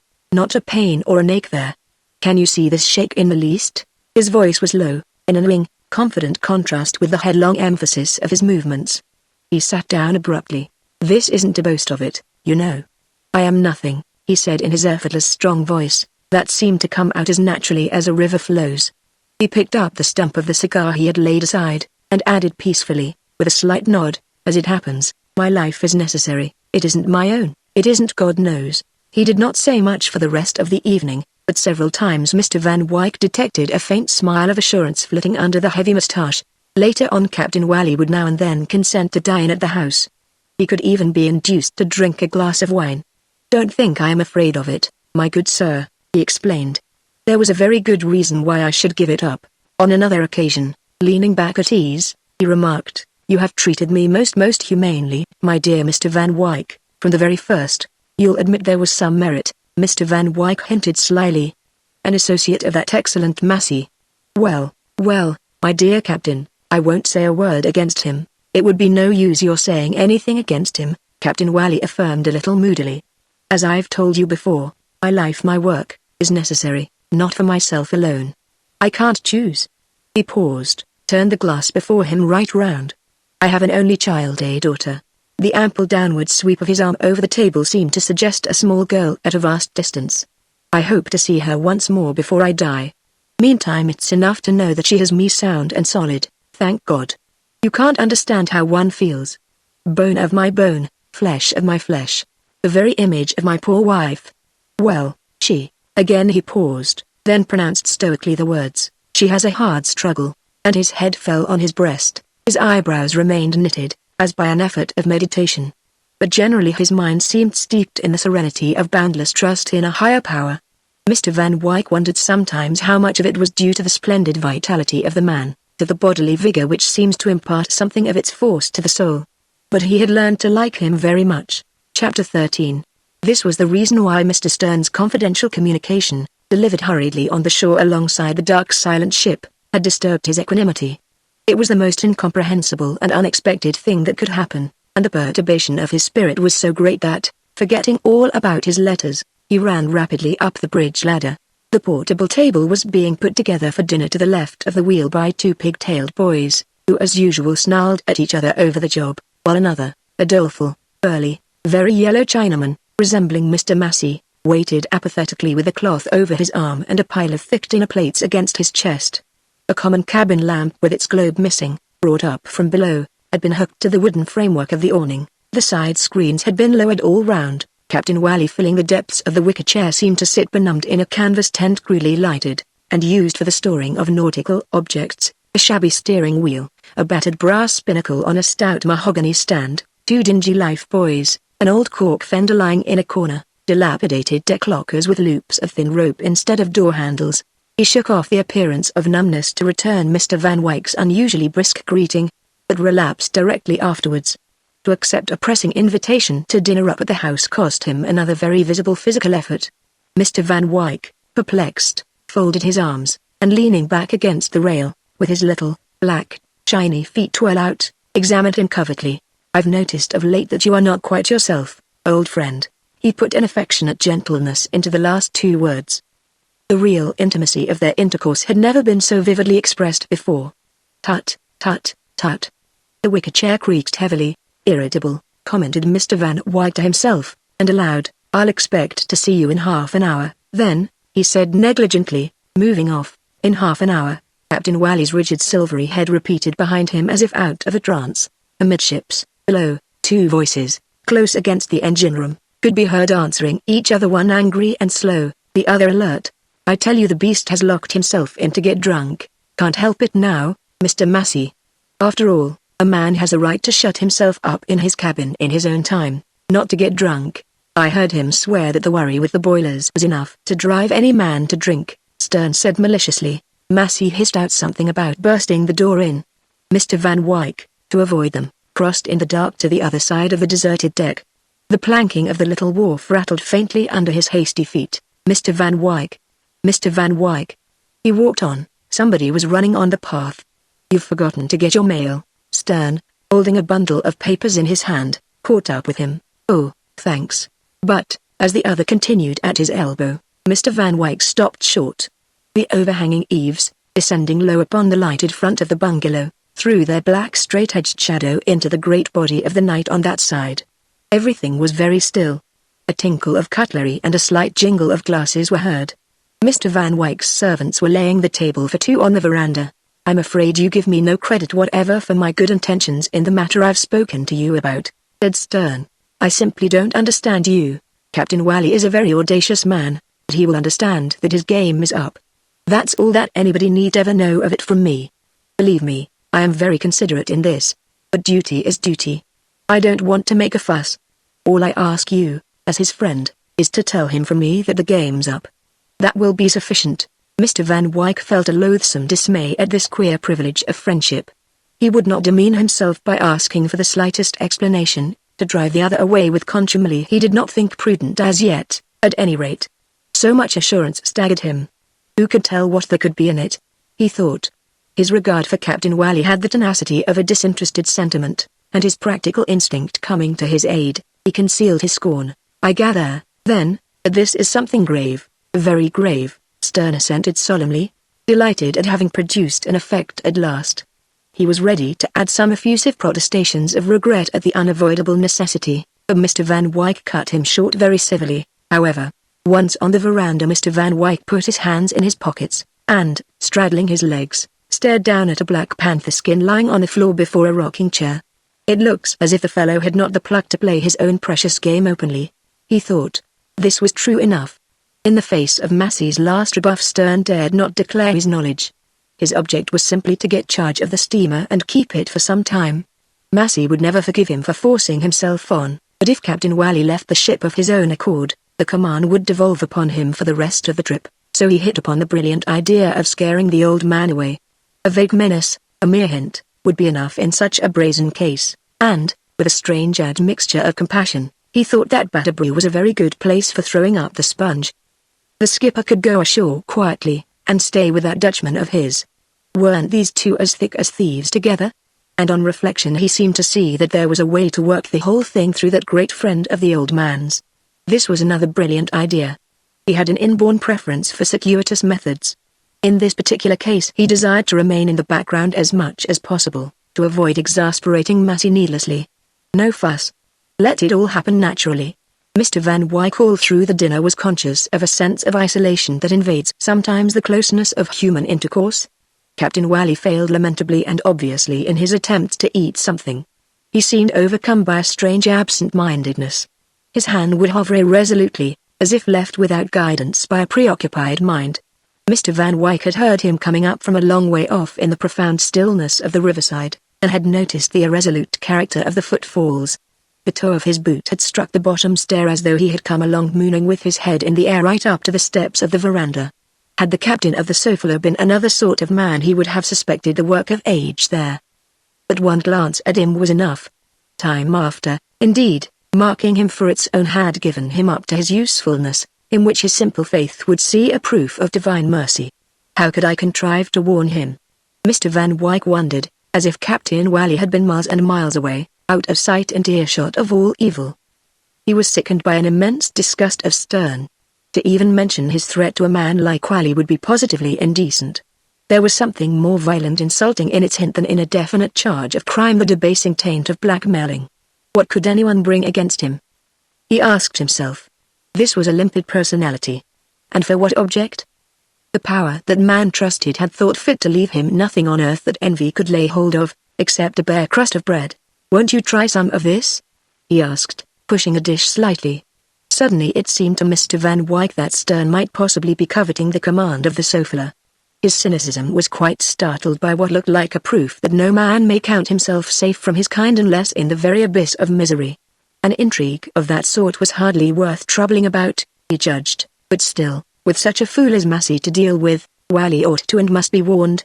At this moment Captain Wally, bolt upright, the deep cavities of the eyes overhung by a bushy frown, and one large brown hand resting on each side of his empty plate, spoke across the tablecloth abruptly. "Mr. Van Wyck, you've always treated me with the most humane consideration. My dear Captain, you make too much of a simple fact that I am not a savage."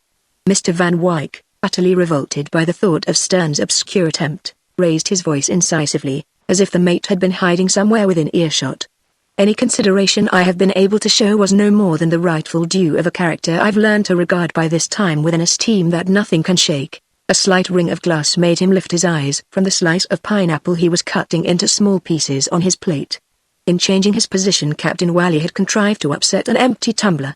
Without looking that way, leaning sideways on his elbow, his other hand shading his brow, he groped shakily for it, then desisted. Van Wyck stared blankly, as if something momentous had happened all at once. He did not know why he should feel so startled, but he forgot Stern utterly for the moment. "Why, what's the matter?" And Captain Wally, half averted, in a deadened, agitated voice, muttered, "Esteem. And I may add something more." Mr. Van Wyck, very steady-eyed, pronounced slowly, "Hold. Enough." Captain Wally did not change his attitude or raise his voice. "Say no more. I can make you no return. I am too poor even for that now. Your esteem is worth having. You are not a man that would stoop to deceive the poorest sort of devil on earth, or make a ship unseaworthy every time he takes her to sea." Mr. Van Wyck, leaning forward, his face gone pink all over, with a starched table napkin over his knees, was inclined to mistrust his senses, his power of comprehension, the sanity of his guest. "Where? Why? In the name of God! What's this? What ship? I don't understand who." "Then, in the name of God, it is I. A ship's unseaworthy when her captain can't see. I am going blind." Mr. Van Wyck made a slight movement, and sat very still afterwards for a few seconds. Then, with the thought of Stern's "the game's up," he ducked under the table to pick up the napkin which had slipped off his knees. This was the game that was up. And at the same time the muffled voice of Captain Wally passed over him. "I've deceived them all. Nobody knows." He emerged flushed to the eyes. Captain Wally, motionless under the full blaze of the lamp, shaded his face with his hand. "And you had that courage? Call it by what name you like. But you are a humane man, a gentleman, Mr. Van Wyck. You may have asked me what I had done with my conscience." He seemed to muse, profoundly silent, very still in his mournful pose. "I began to tamper with it in my pride. You begin to see a lot of things when you are going blind. I could not be frank with an old chum even. I was not frank with Massey, no, not altogether. I knew he took me for a wealthy sailor fool, and I let him. I wanted to keep up my importance because there was poor Ivy away than my daughter. What did I want to trade on his misery for? I did trade on it for her. And now, what mercy could I expect from him? He would trade on mine if he knew it. He would hunt the old fraud out, and stick to the money for a year. Ivy's money. And I haven't kept a penny for myself. How am I going to live for a year? A year. In a year there will be no sun in the sky for her father." His deep voice came out, awfully veiled, as though he had been overwhelmed by the earth of a landslide, and talking to you of the thoughts that haunt the dead in their graves. A cold shudder ran down Mr. Van Wyck's back. "And how long is it since you have?" he began. "It was a long time before I could bring myself to believe in this visitation." Captain Wally spoke with gloomy patience from under his hand. He had not thought he had deserved it. He had begun by deceiving himself from day to day, from week to week. He had the serang at hand there, an old servant. It came on gradually, and when he could no longer deceive himself, His voice died out almost. Rather than give her up, I set myself to deceive you all. It's incredible, whispered Mr. Van Wyck. Captain Wally's appalling murmur flowed on. Not even the sign of God's anger could make me forget her. How could I forsake my child, feeling my vigor all the time, the blood warm within me? Warm as yours. It seems to me that, like the blinded Samson, I would find the strength to shake down a temple upon my head. She's a struggling woman, my own child that we used to pray over together, my poor wife and I. Do you remember that day I as well as told you that I believed God would let me live to 100 for her sake? What sin is there in loving your child? Do you see it? I was ready for her sake to live forever. I half believed I would. I've been praying for death since. Ah. Presumptuous man, you wanted to live. A tremendous, shuddering upheaval of that big frame, shaken by a gasping sob, set the glasses jingling all over the table, seemed to make the whole house tremble to the roof tree. And Mr. Van Wyck, whose feeling of outraged love had been translated into a form of struggle with nature, understood very well that, for that man whose whole life had been conditioned by action, there could exist no other expression for all the emotions, that, to voluntarily cease venturing, doing, enduring, for his child's sake, would have been exactly like plucking his warm love for her out of his living heart. Something too monstrous, too impossible, even to conceive. Captain Wally had not changed his attitude, that seemed to express something of shame, sorrow, and defiance. I have even deceived you. If it had not been for that word esteem. These are not the words for me. I would have lied to you. Haven't I lied to you? Weren't you going to trust your property on board this very trip? I have a floating yearly policy, Mr. Van Wyck said almost unwittingly, and was amazed at the sudden cropping up of a commercial detail. The ship is unseaworthy, I tell you. The policy would be invalid if it were known. We shall share the guilt, then. Nothing could make mine less, said Captain Wally. He had not dared to consult a doctor. The man would have perhaps asked who he was, what he was doing. Massey might have heard something. He had lived on without any help, human or divine. The very prayers stuck in his throat. What was there to pray for? And death seemed as far as ever. Once he got into his cabin he dared not come out again. When he sat down he dared not get up. He dared not raise his eyes to anybody's face. He felt reluctant to look upon the sea or up to the sky. The world was fading before his great fear of giving himself away. The old ship was his last friend. He was not afraid of her. He knew every inch of her deck, but at her too he hardly dared to look, for fear of finding he could see less than the day before. A great uncertainty enveloped him. The horizon was gone. The sky mingled darkly with the sea. Who was this figure standing over yonder? What was this thing lying down there? And a frightful doubt of the reality of what he could see made even the remnant of sight that remained to him an added torment, a pitfall always open for his miserable pretense. He was afraid to stumble inexcusably over something, to say a fatal yes or no to a question. The hand of God was upon him, but it could not tear him away from his child. And, as if in a nightmare of humiliation, every featureless man seemed an enemy. He let his hand fall heavily on the table. Mr. Van Wyck, arms down, chin on breast, with a gleam of white teeth pressing on the lower lip, meditated on Stearns. The game's up. The Serang of course does not know. Nobody, said Captain Wally, with assurance. Ah yes. Nobody. Very well. Can you keep it up to the end of the trip? That is the last under the agreement with Massey. Captain Wally got up and stood erect, very stately, with a great white beard lying like a silver breastplate over the awful secret of his heart. Yes, that was the only hope there was for him of ever seeing her again, of securing the money, the last he could do for her, before he crept away somewhere useless, a burden, a reproach to himself. His voice faltered. Think of it. Never see her any more, the only human being besides myself now on earth that can remember my wife. She's just like her mother. Lucky the poor woman is where there are no tears shed over those they loved on earth and that remain to pray not to be led into temptation, because, I suppose, the blessed know the secret of grace in God's dealings with his created children. He swayed a little, said with austere dignity, I don't. I know only the child he has given me. And he began to walk. Mr. Van Wyck, jumping up, saw the full meaning of the rigid head, the hesitating feet, the vaguely extended hand.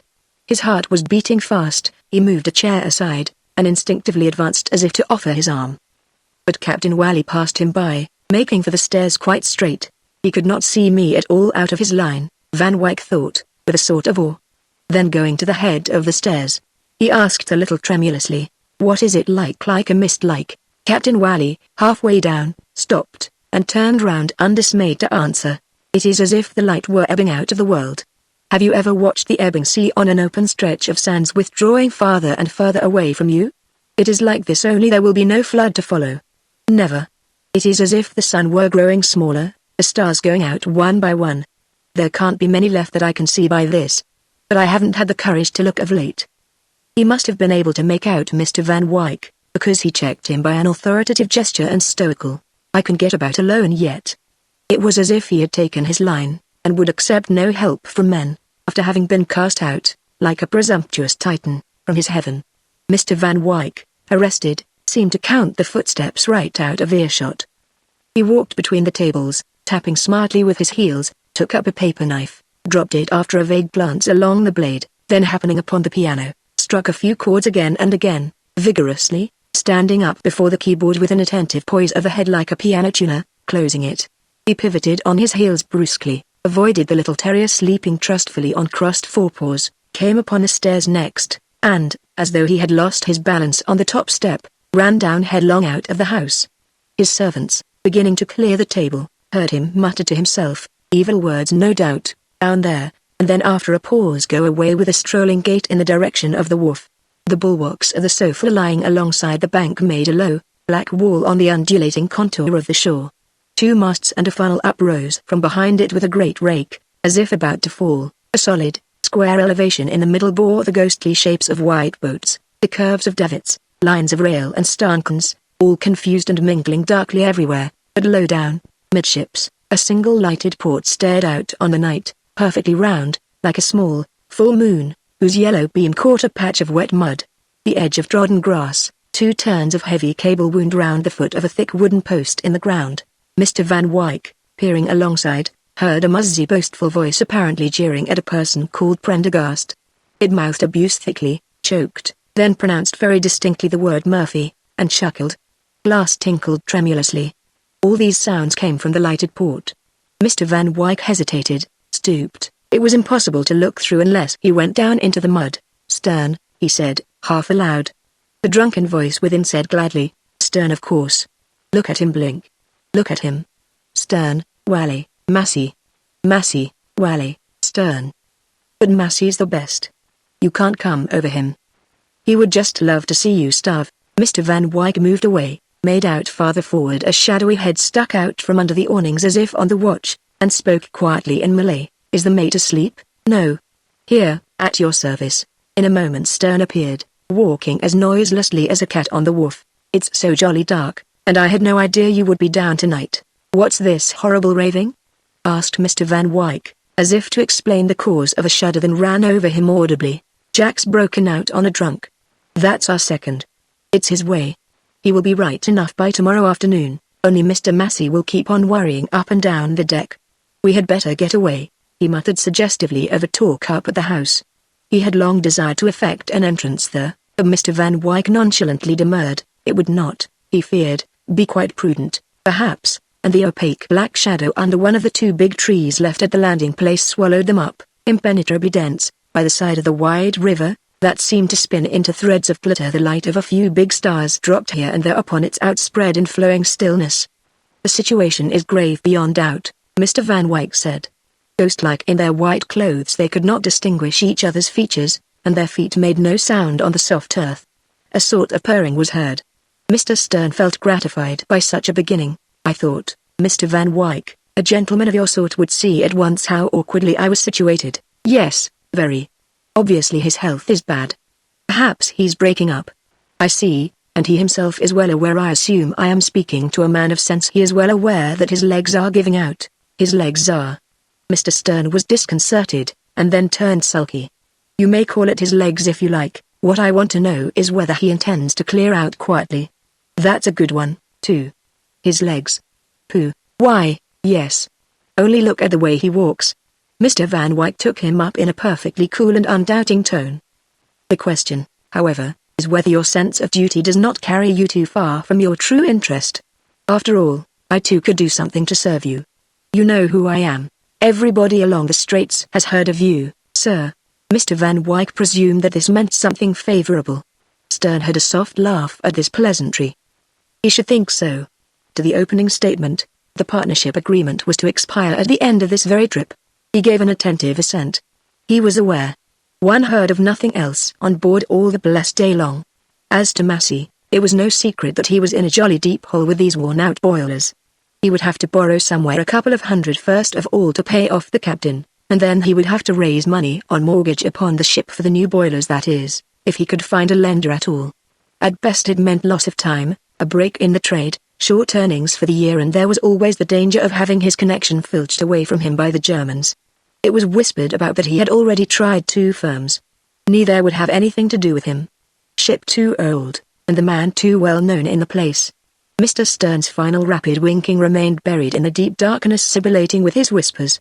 Supposing, then, he got a loan, Mr. Van Wyck resumed in a deliberate undertone, on your own showing he's more than likely to get a mortgagee's man thrust upon him as captain. For my part, I know that I would make that very stipulation myself if I had to find the money. And as a matter of fact I am thinking of doing so. It would be worth my while in many ways. Do you see how this would bear on the case under discussion? Thank you, sir. I am sure you couldn't get anybody that would care more for your interests. Well, it suits my interest that Captain Wally should finish his time. I shall probably take a passage with you down the Straits. If that can be done, I'll be on the spot when all these changes take place, and in a position to look after your interests, Mr. Van Wyck. I want nothing better. I am sure I am infinitely. I take it, then, that this may be done without any trouble. Well, sir, what risk there is can't be helped, but, speaking to you as my employer now, the thing is more safe than it looks. If anybody had told me of it I wouldn't have believed it, but I have been looking on myself. That old serang has been trained up to the game. There's nothing the matter with his limbs, sir. He's got used to doing things himself in a remarkable way. And let me tell you, sir, that Captain Wally, poor man, is by no means useless. Fact. Let me explain to you, sir. He stiffens up, that old monkey of a Malay, who knows well enough what to do. Why, he must have kept captain's watches in all sorts of country ships off and on for the last 25 years. These natives, sir, as long as they have a white man close at the back, will go on doing the right thing most surprisingly well, even if left quite to themselves. Only the white man must be of the sort to put starch into them, and the captain is just the one for that. Why, sir, he has drilled him so well that now he needs hardly speak at all.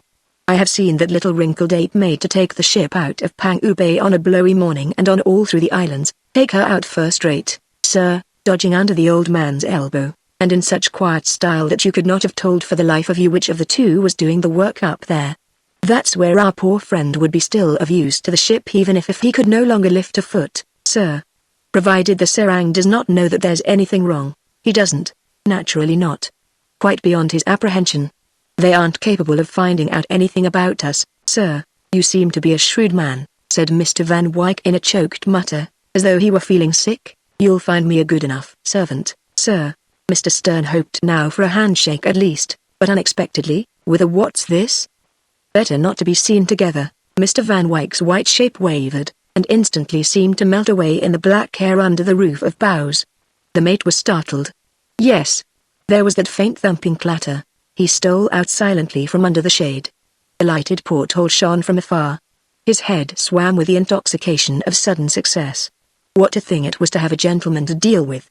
He crept aboard, and there was something weird in the shadowy stretch of empty decks, echoing with shouts and blows proceeding from a darker part amidships.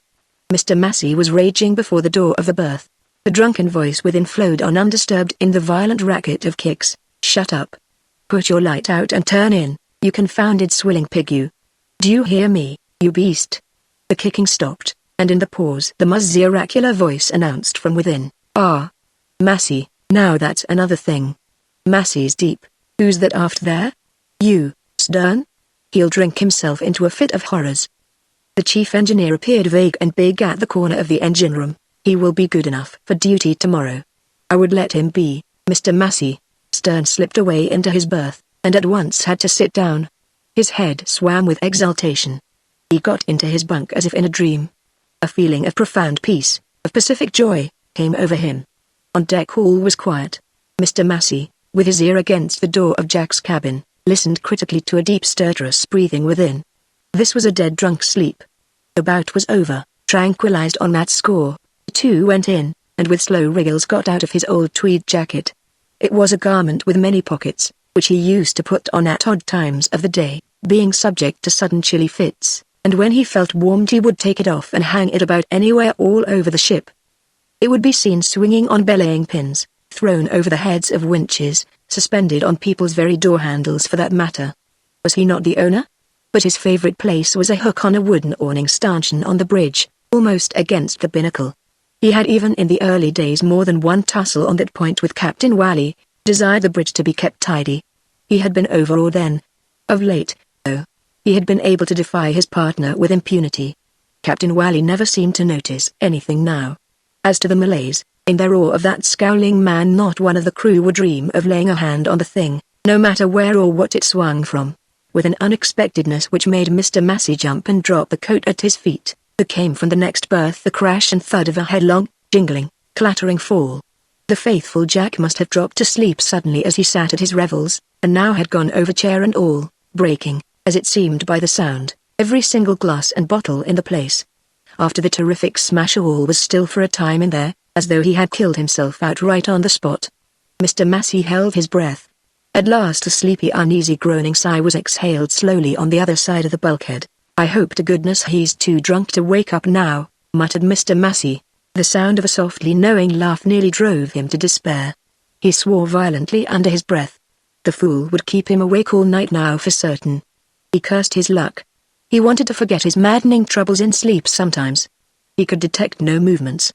Without apparently making the slightest attempt to get up, Jack went on sniggering to himself where he lay, then began to speak. He had left off as it were.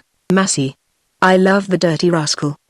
He would like to see his poor old Jack starve, but just you look where he has climbed to." He hiccuped in a superior, leisurely manner. "Ship owning it with the best. A lottery ticket you want? Ha. Ha. I will give you lottery tickets, my boy. Let the old ship sink and the old chum starve, that's right. He don't go wrong, Massey, don't. Not he. He's a genius, that man is. That's the way to win your money. Ship and chum must go. The silly fool has taken it to heart," muttered Massey to himself.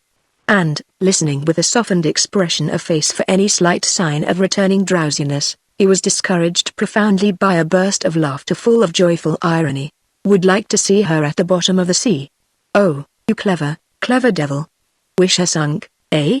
I should think you would, my boy. The damned old thing and all your troubles with her. Rake in the insurance money, turn your back on your old chum, all's well, gentlemen." Again, a grim stillness had come over Massey's face. Only his big black eyes rolled uneasily. The raving fool. And yet it was all true. Yes. Lottery tickets, too. All true. What? Beginning again? He wished he wouldn't, but it was even so. The imaginative drunkard on the other side of the bulkhead shook off the death-like stillness that after his last words had fallen on the dark ship moored to a silent shore. "Don't you dare to say anything against George Massey, Esquire. When he's tired of waiting he will do away with her. Look out. Down she goes, chum and all. He'll know how to." The voice hesitated, weary, dreamy, lost, as if dying away in a vast open space. "Find a trick that will work. He's up to it, never fear."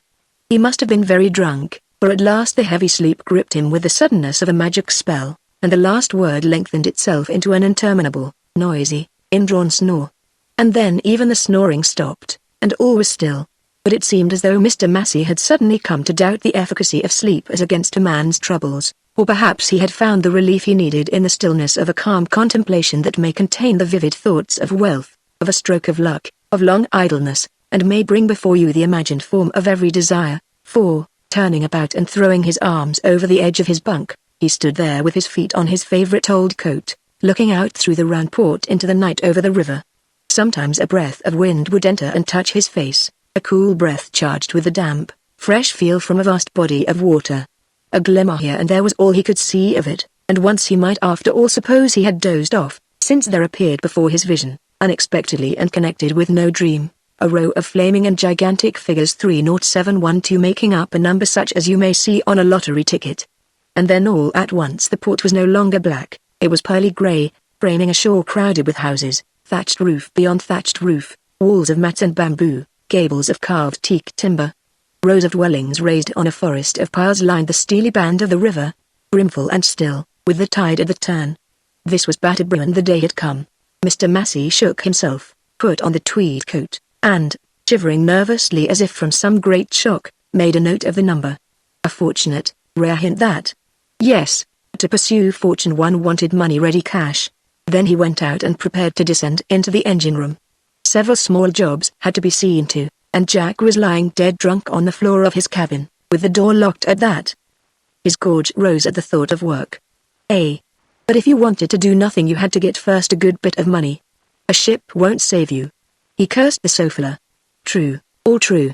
He was tired of waiting for some chance that would rid him at last of that ship that had turned out a curse on his life. Chapter 14. The deep, interminable hoot of the steam whistle had, in its grave, vibrating note, something intolerable, which sent a slight shudder down Mr. Van Wyck's back. It was the early afternoon. The sofa was leaving Batterborough for Pangu, the next place of call. She swung in the stream, scantily attended by a few canoes, and, gliding on the broad river, became lost to view from the Van Wyck bungalow. Its owner had not gone this time to see her off. Generally he came down to the wharf, exchanged a few words with the bridge while she cast off, and waved his hand to Captain Wally at the last moment. This day he did not even go as far as the balustrade of the veranda. He couldn't see me if I did, he said to himself. I wonder whether he can make out the house at all.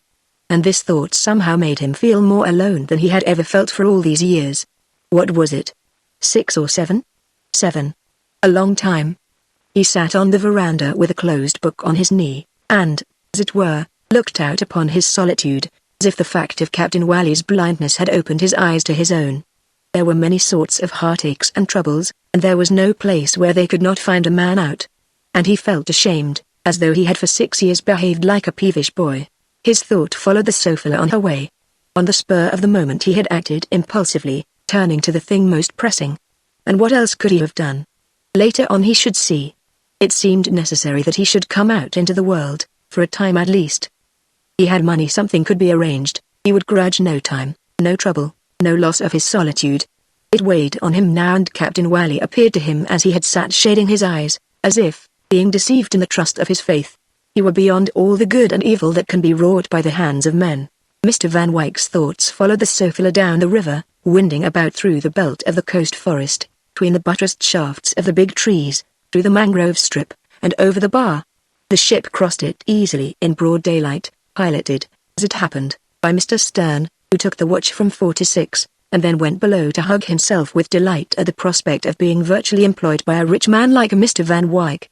He could not see how any hitch could occur now. He did not seem able to get over the feeling of being fixed up at last. From 6 to 8, in the course of duty, the Serang looked alone after the ship. She had a clear road before her now till about 3 in the morning, when she would close with the Pangu group. At 8 Mr. Stern came out cheerily to take charge again till midnight. At 10 he was still chirruping and humming to himself on the bridge, and about that time Mr. Van Wyck's thought abandoned the sofa. Mr. Van Wyck had fallen asleep at last. Massey, locking the engine room companion, jerked himself into his tweed jacket surlily, while the second waited with a scowl. Oh. You came out? You sot. Well, what have you got to say for yourself? He had been in charge of the engines till then. A somber fury darkened his mind, a hot anger against the ship, against the facts of life, against the men for their cheating, against himself too because of an inward tremor of his heart. An incomprehensible growl answered him. What? Can't you open your mouth now? You yelp out your infernal rot loud enough when you are drunk. What do you mean by abusing people in that way? You old useless boozer. You can't help it. Don't remember anything about it. You shouldn't listen. You dare to tell me. What do you mean by going on a drunk like this? Don't ask me. Sick of the damn boilers you would be. Sick of life. I wish you were dead, then. You've made me sick of you. Don't you remember the uproar you made last night? You miserable old soaker. No, I don't. Don't want to. Drink is drink. I wonder what prevents me from kicking you out. What do you want here? Relieve you. You've been long enough down there, George. Don't you George me, you tippling old rascal, you. If I were to die tomorrow you would starve. Remember that. Say Mr. Massey. Mr. Massey, repeated the other stolidly.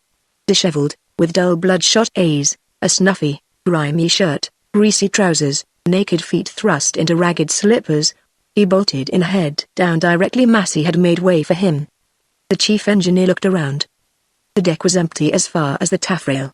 All the native passengers had left in Batterborough this time, and no others had joined. The dial of the patent log tinkled periodically in the dark at the end of the ship. It was a dead calm, and, under the clouded sky, through the still air that seemed to cling warm, with a seaweed smell, her slim hull, on a sea of somber grey and unwrinkled, ship moved on an even keel, as if floating detached in empty space. But Mr. Massey slapped his forehead, tottered a little, caught hold of a belaying pin at the foot of the mast. "I shall go mad," he muttered, walking across the deck unsteadily. A shovel was scraping loose coal down below. A fire door clanged. Stern on the bridge began whistling a new tune. Captain Wally, sitting on the couch, awake and fully dressed, heard the door of his cabin open. He did not move in the least, waiting to recognize the voice. With an appalling strain of prudence, a bulkhead lamp blazed on the white paint, the crimson plush, the brown varnish of mahogany tops.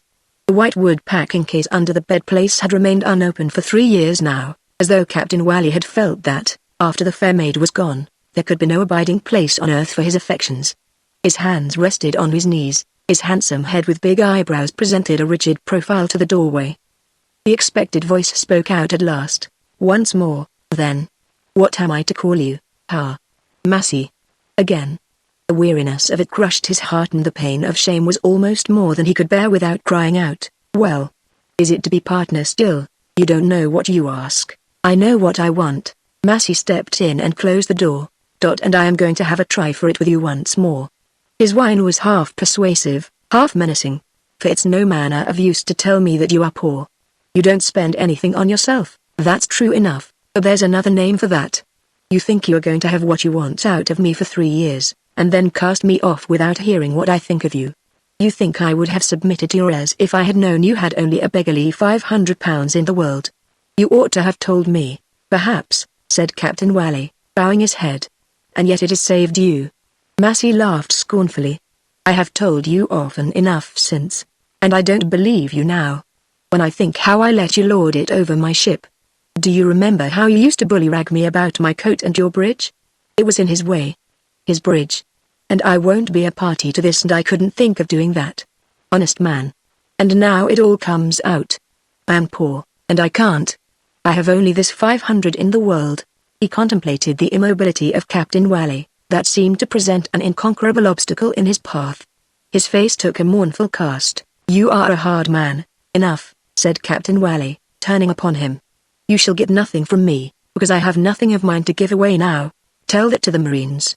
Mr. Massey, going out, looked back once, then the door closed, and Captain Wally, alone, sat as still as before. He had nothing of his own, even his past of honor, of truth, of just pride, was gone.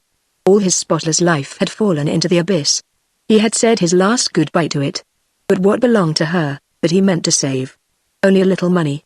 He would take it to her in his own hands, this last gift of a man that had lasted too long. And an immense and fierce impulse, the very passion of paternity, flamed up with all the unquenched vigor of his worthless life in a desire to see her face. Just across the deck Massey had gone straight to his cabin, struck a light, and hunted up the note of the dreamed number whose figures had flamed up also with the fierceness of another passion. He must contrive somehow not to miss a drawing. That number meant something.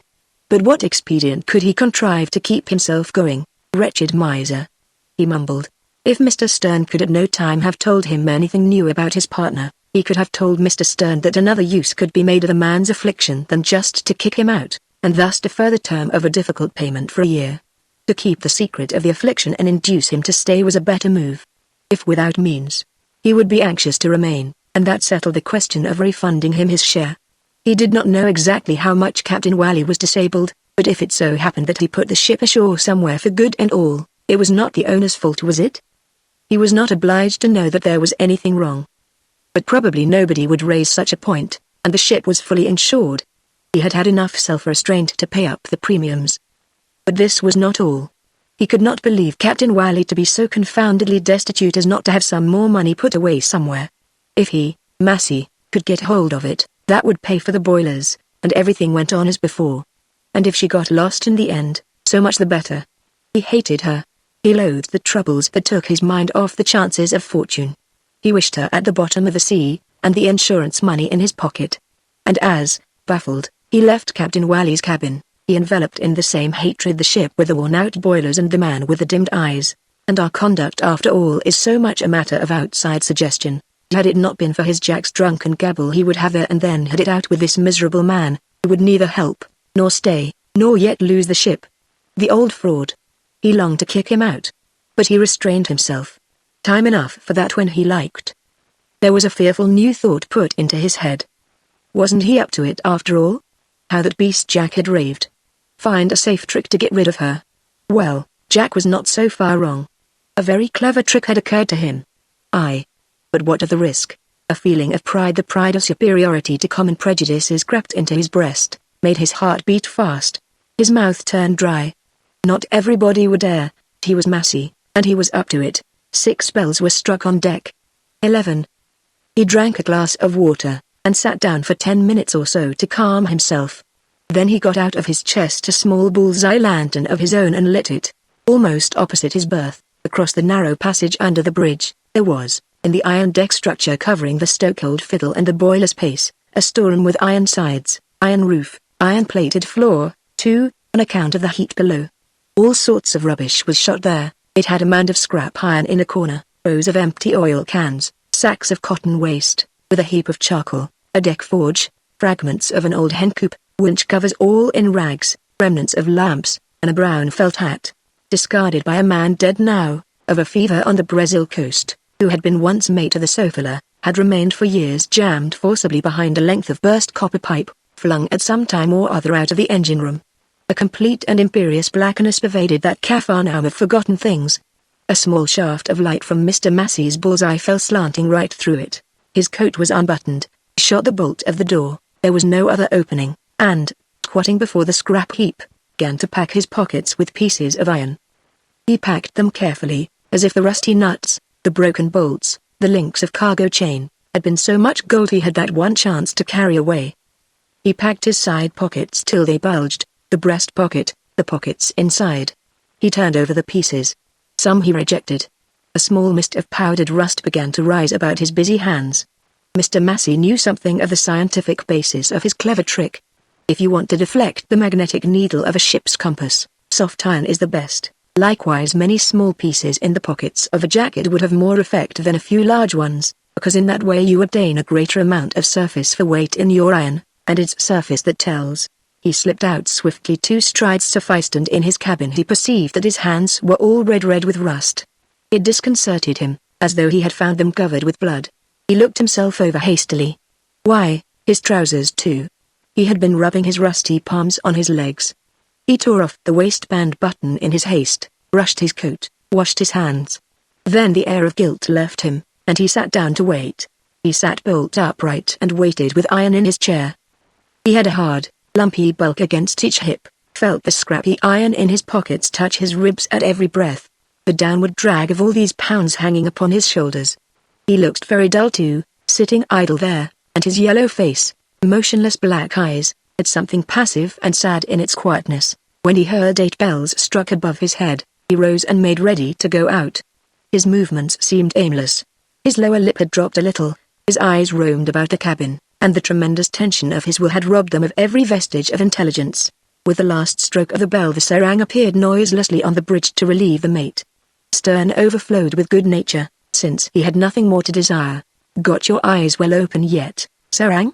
It's middling dark. I'll wait till you get your sight properly. The old Malay murmured, looked up with his worn eyes, sidled away into the light of the binnacle, and, crossing his hands behind his back, fixed his eyes on the compass card. You'll have to keep a good lookout ahead for land, about 3:30. It's fairly clear, though. You have looked in on the captain as you came along, eh? He knows the time? Well, then, I am off. At the foot of the ladder he stood aside for the captain. He watched him go up with an even, certain tread, and remained thoughtful for a moment. It's funny, he said to himself, but you can never tell whether that man has seen you or not. He might have heard me breathe this time. He was a wonderful man when all was said and done. They said he had had a name in his day. Mr. Stern could well believe it, and he concluded serenely that Captain Wally must be able to see people more or less as himself just now, for instance, but not being certain of anybody, had to keep up that unnoticing silence of manner for fear of giving himself away.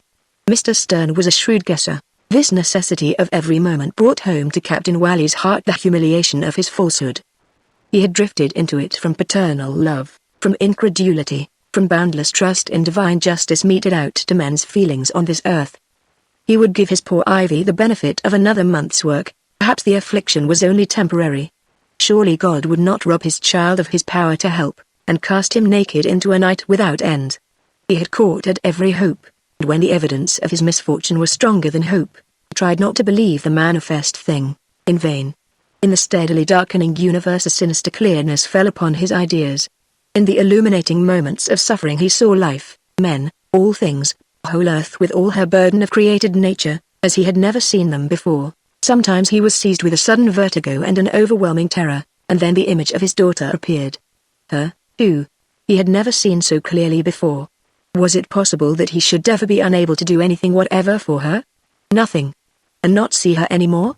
Never. Why? The punishment was too great for a little presumption, for a little pride. And at last he came to cling to his deception with a fierce determination to carry it out to the end, to save her money intact, and behold her once more with his own eyes. Afterwards what?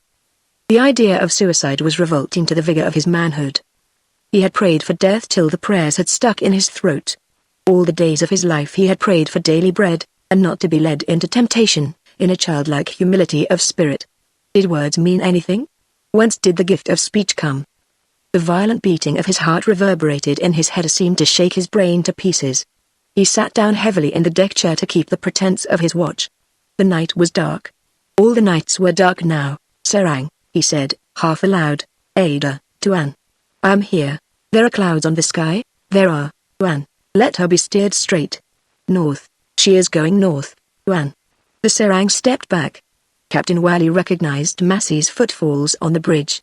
The engineer walked over to port and returned, passing behind the chair several times. Captain Wally detected an unusual character as of prudent care in this prowling.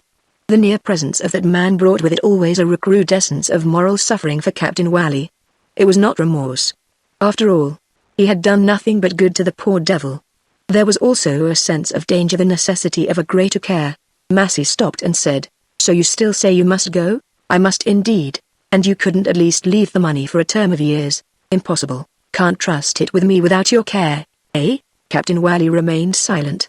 Massey sighed deeply over the back of the chair. "It would just do to save me," he said in a tremulous voice. "I've saved you once."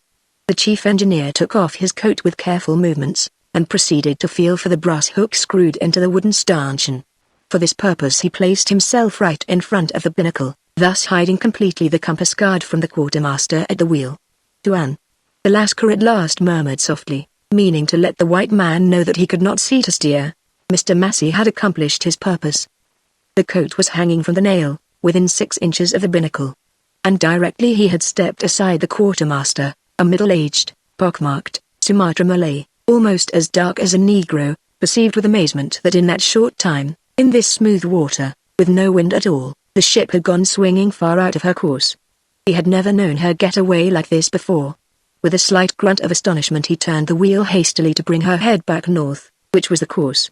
The grinding of the steering chains, the chiding murmurs of the Serang, who had come over to the wheel, made a slight stir, which attracted Captain Wally's anxious attention.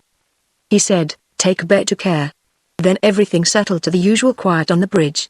Mr. Massey had disappeared, but the iron in the pockets of the coat had done its work, and the Sophia, heading north by the compass, made untrue by this simple device, was no longer making a safe course for Pangu Bay. The hiss of water parted by her stem, the throb of her engines, all the sounds of her faithful and laborious life, went on uninterrupted in the great calm of the sea, joining on all sides the motionless layer of cloud over the sky. A gentle stillness as vast as the world seemed to wait upon her path, enveloping her lovingly in a supreme caress. Mr. Massey thought there could be no better night for an arranged shipwreck. Run up high and dry on one of the reefs east of Pangu, wait for daylight, hole in the bottom out boats Pangu Bay same evening. That's about it. As soon as she touched he would hasten on the bridge, get hold of the coat, nobody would notice in the dark, and shake it upside down over the side, or even fling it into the sea. A detail. Who could guess? Coat been seen hanging there from that hook hundreds of times. Nevertheless, when he sat down on the lower step of the bridge ladder his knees knocked together a little. The waiting part was the worst of it. At times he would begin to pant quickly, as though he had been running, and then breathe largely, swelling with the intimate sense of a mastered fate. Now and then he would hear the shuffle of the serang's bare feet up there. Quiet, low voices would exchange a few words, lapse almost at once into silence. "Tell me directly you see any land, serang." "Yes, Tuan." "Not yet." "No, not yet," Captain Wally would agree. The ship had been the best friend of his decline. He had sent all the money he had made by and in the Sofala to his daughter. His thought lingered on the name. How often he and his wife had talked over the cot of the child in the big stern cabin of the Condor. She would grow up, she would marry, she would love them, they would live near her and look at her happiness. It would go on without end. Well, his wife was dead. To the child he had given all he had to give. He wished he could come near her, see her face once, live and the sound of her voice, that could make the darkness of the living grave ready for him supportable. He had been starved of love too long. He imagined her tenderness. The serang had been peering forward, and now and then glancing at the chair. He fidgeted restlessly, and suddenly burst out close to Captain Wally. "Tuan, do you see anything of the land?" The alarmed voice brought Captain Wally to his feet at once. See. And at the question, the curse of his blindness seemed to fall on him with 100-fold force. "What's the time?" he cried. "3:30, Tuan. We are close. You must see. Look, I say. Look." Mr. Massey, awakened by the sudden sound of talking from a short doze on the lowest step, wondered why he was there. A faintness came over him. It is one thing to sow the seed of an accident and another to see the monstrous fruit hanging over your head ready to fall in the sound of agitated voices. "There's no danger," he muttered thickly. The horror of incertitude had seized upon Captain Wally, miserable mistrust of men, of things of the very earth. He had steered that very course 36 times by the same compass. If anything was certain in this world it was its absolute, unerring correctness. Then what had happened? Did the serang lie? Why lie? Why? Was he going blind too? Is there a mist? Look low on the water. Low down, I say, Tuan, there's no mist. See for yourself. Captain Wally steadied the trembling of his limbs by an effort. Should he stop the engines at once and give himself away? A gust of irresolution swayed all sorts of bizarre notions in his mind. The unusual had come, and he was not fit to deal with it. In this passage of inexpressible anguish he saw her face, the face of a young girl with an amazing strength of illusion. No, he must not give himself away after having gone so far for her sake. "You steered the course? You made it? Speak the truth." "Yeah, Tuan. On the course now. Look." Captain Wally strode to the binnacle, which to him made such a dim spot of light in an infinity of shapeless shadow. By bending his face right down to the glass he had been able before. Having to stoop so low, he put out, instinctively, his arm to where he knew there was a stanchion to steady himself against. His hand closed on something that was not wood but cloth. The slight pull adding to the weight, the loop broke, and Mr. Massey's coat falling, struck the deck heavily with a dull thump, accompanied by a lot of clicks. "What's this?" Captain Wally fell on his knees, with groping hands extended in a frank gesture of blindness. They trembled, these hands feeling for the truth. He saw it. Iron near the compass. Wrong course. Wreck her. His ship. Oh no. Not that. Jump and stop her. He roared out in a voice not his own. He ran himself hands forward, a blind man, and while the clanging of the gong echoed still all over the ship, she seemed to butt full tilt into the side of a mountain. It was low water along the north side of the strait. Mr. Massey had not reckoned on that. Instead of running aground for half her length, the Sofala butted the sheer edge of a stone reef which would have been awash at high water.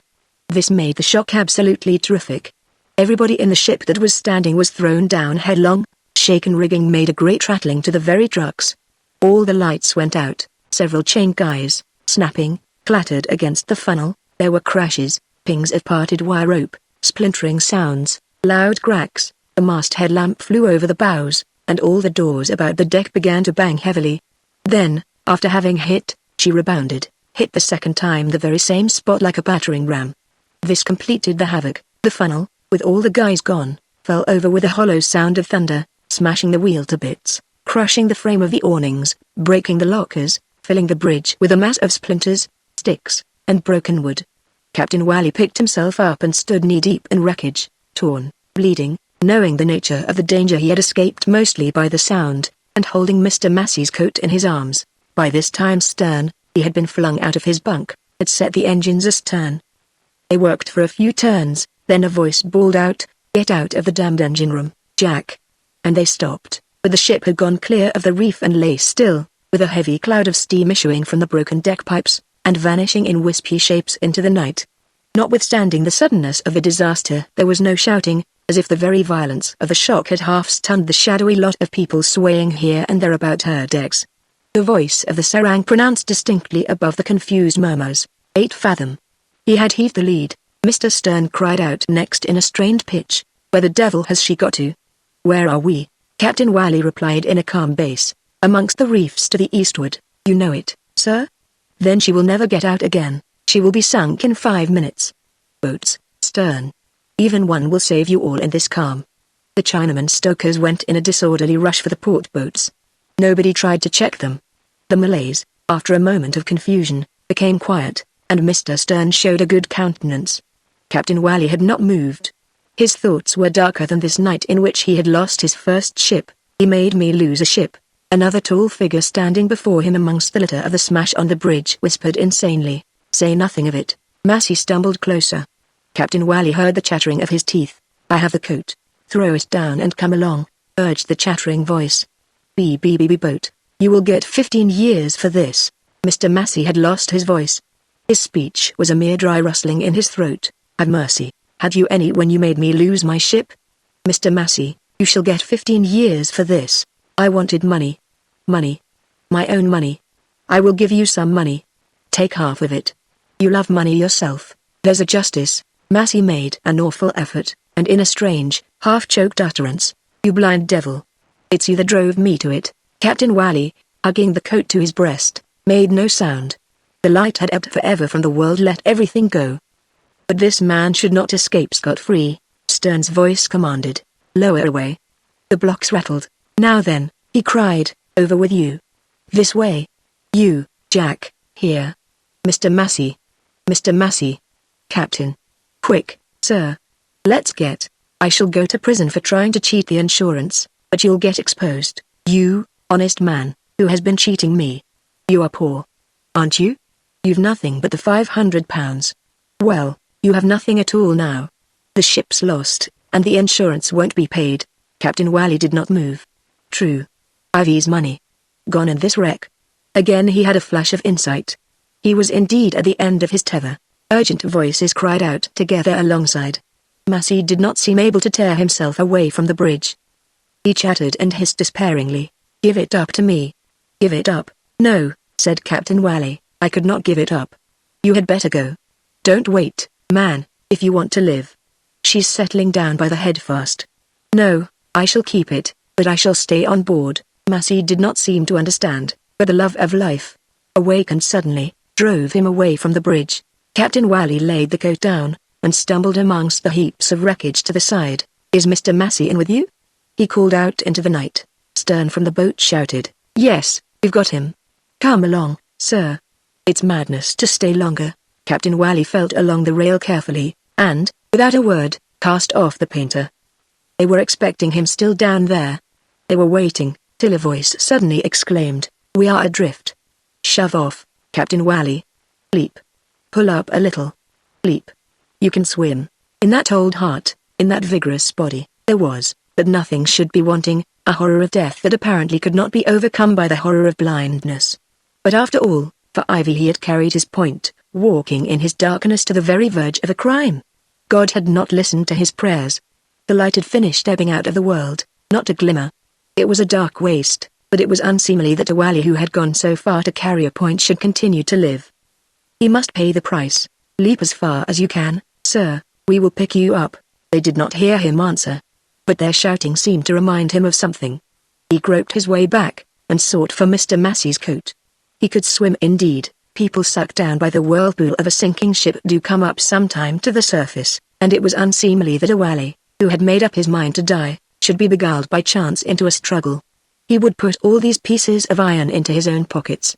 They, looking from the boat, saw the Sophia, a black mass upon a black sea, lying still at an appalling cant. No sound came from her. Then, with a great bizarre shuffling noise, as if the boilers had broken through the bulkheads, and with a faint muffled detonation, where the ship had been there appeared for a moment something standing upright and narrow, like a rock out of the sea. Then that too disappeared, when the Sophia failed to come back to Batterbrew at the proper time. Mr. Van Wyck understood at once that he would never see her any more.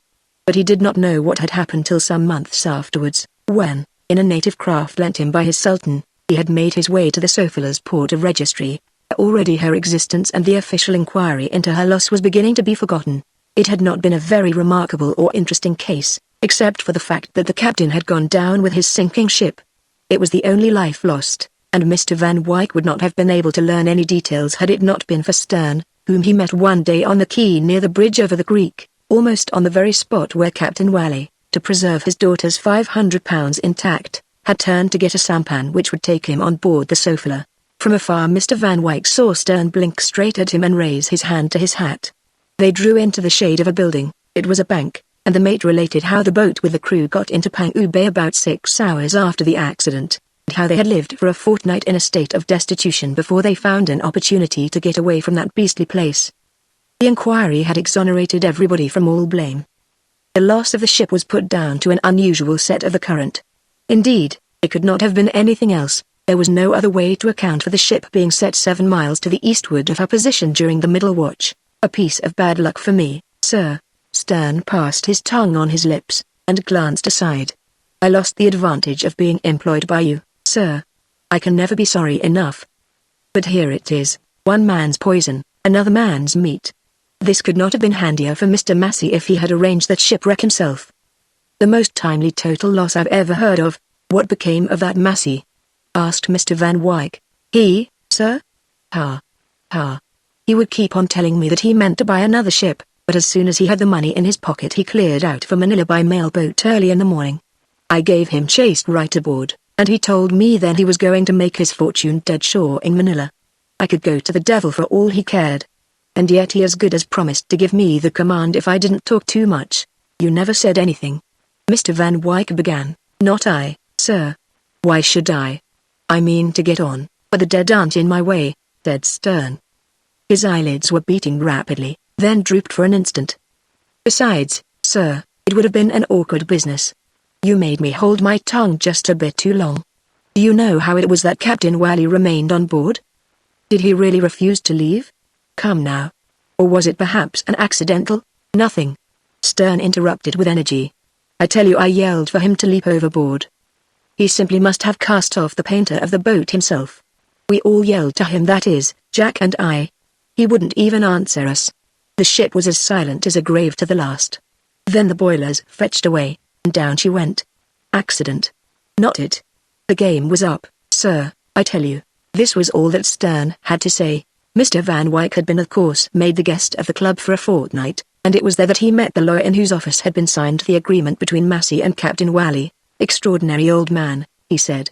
He came into my office from nowhere in particular, as you may say, with his £500 to place, and that engineer fellow following him anxiously. And now he has gone out a little inexplicably, just as he came. I could never understand him quite. There was no mystery at all about that Massey, eh? I wonder whether Wally refused to leave the ship. It would have been foolish. He was blameless, as the court found. Mr. Van Wyck had known him well, he said, and he could not believe in suicide. Such an act would not have been in character with what he knew of the man. It is my opinion, too, the lawyer agreed. The general theory was that the captain had remained too long on board trying to save something of importance. Perhaps the chart which would clear him, or else something of value in his cabin. The painter of the boat had come adrift of itself, it was supposed.